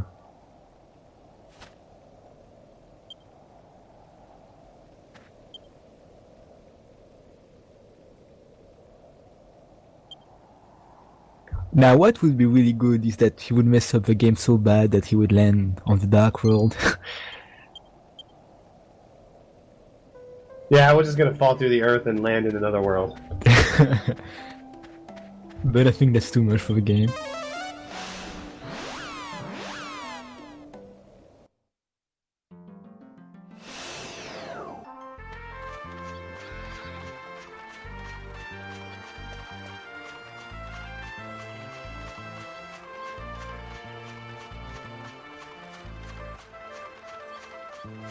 So he zoomed back to Raiden's tower for some reason. I guess he has to pick up a chest. Get that extra elfin elixir, because you never know when you're gonna, need to use a couple magic bursts. For what kind of fight do we need to use it? Do we need a fight with 2 phases, I guess? Or at least 2 fights when when you cannot heal?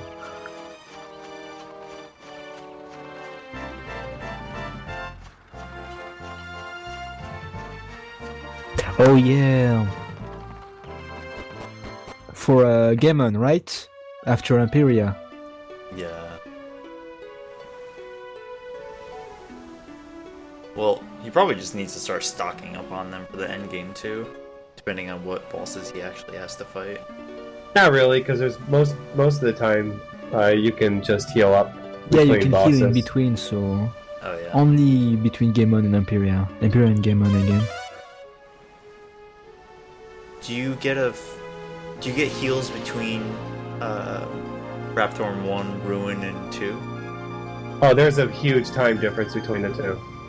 Because there's a whole fetch quest you have to do between both Oh of them. yeah, okay. So it's just Ruin, right? Oh, you mean in the actual final fight? Yes, you get a heal between Phase 1 and Phase 2, but the Rapthorn 1 and Rapthorn 2 fights, there's a giant fetch quest in between them. Right. I forgot. That's right.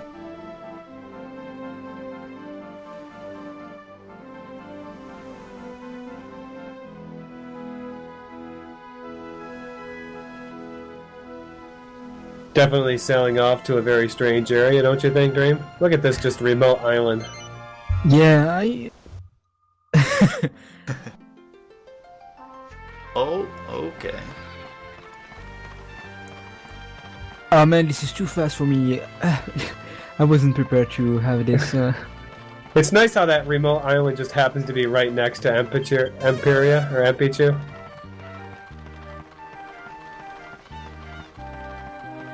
I love how it still has the sound of the footsteps of walking in the boat's bridge. So yeah, normally you have to go through a big thing where you have to go to Pirate's Cove to get a map. and the map shows you how to get into this, sealed off island. But when you can just walk through the world, who needs a map and who needs an entrance? You make your own entrance. And done. I love the landing. It's great.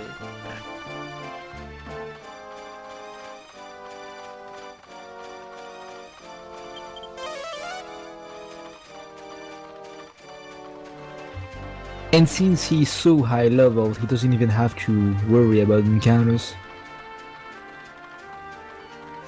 Yep. At this point in the game, the encounter rate is kinda high, and all the skills that you have to mitigate them doesn't work as well. Well, because the zones from now into the end are higher level than we usually do at a speedrun. Yeah. So you can't avoid these encounters anymore. You're stuck with random encounters the rest of the game. And some in the world map are really mean, especially in the Dark World. Oh yeah, once you activate Dark World, then doesn't matter. You're never gonna get rid of those random encounters because the level is way too high then.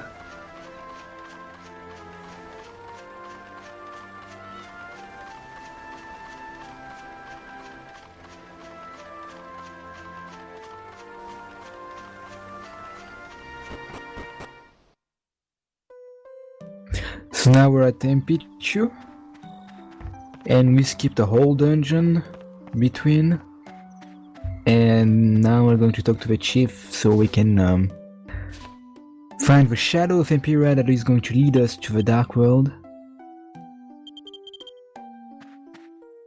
In the speedrun, you would have to check some stuff, and So here's something that's interesting. You realize Trode is working on the alchemy pot? Because this is the first time that he's stayed in an inn since he got the alchemy pot. oh yeah. Normally what happens is when you stay in an inn the first couple times, you see Trode working on the alchemy pot in order to upgrade it. And then, later on he does it again to upgrade it again.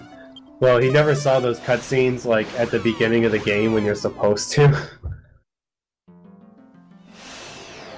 And in the speedrun, you don't see Trode, you see Medea talking to you.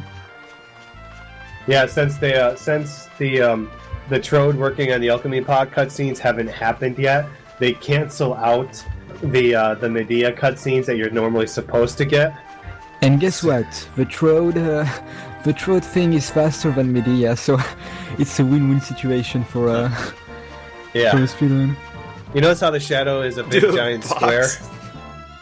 Wow. That is the emulator not able to handle the actual shape of the bird. Man, this is not a bird, this is a spaceship. It's the windows flying over your head. It's Windows 10 chasing you down. You better upgrade.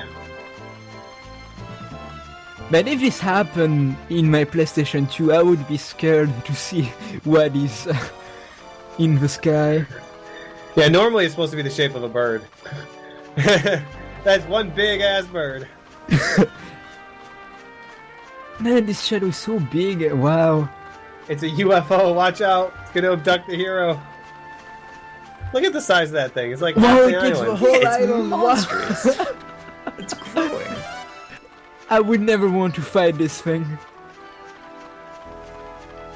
I hope the Imperia fight is just like you put a giant box.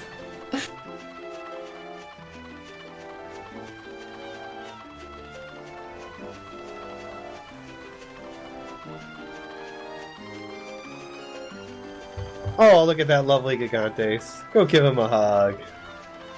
Be careful though, he only has one eye. He might not be able to give you a hug back. Depth perception.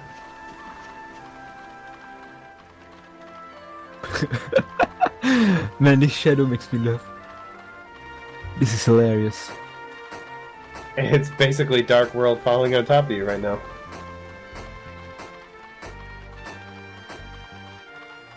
It's an L block. Quick, rotate it, rotate it.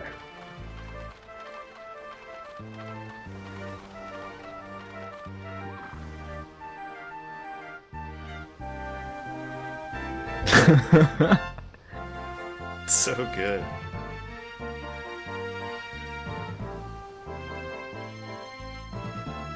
Man, this is perfect. I just want to know why there's that one thin line in the middle of it. That's what I'm trying to figure out. Is that like where the wing is supposed to be? Like where the wing and the body is? Oh look, the shadow looks like a bird now.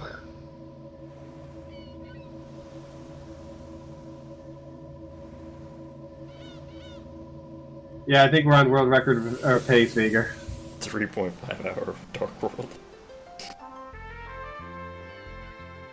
This is what I like to call the Legend of Zelda portion of the game, where you have to enter the Dark World to fight Gemin. And the name sounds the same too. It's basically Gemin. It's interesting because he cast Tiptoe and Repel there. Yeah, because the level is starting to get to the point where it won't remove every encounter, so the Tiptoe is going to lower the encounter rate from the enemies that are too high of a level. Yeah.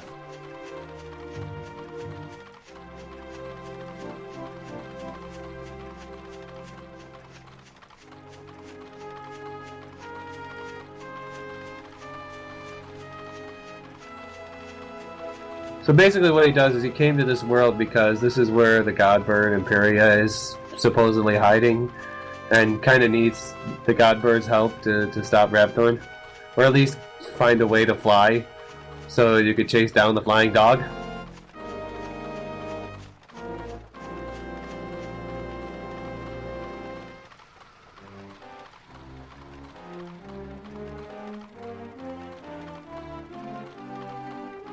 Wow, this synthesized music is kinda crazy.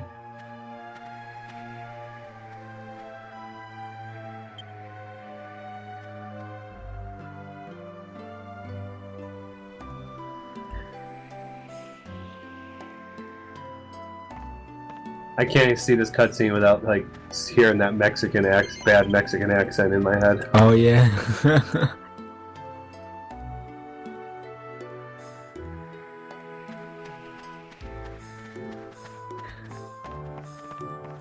This is a really cool idea from Square Enix to have made this Dark World. Yeah, it's great.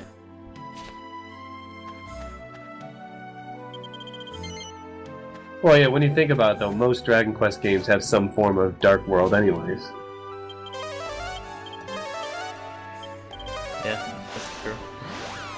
You know, whether it's, you actually enter a world that's dark, or it happens when monsters get released, or an evil appears, and it basically changes to a dark world. But what is especially interesting here is all the black and white thing, and, like the water, like your character, the water, and, the poison puddle is colored. Yeah. It's quite beautiful, really.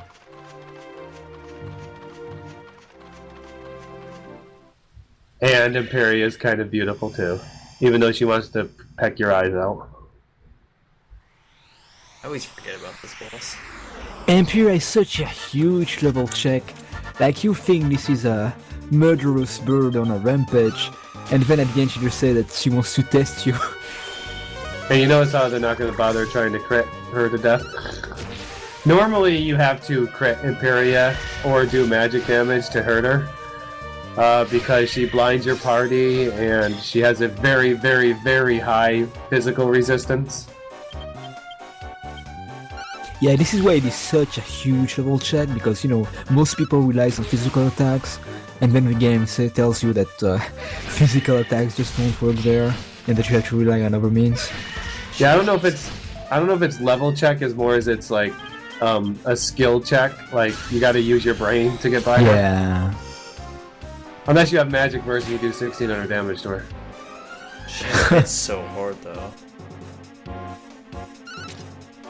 Imperia only has 1800 and some health, so yeah, dead.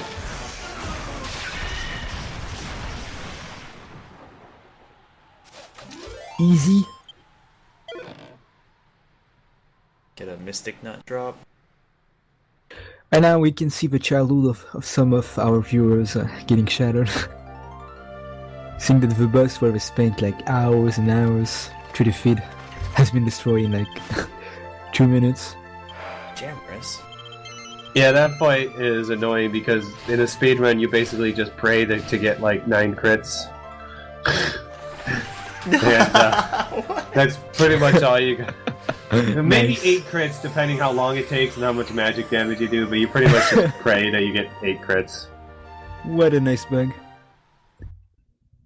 Yeah, I know, that's a great bug. Just falls right through the It also The happened in wagon. the Western version. Like I think you just have to mash too fast or something.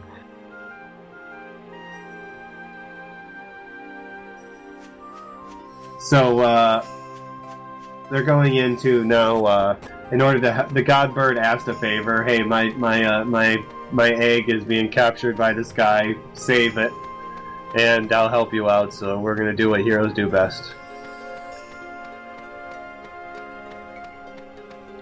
Well, it's a TAS. Of course, it's glitchy.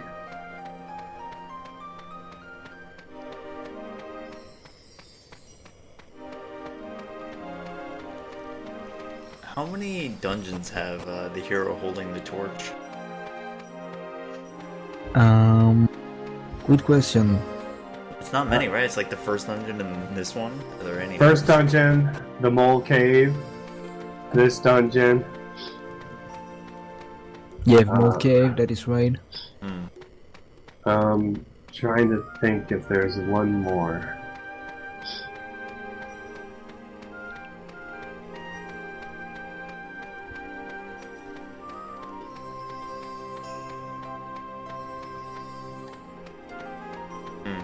So you see that the hero just like stopped for a second. That's basically, I don't know, but I would guess he's probably avoiding an encounter step. Most likely. He might. Yes, Might- he just used might- Elfin Elixir. Sorry, go ahead. Yeah. Maybe the bonus dungeon or leading to Dragovian might be one. I'm trying to think. There's one on the tip of my tongue, but I'm trying to think. He might wield a or have the torch in it.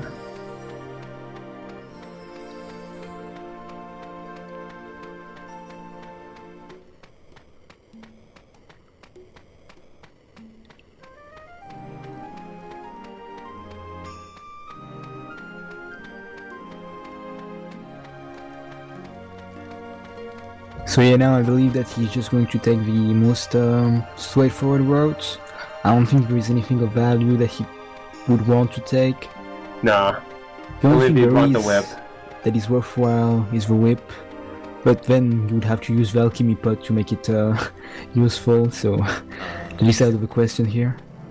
And who needs a whip when you have magic burst? Yeah, exactly. Also, in the 3DS version, there were some skills that were nerfed.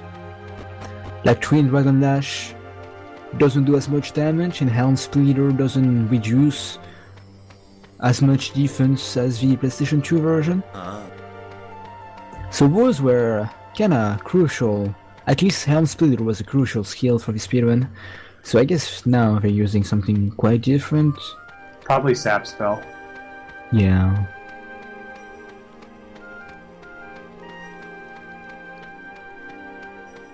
Though I would think that more changes were made.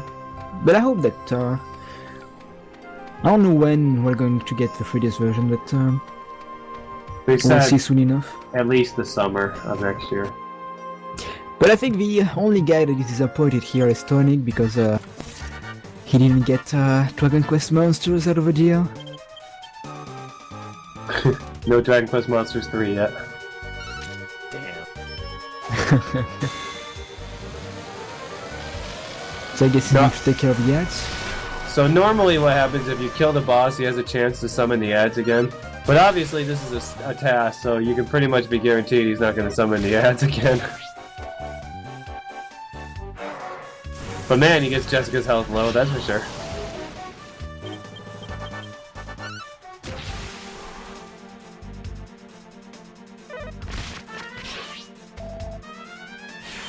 And of course she's not going to die.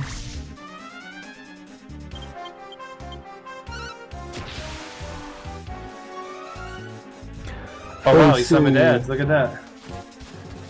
It's a shame that Magic Burst is going to hit all of them. Oh, I know why. That's because he wastes a turn so many VIII, so he doesn't have to attack. Yeah, that might be it.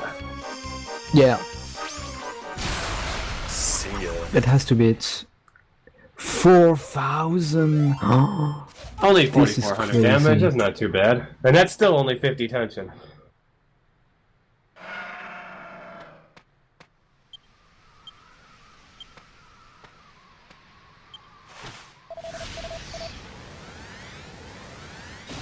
Well, if he can deal that much damage, he wouldn't even need to get to 100 tension, I guess, Rathorn. He would just get to 50 tension and then use other skills from other characters. Yeah, 100 tension would probably be a little overkill, huh? Yeah. But if he does it, this would be perfect. A perfect then. Style over speed. The crucial choice. So, yeah, you, like a hero, you fail to get there to save the person that you're trying to save. And in return, though, you get the ability to fly now. So now you can chase after the giant dog. Well, basically, the whole journey is you failing to save people until the end. Be a pretty boring end if you saved everyone when you were supposed to. Yeah. But yeah, now we're going to have the ability to fly. Oh, are we going to get the shadow? Oh no. I do like how Empiria tells you her name is actually Lamia, which is the actual name of the bird you get in DQ3. Yeah, well, she doesn't tell you that until you beat the game, though. Oh yeah, that's right. As far as you know right now, she's just the god bird, Imperia. But the flying music is the same as DQ3's. Yep. Then the bird was going pretty fast, and he didn't even use the sprint, the dash thing. This town owns. Man, maybe the bird has some kind of, I don't know, diagonal movement or something. Some I haven't vertical heard movement. anything like that. I love that jumping berserker. He's so happy. Yeah, dude, those are such good sprites. It's a real He's shame. just having such a good time. Whee! It's a real shame the Japanese don't get the voice acting of that Draki. That's like my favorite part of this game. Oh yeah, Drake. Right away! My favorite sprite of the entire series or game, whatever, will always be the Gigantes. That's really good too. The Yeah. big giant with like one eye and the best smile ever. So the reason why we come to Tarrangala here is because you need to find a way to where the flying dog is right now.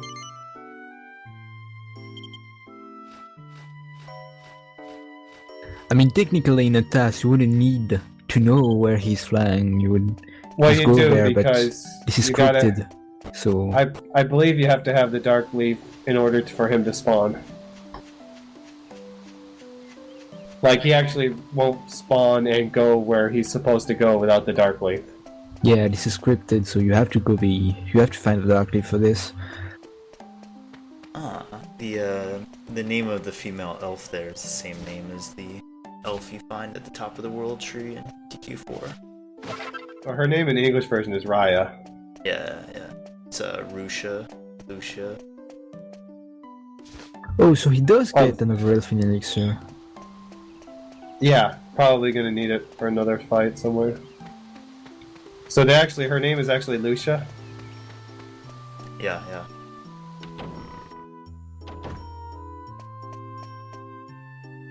I love how just the mimic is just bouncing around inside here, and you got the rock bomb just sleeping in the corner. That's so good, dude. This is the best town. So good. What is that? The Dark Leaf that you need to find where Leopold is. Oh, it like points you, right? Is that right? What it does, if you look at the map, it shows you on the map where Leopold is currently flying. I see. Yeah, he just used another elfin elixir. Yeah, like, he used the map, but he was so fast that we didn't even see it.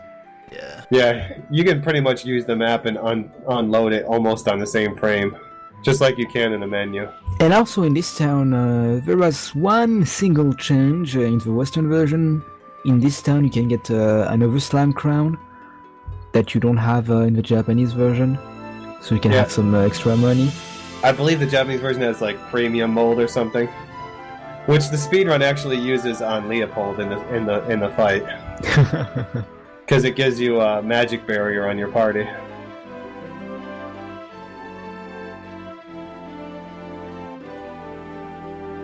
Oh, look at that! He went straight for the manor. How perfect!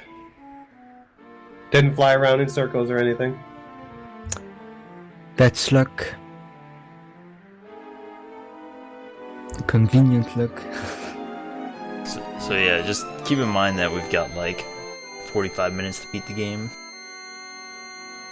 Ow! I hate that. What?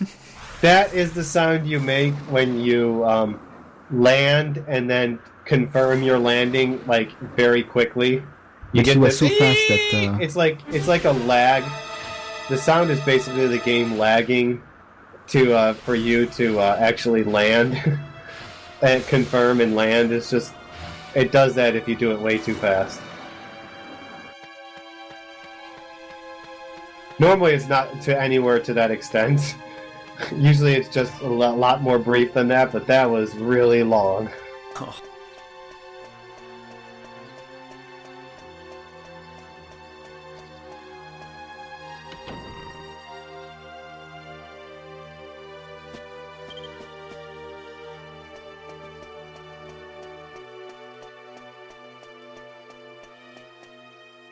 And now our best friend comes up, Rollo. And we're going to fight the doggy. So normally this dog isn't very hard. He just likes to desperate attack, occasionally knock your party down, and breathe some cold air on you. As long as he doesn't desperate attack you every turn, it's a pretty easy fight. What really makes this fight fantastic for me is the lighting in the background. It changes when according to the time of the day. Yeah. You notice how he crit the hero twice already? But I think it doesn't really matter. I don't think he's going to attack a hero again. All that matters is one person survives, so she can, you know what.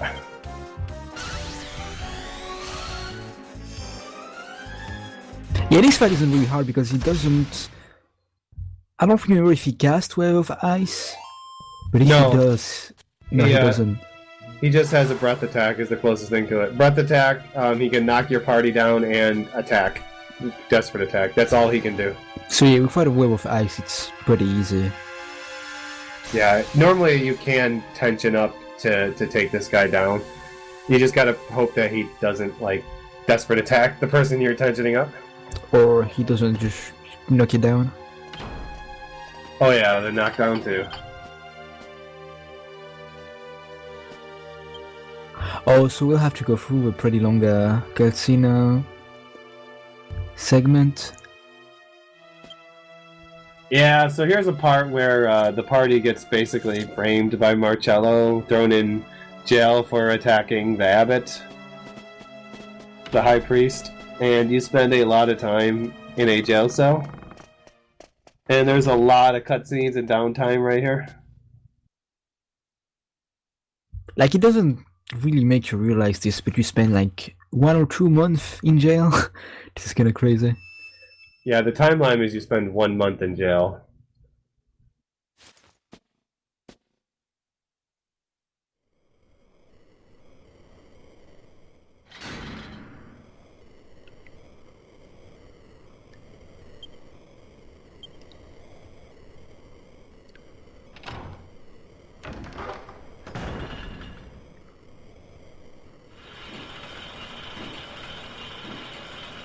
And yeah, all of this is going to be to justify Marcello going to take the place of the Pope. I don't know why your party just doesn't cast evac.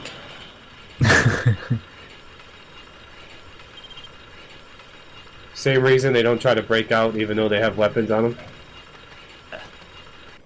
They play by the book.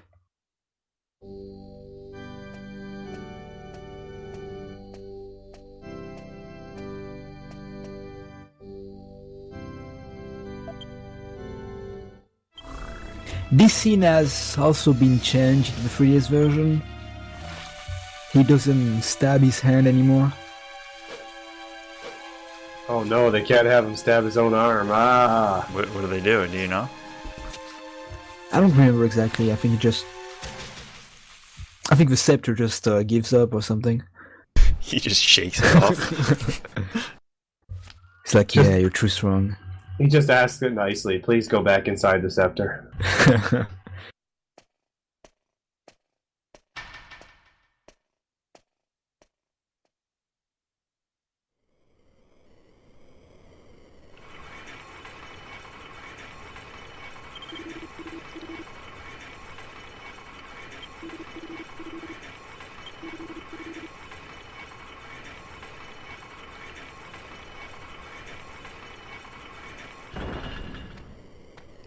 Oh, this is surely because of age ratings being more strict in Japan, or just to pass the Nintendo family rating or something. I think it pretty much has to do with the family rating thing. So basically there's a whole bunch of random people at certain points that you got to talk to in order to get past this next month. And you just got to know the triggers is all. Yeah. There is also one weird trigger when you have to, get close to the door. Like this one, yeah. So you can spend quite a while not knowing what to do. Although the only thing that you need is to go close to the door.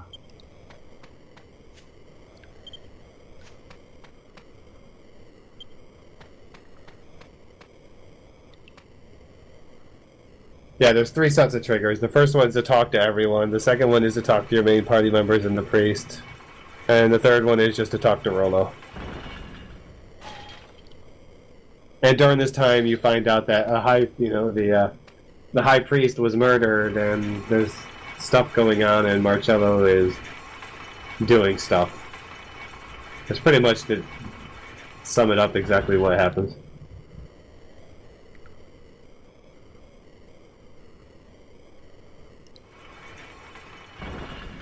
So how much are we in the speedrun right now? Oh, we're over the 10-hour mark. Ah. Probably about the 10-hour mark.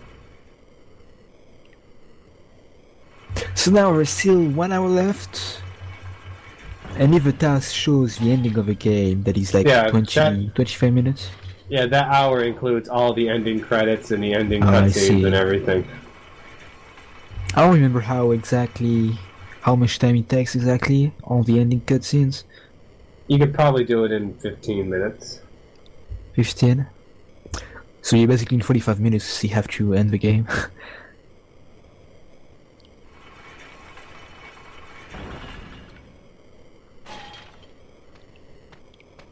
Well, yeah, but a good part of the actual end of the run is fighting the bosses, because they don't just die in one hit. So they try to devise a ingenious plan to break out of jail here. Well, eventually, they haven't quite got there yet. It's not as ingenious as the plan that they come up with in Dragon Warrior 7 to flush someone out of a house. Where they basically, they say, hey, we gotta flush this guy out. How about we just set a fire to the house and have him burn out, or have him smoke him out? And the villagers go, well, that would be dangerous because you might put the rest of the house, or the rest of the town on fire. So some brilliant guy says, well, why don't we just yell fire and he'll come running out thinking there's a fire? Genius. It works though, because the guy comes running out.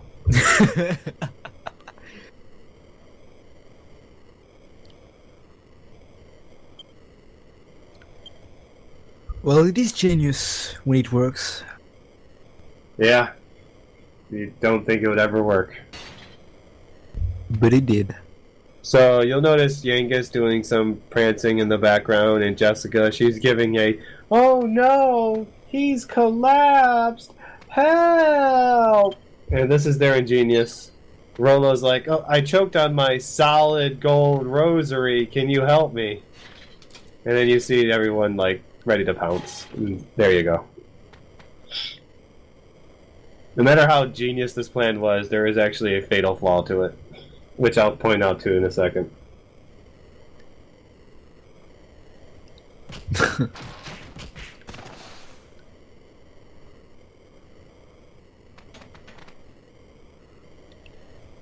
Yeah, you'll notice as they all run out, none of them decide to actually close the jail cell where they knocked the bullies out. So the guys could just walk out of the jail cell whenever they feel like it. I think the real issue is that they knock the guys with their fists, even though they have like some deadly weapons on their backs. Yeah, that's true. No matter. Maybe the sound of the axe just sounds like a punch. I mean, these are low-level weapons that we're still using.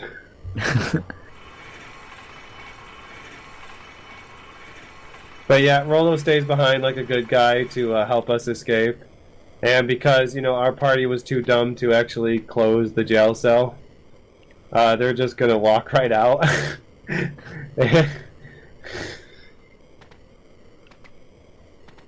That is true. Jessica does have 100 fisticuffs.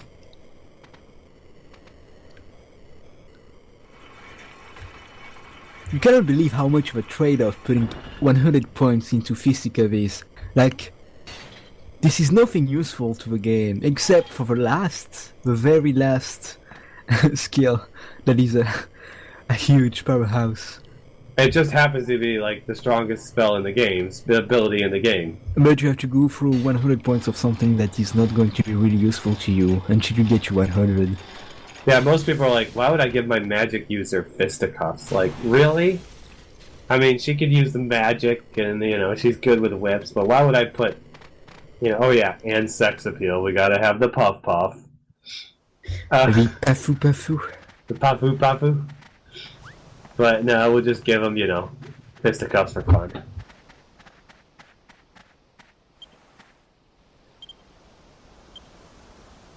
Yeah, I think we have to go through this and show some love to Angelo and his charisma for the Captain Crow fight.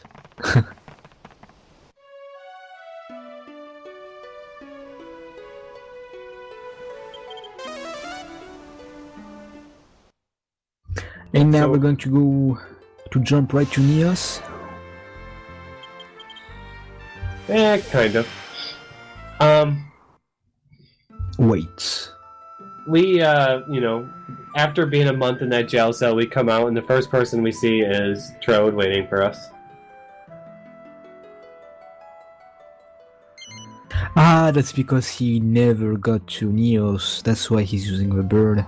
Exactly. Remember, they don't go to Neos early in the run, so they have to fly there. I got you there thinking, didn't I? Like, oh no, what are they gonna do now? Yeah, I thought this was going to be something incredible, but no. He just had to fly there because he doesn't have Neos on his catalog. Well, Trode says he's searching for you for a month, but he just happens to be searching at the right time, at the right moment when you break out. So Marcello is now going to give a spiel about we must break the shackles of our past. We can't have bureaucrats in charge anymore, and I don't want to be in charge, but you're all going to listen to what I say, damn it. And if you don't like it, well, too bad. I'll force you to like it. But I don't want to be in charge. I think I pretty much summed it up. And this would have been even cooler if the fight was as overwhelming as his pitch. Yeah, the fight is a joke. Fight is a complete joke, yeah.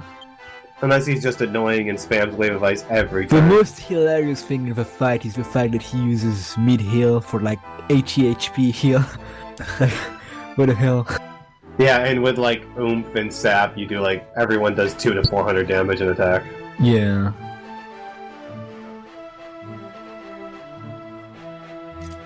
Oh, thanks, Anchor. I'm here too, you know, hi. So mean. I hope you realize, guys, this was all an ingenious ploy to get Dream out of here. Or out in the open. Yeah, with me being awake at 5 AM. Do you know that I have class at 8 AM? Dude, I got work in 45 minutes, okay? I decided to stay up, okay? Yeah, the honest answer is that I asked these two like an hour before I went live if they wanted to join. They said, sure. Oh, I'm not worried, because I'll be home from work in like 2.5 hours, so I'll just crash then.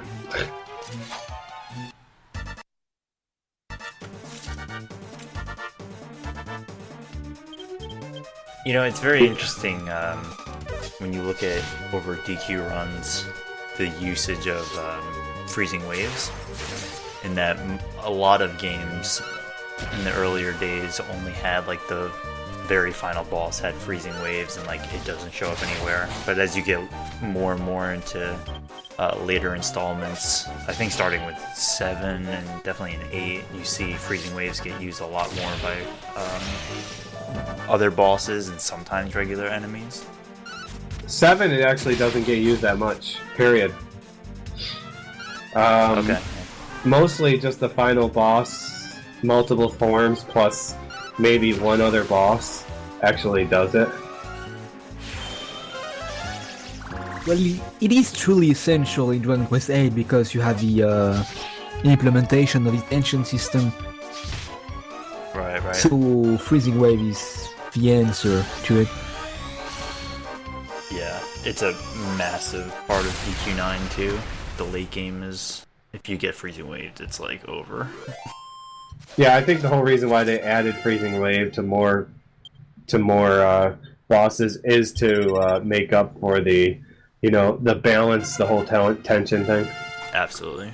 It forces you to think about when you want attention and how much and whatnot, instead of just going all out 100 tension every fight. Or if you do speedrun, that's what you have to do anyways. You just have to get lucky. Yeah, some bosses are just not worth Tension it. by Like, itself is kind of unbalanced anyway. Yeah, it is. well, it's only really is unbalanced too if you get to overpowered. 50, though. It's only unbalanced if you go to 50 tension. The rest of it, or 100 tension. The rest of it, you're not gaining anything.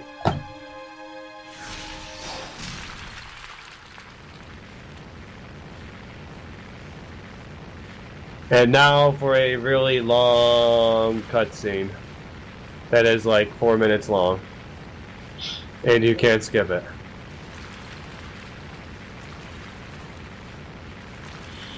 I like Rapthorn's J name is Rapuson, Rapson.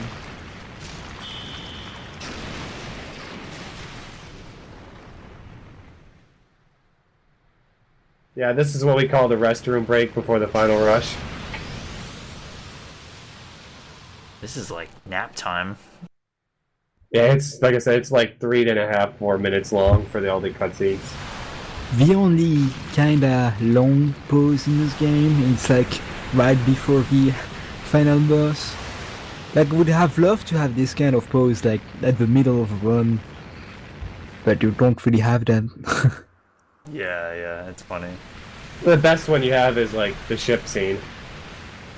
Yeah. You got like when he's summoning the ship and the water up and everything. You got a nice long break right there. Yeah, it's funny. In DQ9, you get one like 20 minutes in, and then you get the next one is 6.5 hours in. Don't get me started with Dragon Warrior 7, okay? Oh, yeah, it's all backloaded. 15 to 16 hours long. Well, no, it's 15 to 16 hours long, and there's 3 40-second breaks and 1 minute 47 or more 1 minute and 45-second break Yeah, that's pretty rough. through the entire 16 hours. I know what game I would never speedrun in my life. Oh, come on, it's fun. Imagine mashing with 3 buttons for 16 hours. It's easy. Man, you are crazy. Yeah, you think holding an analog stick up and mashing triangles hard? Try mashing 3 buttons for 15 plus hours.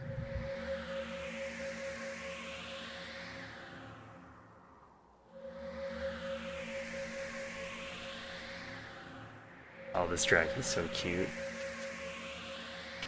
I know. And look at the slime, his hunched over little droop. I guess I don't know what you call the top of it. His hairdo, maybe. And then you got the Gigantes. He's still having a good time, though. The best. Yeah, he's unfazed. He don't know what's going on. He just know he has like this cute elf waifu on his shoulder, and he's having a good time.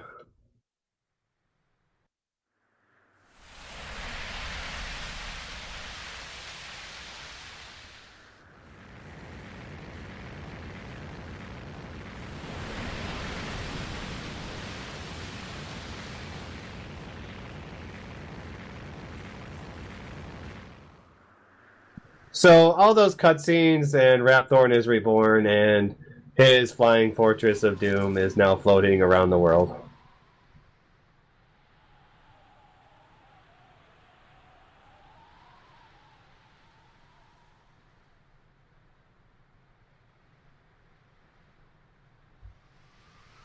And now we're going to have some emotional moments. Some bonding. He should have let him drop. Kukuru.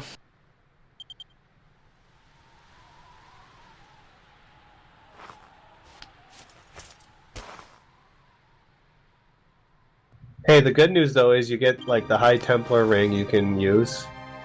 That's like a whole like 15 attack. Which is a joke this time of the game, but... Can you alchemize that? No.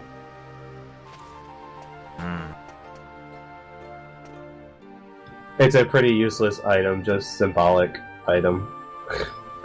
At this point in the game. But like I said, it gives like 15 attack power if you want. I mean, it's not like you don't have Titan armlets that give you like 30 attack power by now.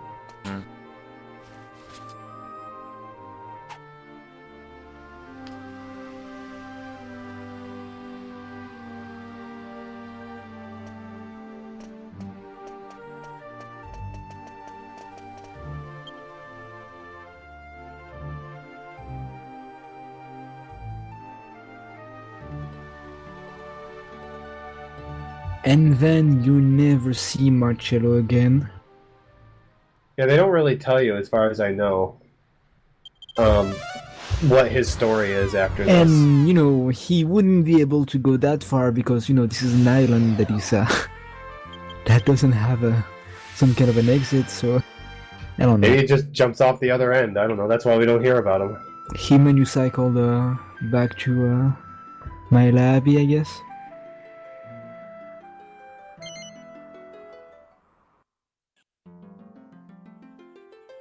Is he going to the Waterfall House? Yep, he's making a sidetrack to get cheese. So he's going to get the high-strung cheese, so...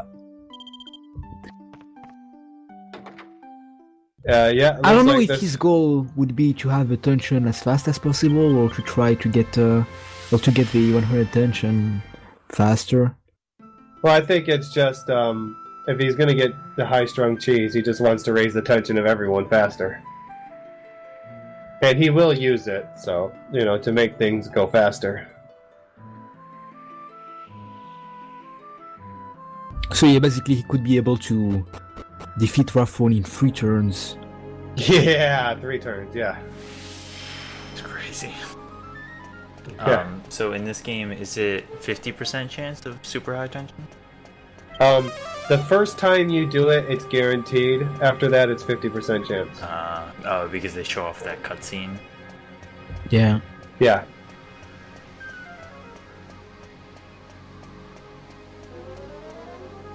High Spirits, is it guaranteed every time, or...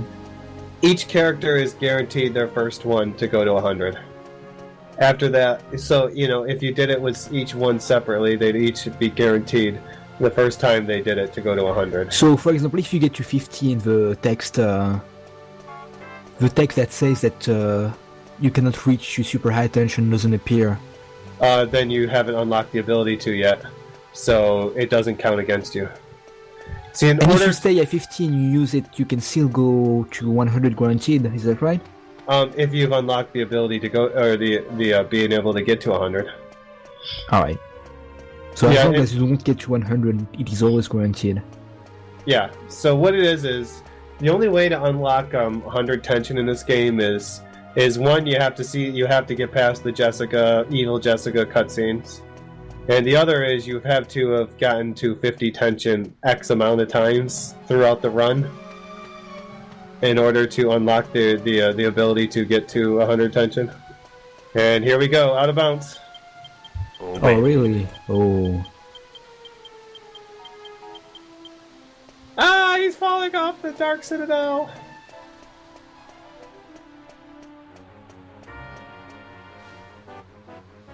So yeah, because in the speedrun we have to go back to a waterfall house at some point. Yeah, normally what happens is you go halfway through the dungeon, get the Sage's Stone, open up the shortcut, and then you leave, you do a couple things, and you come back. And now he's going to go directly to Rathorn's domain. Wow. Yeah, he's just gonna drop all the way down to the bottom. Oh, he got through all the stairs thing. Oh, this is fantastic. Yeah, there is a ton of walking that he pretty much just skipped. Where is he going, VE? It doesn't matter which way you go. Ah, I see. So this room here is a giant loop, and in order to get through it, you have to walk in one direction several times. And every time you walk, you'll notice that things will start to deteriorate, and it'll get worse and worse, and eventually you'll find your way to the exit. I got so traumatized by this section when I was playing this game for the first time that I always go right. I just go right because I always think that going left will never get me into Rathorns. That's all preference. I usually go right because I hold the diagonal walking better that way.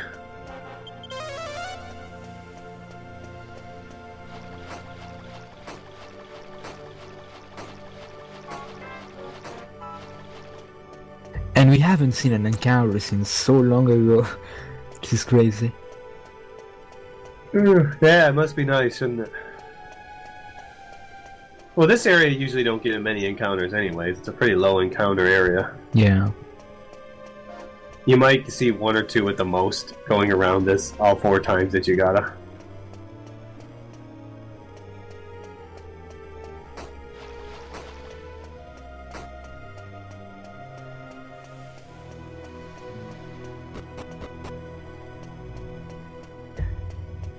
This Rathorns fight is pretty mean. I mean, to me, I think this is even harder than the final boss itself. Yeah, the final boss is actually really tame. He just has the first phase, which is really tedious. This boss will desperate attack you like crazy and do all kinds of magic and breath attacks, and of course, Wave of Ice. Yeah, in the speedrun, his Wave of Ice can one-shot your characters, like, maybe not Yangus and Hero, but Jessica and Angelo can die immediately. And he can dazzle your party, and this is really annoying. Especially when you tension, and then the dazzle happens. Not yet, Bigger. Like, I tensioned with Jessica at one point, and then he dazzled me, and I said, alright, let's just use the fireball thing.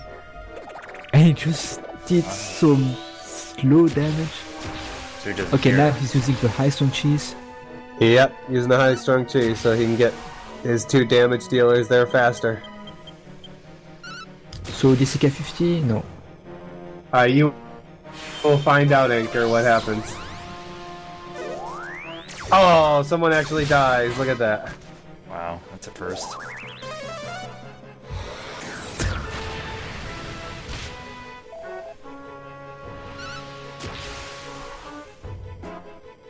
All that tension.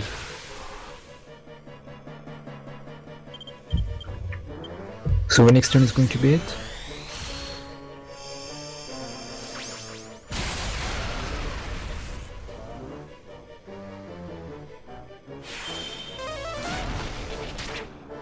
Nice. Did Angelo use Divine Intervention? Yes, he did. Aye.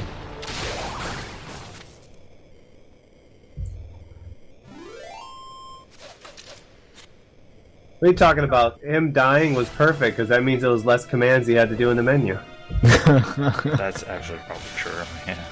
Yeah. You get a free heal after this encounter, so it didn't matter that Angelo died. Yeah, that's true. And our favorite little firefly turns into a puddle of goo. You also get no experience, by the way.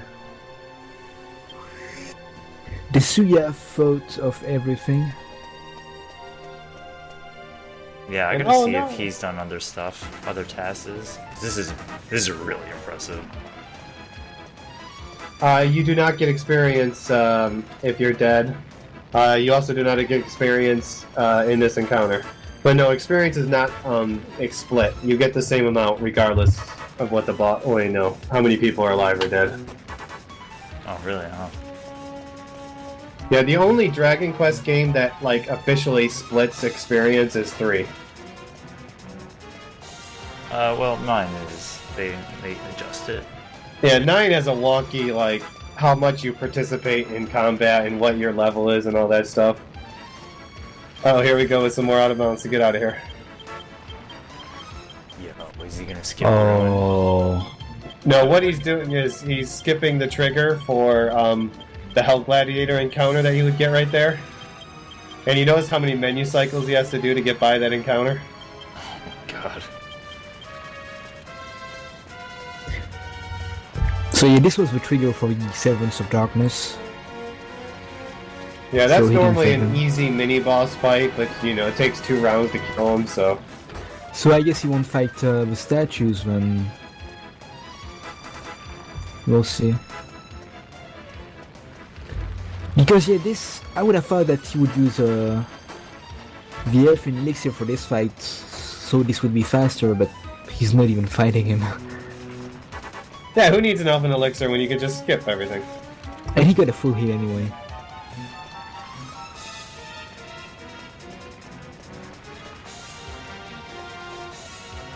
When you're trying to escape from here, there's no longer any more random encounters. There's just a few set mini-bosses that you have to fight along the way. The first you missed because he skipped right over it.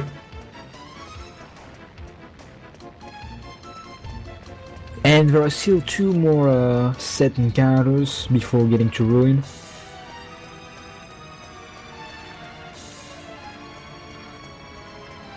He's around level 40. The whole party is around level 40. Oh, he's And- going to skip it. Yep, Wow. skips the statues.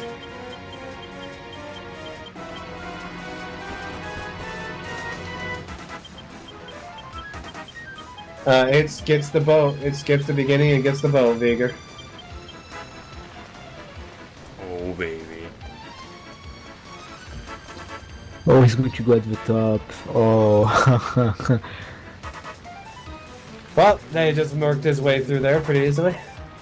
And he skipped. Oh, he's going directly to Ruin. No, you have to fight Ruin. It's the only way to. Yeah, but he skipped the other encounter with the. Oh yeah, he skipped all the encounters. Yeah. That's pretty sick. Megalodons. is That's what at you're least thinking. a 5-minute skip right there. Yeah, 3 mini bosses. None of them very hard, but it just takes time. Each one takes at least 2 rounds to finish. And then you get to possibly the easiest boss in the game. I love this boss though. He looks nice, but he's actually harmless. All he can do is 1 physical attack every turn that can't crit.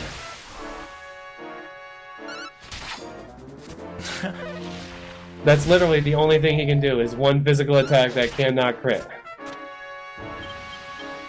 Yeah, so he is getting hit with Angelo, so he dies. Yeah, look at Angelo's dying on purpose.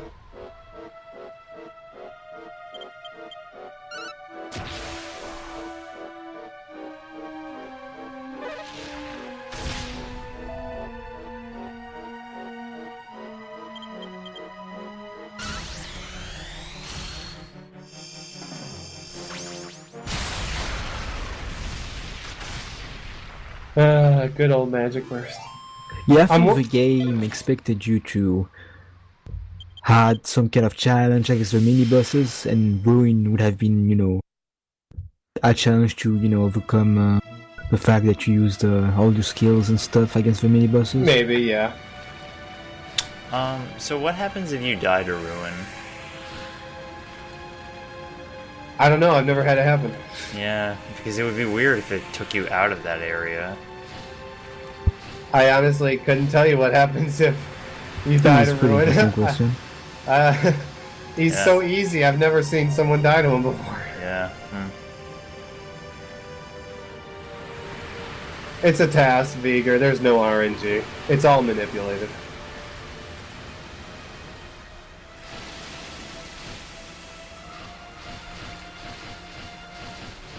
So time for Lord Fatty to make an appearance.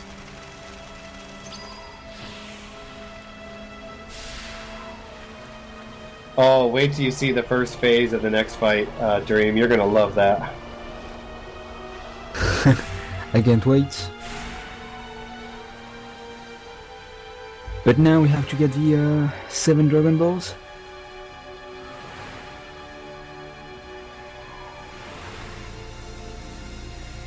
But we already got one in February, so I guess his next step now is going to be Alexandria. But yeah, so Big Lord Fatty appears, summons a bunch of Dark World enemies in, and he's gonna put a giant bubble around, and you gotta pop the bubble if you want to actually deal damage to him. So you gotta go on a big fetch quest to get items to make a staff to pop the bubble.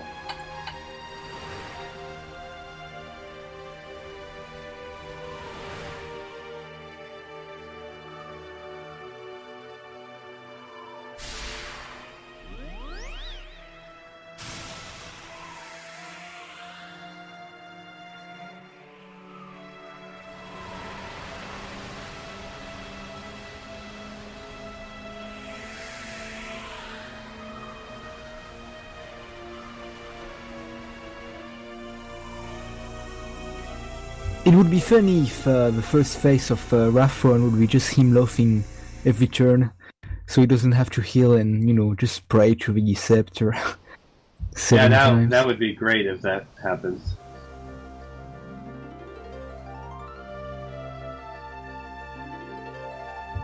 I've done a couple of runs like that before, Sandwich.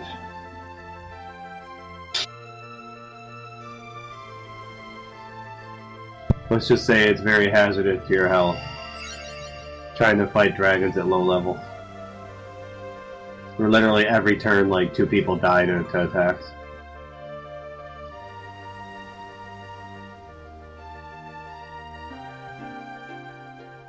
Yeah, the 2 servants of Lamia, straight from DQ3. Yeah, when I first played this game, I thought that these 2 servants were pretty weird. So in order to find all the Dragon Balls, you have to go back to the spot where every single person died. So they gotta go back and collect the orbs from the spots where all 7 sages' descendants died.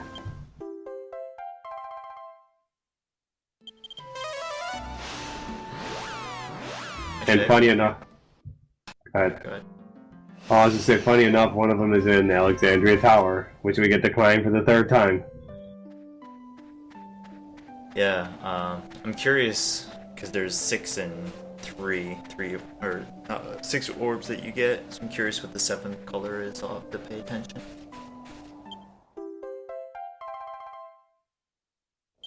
Because it's red, green, silver, yellow, purple, and blue. Should be one more.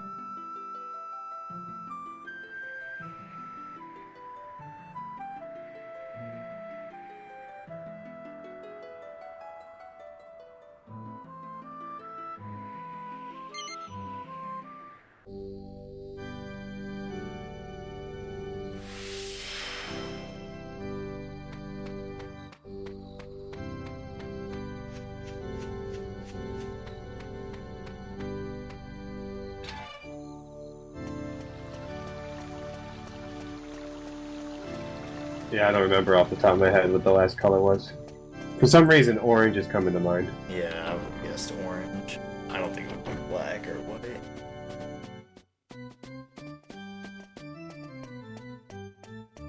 It's turquoise.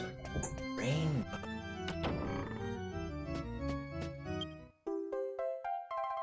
Silver.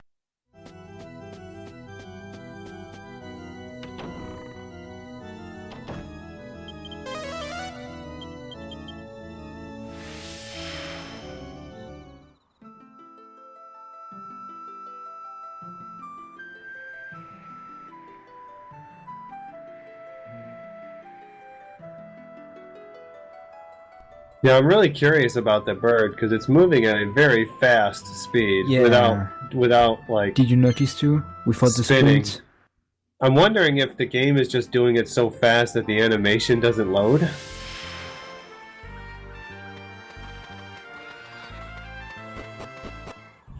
Gold, that sounds right.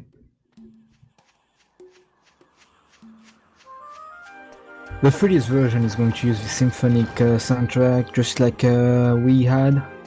It's basically going to look like the English version of the game.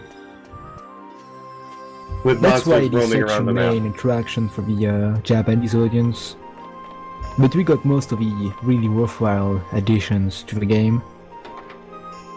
Well, yeah, like I said earlier, we got the pretty version because, Westerners wouldn't buy that, boring text-based, not pretty sounding stuff.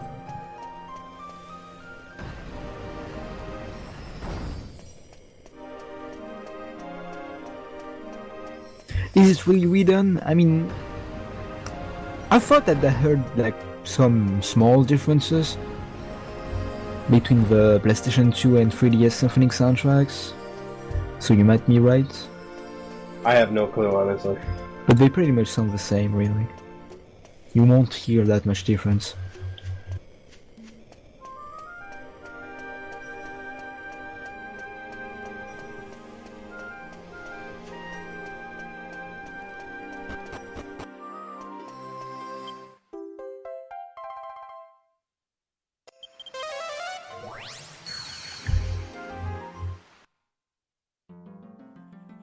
And we went through our third track in Alexandria's Tower, which is kind of overkill at this point. It's a nice But tower. the game forces you to go there. Nice statue. Yeah, thank you, Jihori. You really did like this tower. At least they gave us a shortcut halfway through it.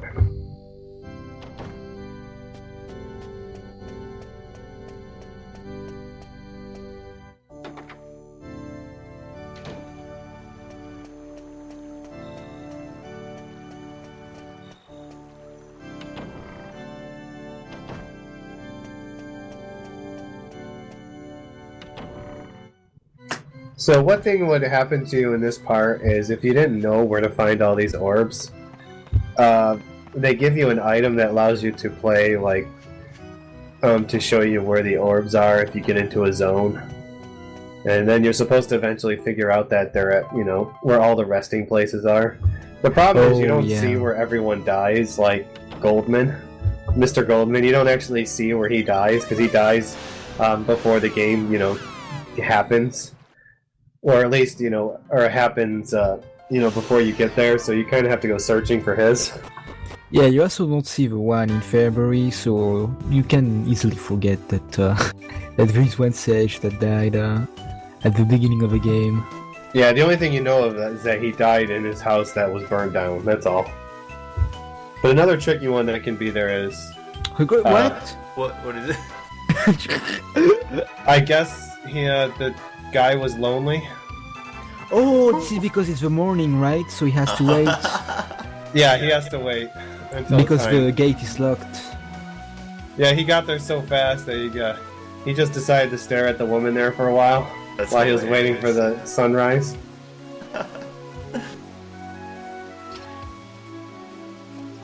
Hey, at least the TASer has good taste. I personally would have went for the soldier with the winged helmet. The girl with the winged helmet.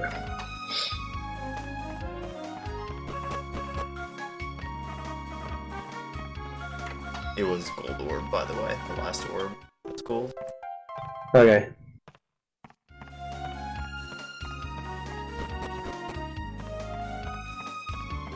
If only Mori was in town.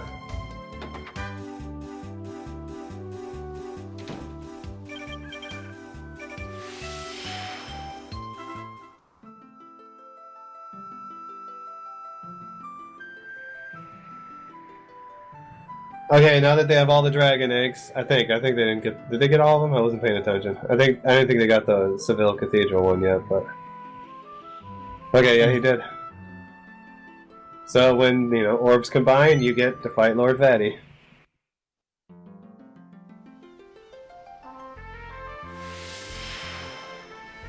I think this is gonna be a world record, you guys. Well, he only has to kill the boss in like the next 4.5 hours.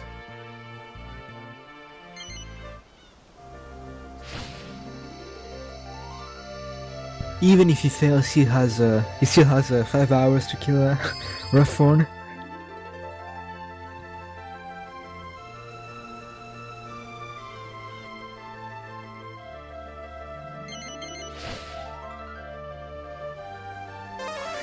So the Rapthorn fight is 2 phases.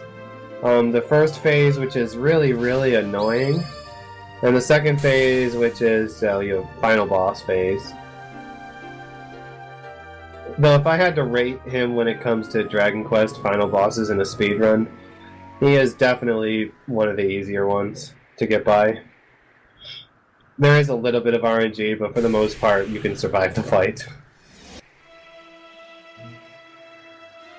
It's really just freezing waves that can be really pestering.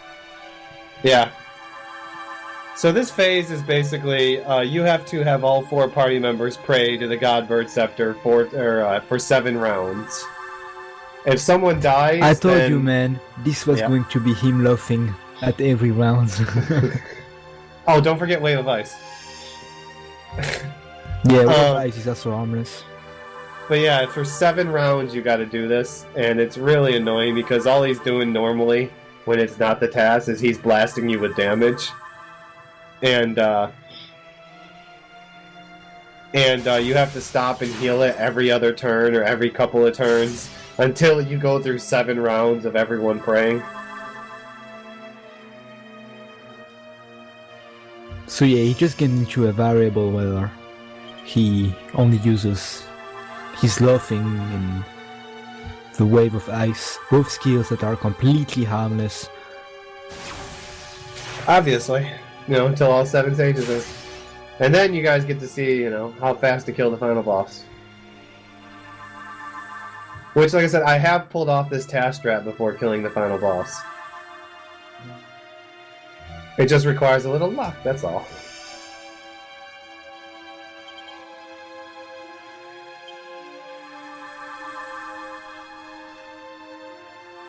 The way these sages appears are quite different from the Western version, but It's this might be emulator. because of the emulator, yeah. Yeah, it's emulator. This is great. Laughter and freezing waves. Yeah, this is a speedrunner's worst nightmare. Watching this happen. If this happens in the second form, I'm going to be a little mad, I have to admit. Oh, you don't want Freezing Wave in the second form. That's no good. Oh yeah, that's true. So I guess he's going to settle for some one attack and one laughing. I think the best I've ever gotten through this phase was like healing 2 rounds. And Yeah, that was, same for me. that doesn't happen very much. It doesn't look like he's laughing though. It looks like he wants to eat a Twinkie. Wow.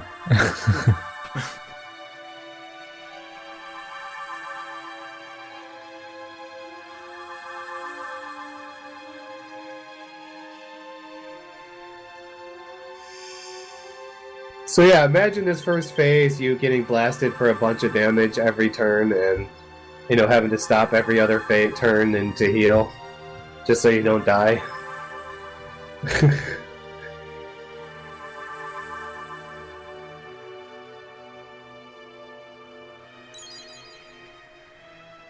One person has done Rocket Slime. I think Ghost King is his name.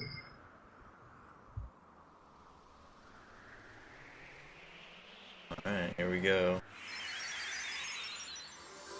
Final boss, Hypu.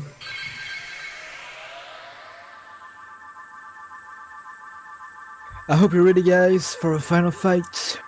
I'm pretty sure this is going to be a hard, rough fight in the TAS.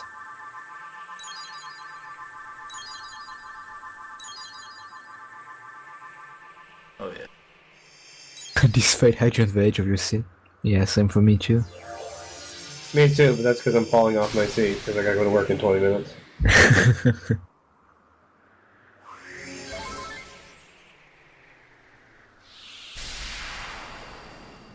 Yeah, like I said, I think Ghost King is the name of the guy who did Rocket Slime runs.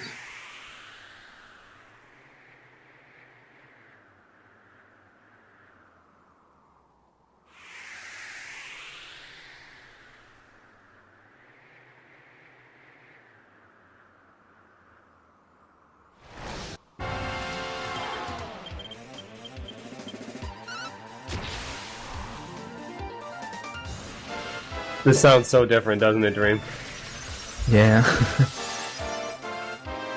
See, this is a serious fight. Look, he's pulling out the double orbs. Wow, so he's really serious about it.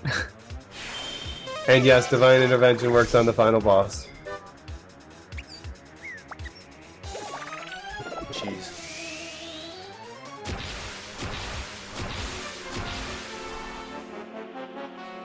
So, how is he going to pull this off?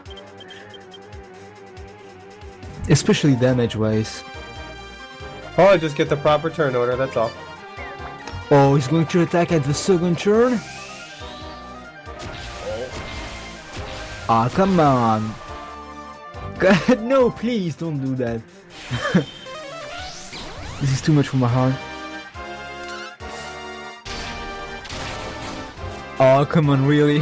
He's going to do this in 2 turns? Yeah. GG. Wow, that damage. Yeah. In order to pull that strat off, Wow! yeah, you basically have to like survive like no one dying Man, for 2 this turns. is crazy! In 2 turns, this is over. Imagine what 100 tension magic burst would look like. You never get to see it. Wow. Man, this would be more than overkill. Hey, you wouldn't need Yangus. We did it, Gov! We did it, Aniki! Now, a speedrun would take at least 10 turns, and I mean at least. Like praying every turn that he doesn't use Wave of Ice or he doesn't use his 2 balls attack on one character. And this is, I don't know, really, I don't know, stressful. And he just does it in 2 turns like it's nothing. This is really crazy. The power of magic burst.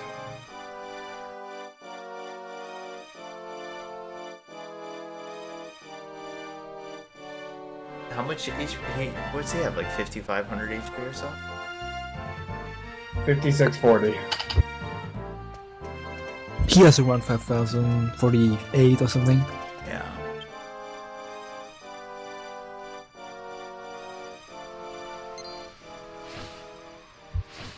So yeah, 2 attacks was enough to kill Rathorn. I guess Magic Burst is the best route, I guess. Best route if you want to grind that much experience. Well, I have found your new route, Ice Spirits. Make me proud. Magic Burst route. Oh, I've already tried it. It takes too long. Ah, too bad. Oh yeah, I've done runs where I've done the Dragovian Trial. In order to get there, I grind Magic Burst before Rapthorn and then just blow him up. That's hence where I've done the TAS strat before. 2 rounds, baby.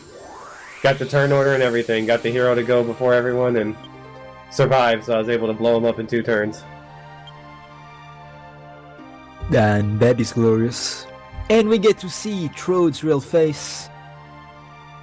And he looks even uglier. Obviously, you're blinded by my sparkling. It did just enough damage to kill him.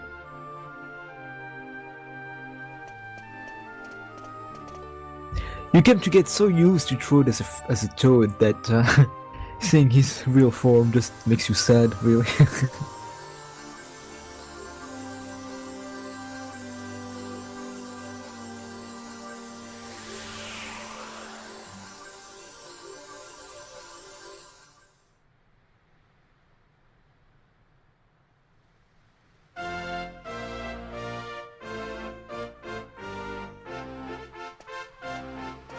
And my favorite thing at the end here is everyone is unfrozen from the curse.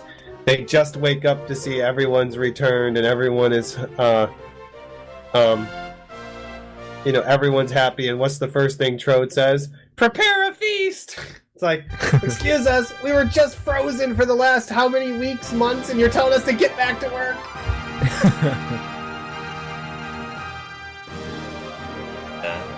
The TAS undermines how much feasts are in the actual game. Oh, that's a Dragon Quest staple. You get a feast every 5 minutes.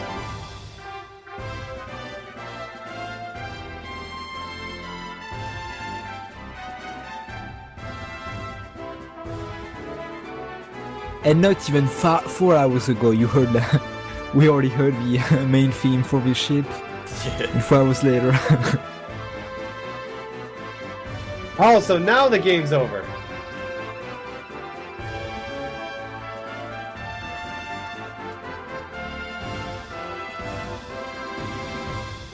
Now the task just has to do some precise movements in the castle and the cathedral. Oh, yeah. And then the game is going to be really over.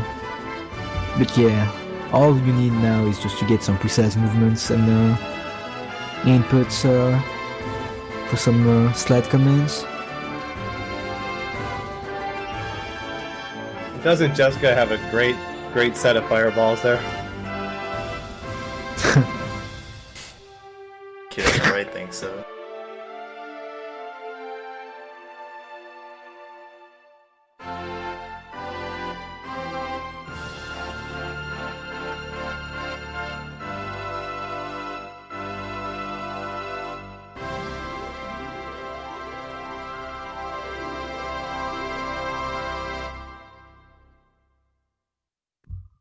This thing used PCA62, but this is a special version of the emulator that allows for TAS tools. Yeah, I don't know necessarily what emulator he uses. Maybe Tana can figure that out in the task notes. Yeah, I'll take a look. Give me a second. I posted a version of the emulator in the chat. Oh, cool. It's this one. Oh, he did use PCS X2? But he must have used a specific version that was patched or something. Because I know that the Japanese uses PS2 TAS a lot, so they must have made some tweaks and hotfixes to it. Now, one thing you're going to notice is he actually skipped a conversation. That's great. He used the menu Wow. cycling to skip a conversation with Angelo. I wasn't expecting this. Even in the credits, this guy is using skips. Wow. Unfortunately, you can't use a skip to get past Jessica, though. Ah, too bad. Well, that's, all right. I guess I'd rather see Jessica than Angelo. Or how about that guard back in Baccarat? Let's see her again. That was great.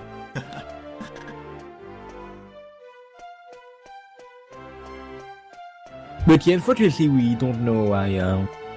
If he spoke to the barman in Baccarat or he spoke to the wizard in his house.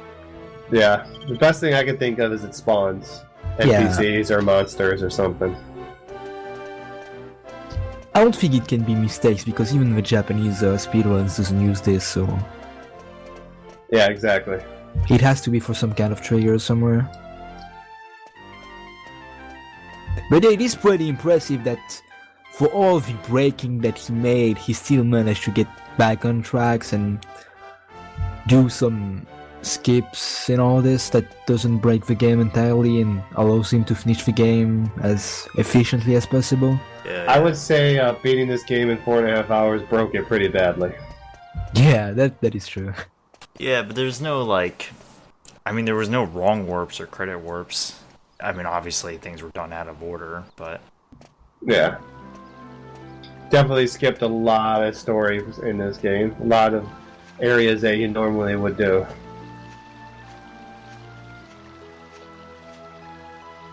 Because I am pretty sure that this game allows for an infinite possibilities of breaking the game, so you just have to find the right ones. So this must have been a lot of work to find the right triggers to play with.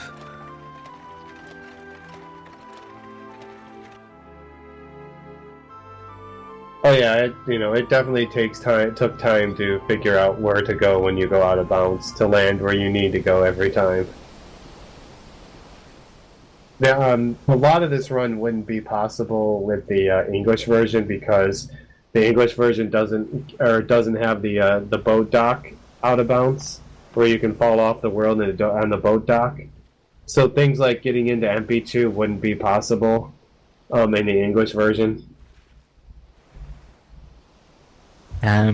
That's sad. Yeah, I know. It looks so easy too, doesn't it? Just just fall off the edge. Yeah, I would have loved to use it in a speedrun, just for fun, at I least. should pull out my Japanese version and try it out. See if I can fall through a boat dock. Just have fun with it. So is this run, this is more than the run, this is some kind of work of art. This is crazy. I've been impressed from the first second. yeah, absolutely. Within 5 minutes, you're doing things way out of order. Yeah, this game this TAS definitely shows that this game is broken. It's a shame that none of it is possible to do in real time. Yeah, I give this guy so much credit for figuring this stuff out. I think a lot of people have this idea that, like, games past, I don't know, like 2000 or so are, fairly well made, and you wouldn't think that there's a lot of skips, but there's, like, even a game like this has tons of potential to just kind of get sequence broke all over the place.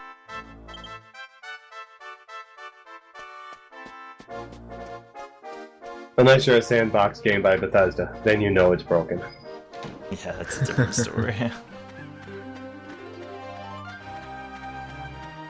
Yeah, the roadmap in this game is really well made, even for By these the way, kind of skips. It wouldn't be a TAS without one more. Oh my god. Oh, come on. Come on! Gotta Why? keep skipping those cutscenes. He doesn't have any respect for the game. This is crazy. Think of the children! Why won't you think of the children?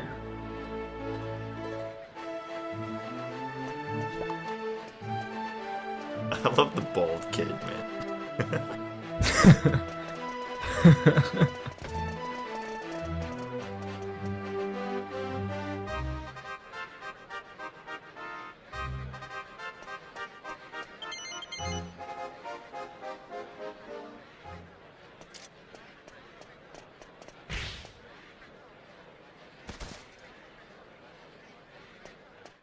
But unfortunately, the one thing that we weren't able to skip is Chamley. We had to go through all the cutscenes that involve Chamley. Of course. He's such an annoying prick, We can't skip those cutscenes even in a TAS. Nice background. Wow! I know, that nice blue background.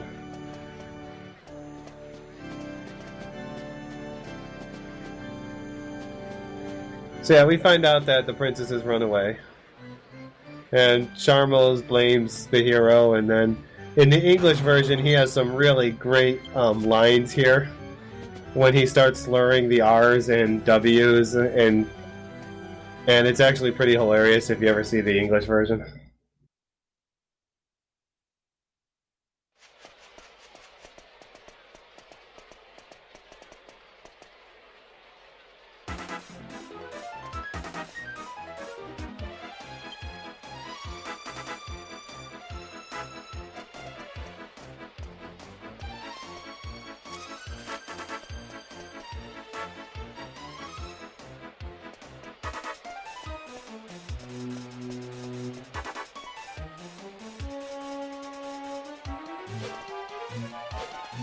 And we get to see the power of the Cypress stick now.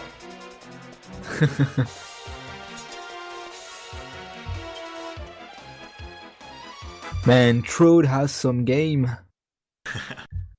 Swag. Oh, he said yes. Thank goodness. Aww.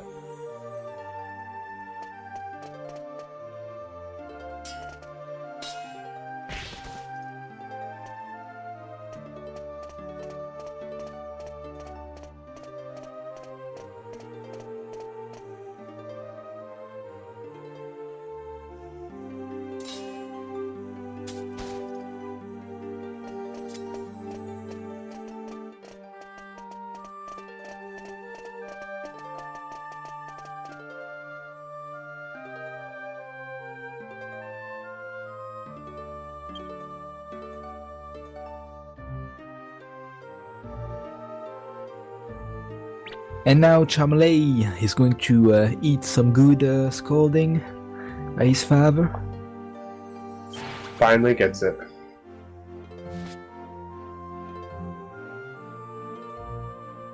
Yeah, so obviously my timer is off. There's a little bit of loading between videos, but he must time not through credits because there's no way. Unless he's using like in-game time or something, that very well could be. Yeah, it's probably in-game time is what he's doing.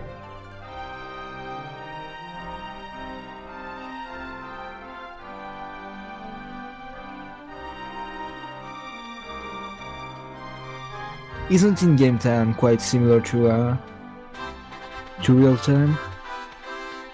It's pretty close, actually. Yeah, so I don't know.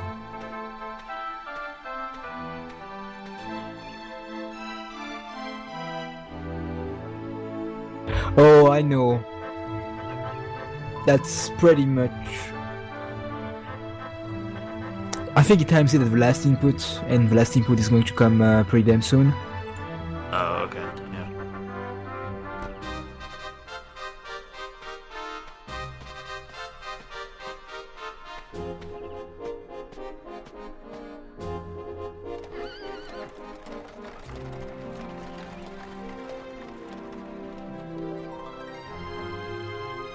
Yeah, I think this is pretty much it. This has to be the last hit.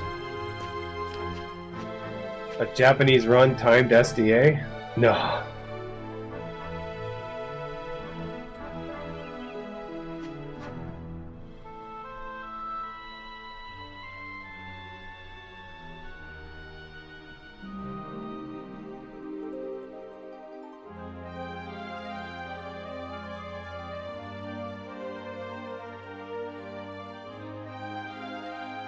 And here it is.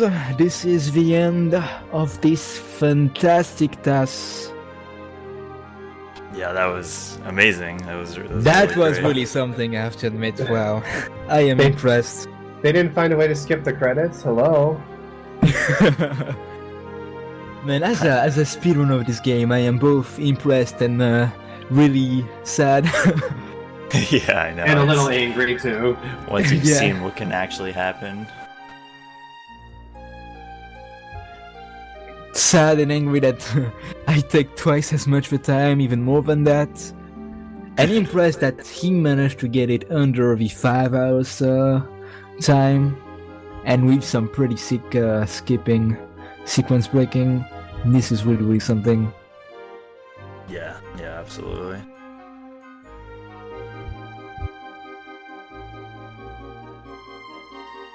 Alright, well, I think that wraps it up. I'm gonna formally dismiss you guys. You guys did an amazing job. I was expecting you to stick around for like an hour, and you stuck around the whole time, which is really great. So thank you both very, very much. Yeah, no problem. I decided, forget it. Like I said, I only have to work like 2.5 hours tonight. I'll come home and get my sleep then. I'll just drink more coffee. That's no problem. And yeah, thank you. That was a really interesting match. Alright, great. Yeah, definitely. Thanks for watching Yeah. and being some part of it. Yeah, thanks, man, for having us. Yeah, And, thanks. Have a good night, guys. Alright. Good night. Well, for Dreambomb, have a good morning. Thanks. Alright. Well, see you later, guys. Yep, see ya. Alright, so that was my first episode of hosting RPG Speedwatch. Like I said, from here on out, I'm gonna mostly keep it for real-time attacks. I'd like to get some world record videos in here. The idea is that I'm probably gonna host this about every 2 to 3 weeks. I don't want it to get too stale, and I want to have time to be able to talk to people. But yeah, I mean, I think the idea is pretty solid, and I'd like to keep it going. So yeah, I'll be reaching out to people who I think their runs would be good for this show. But certainly, if you have suggestions about how to progress from here, I'd certainly be interested in hearing about what you have to think. But yeah, expect more in the future. I'm pretty excited about it, and I'd like to see who'd be interested in coming on the show. So I'm going to let the rest of DQ8 credits play out. Certainly, thank you everybody for watching, and expect more in the future. So we'll see you next time.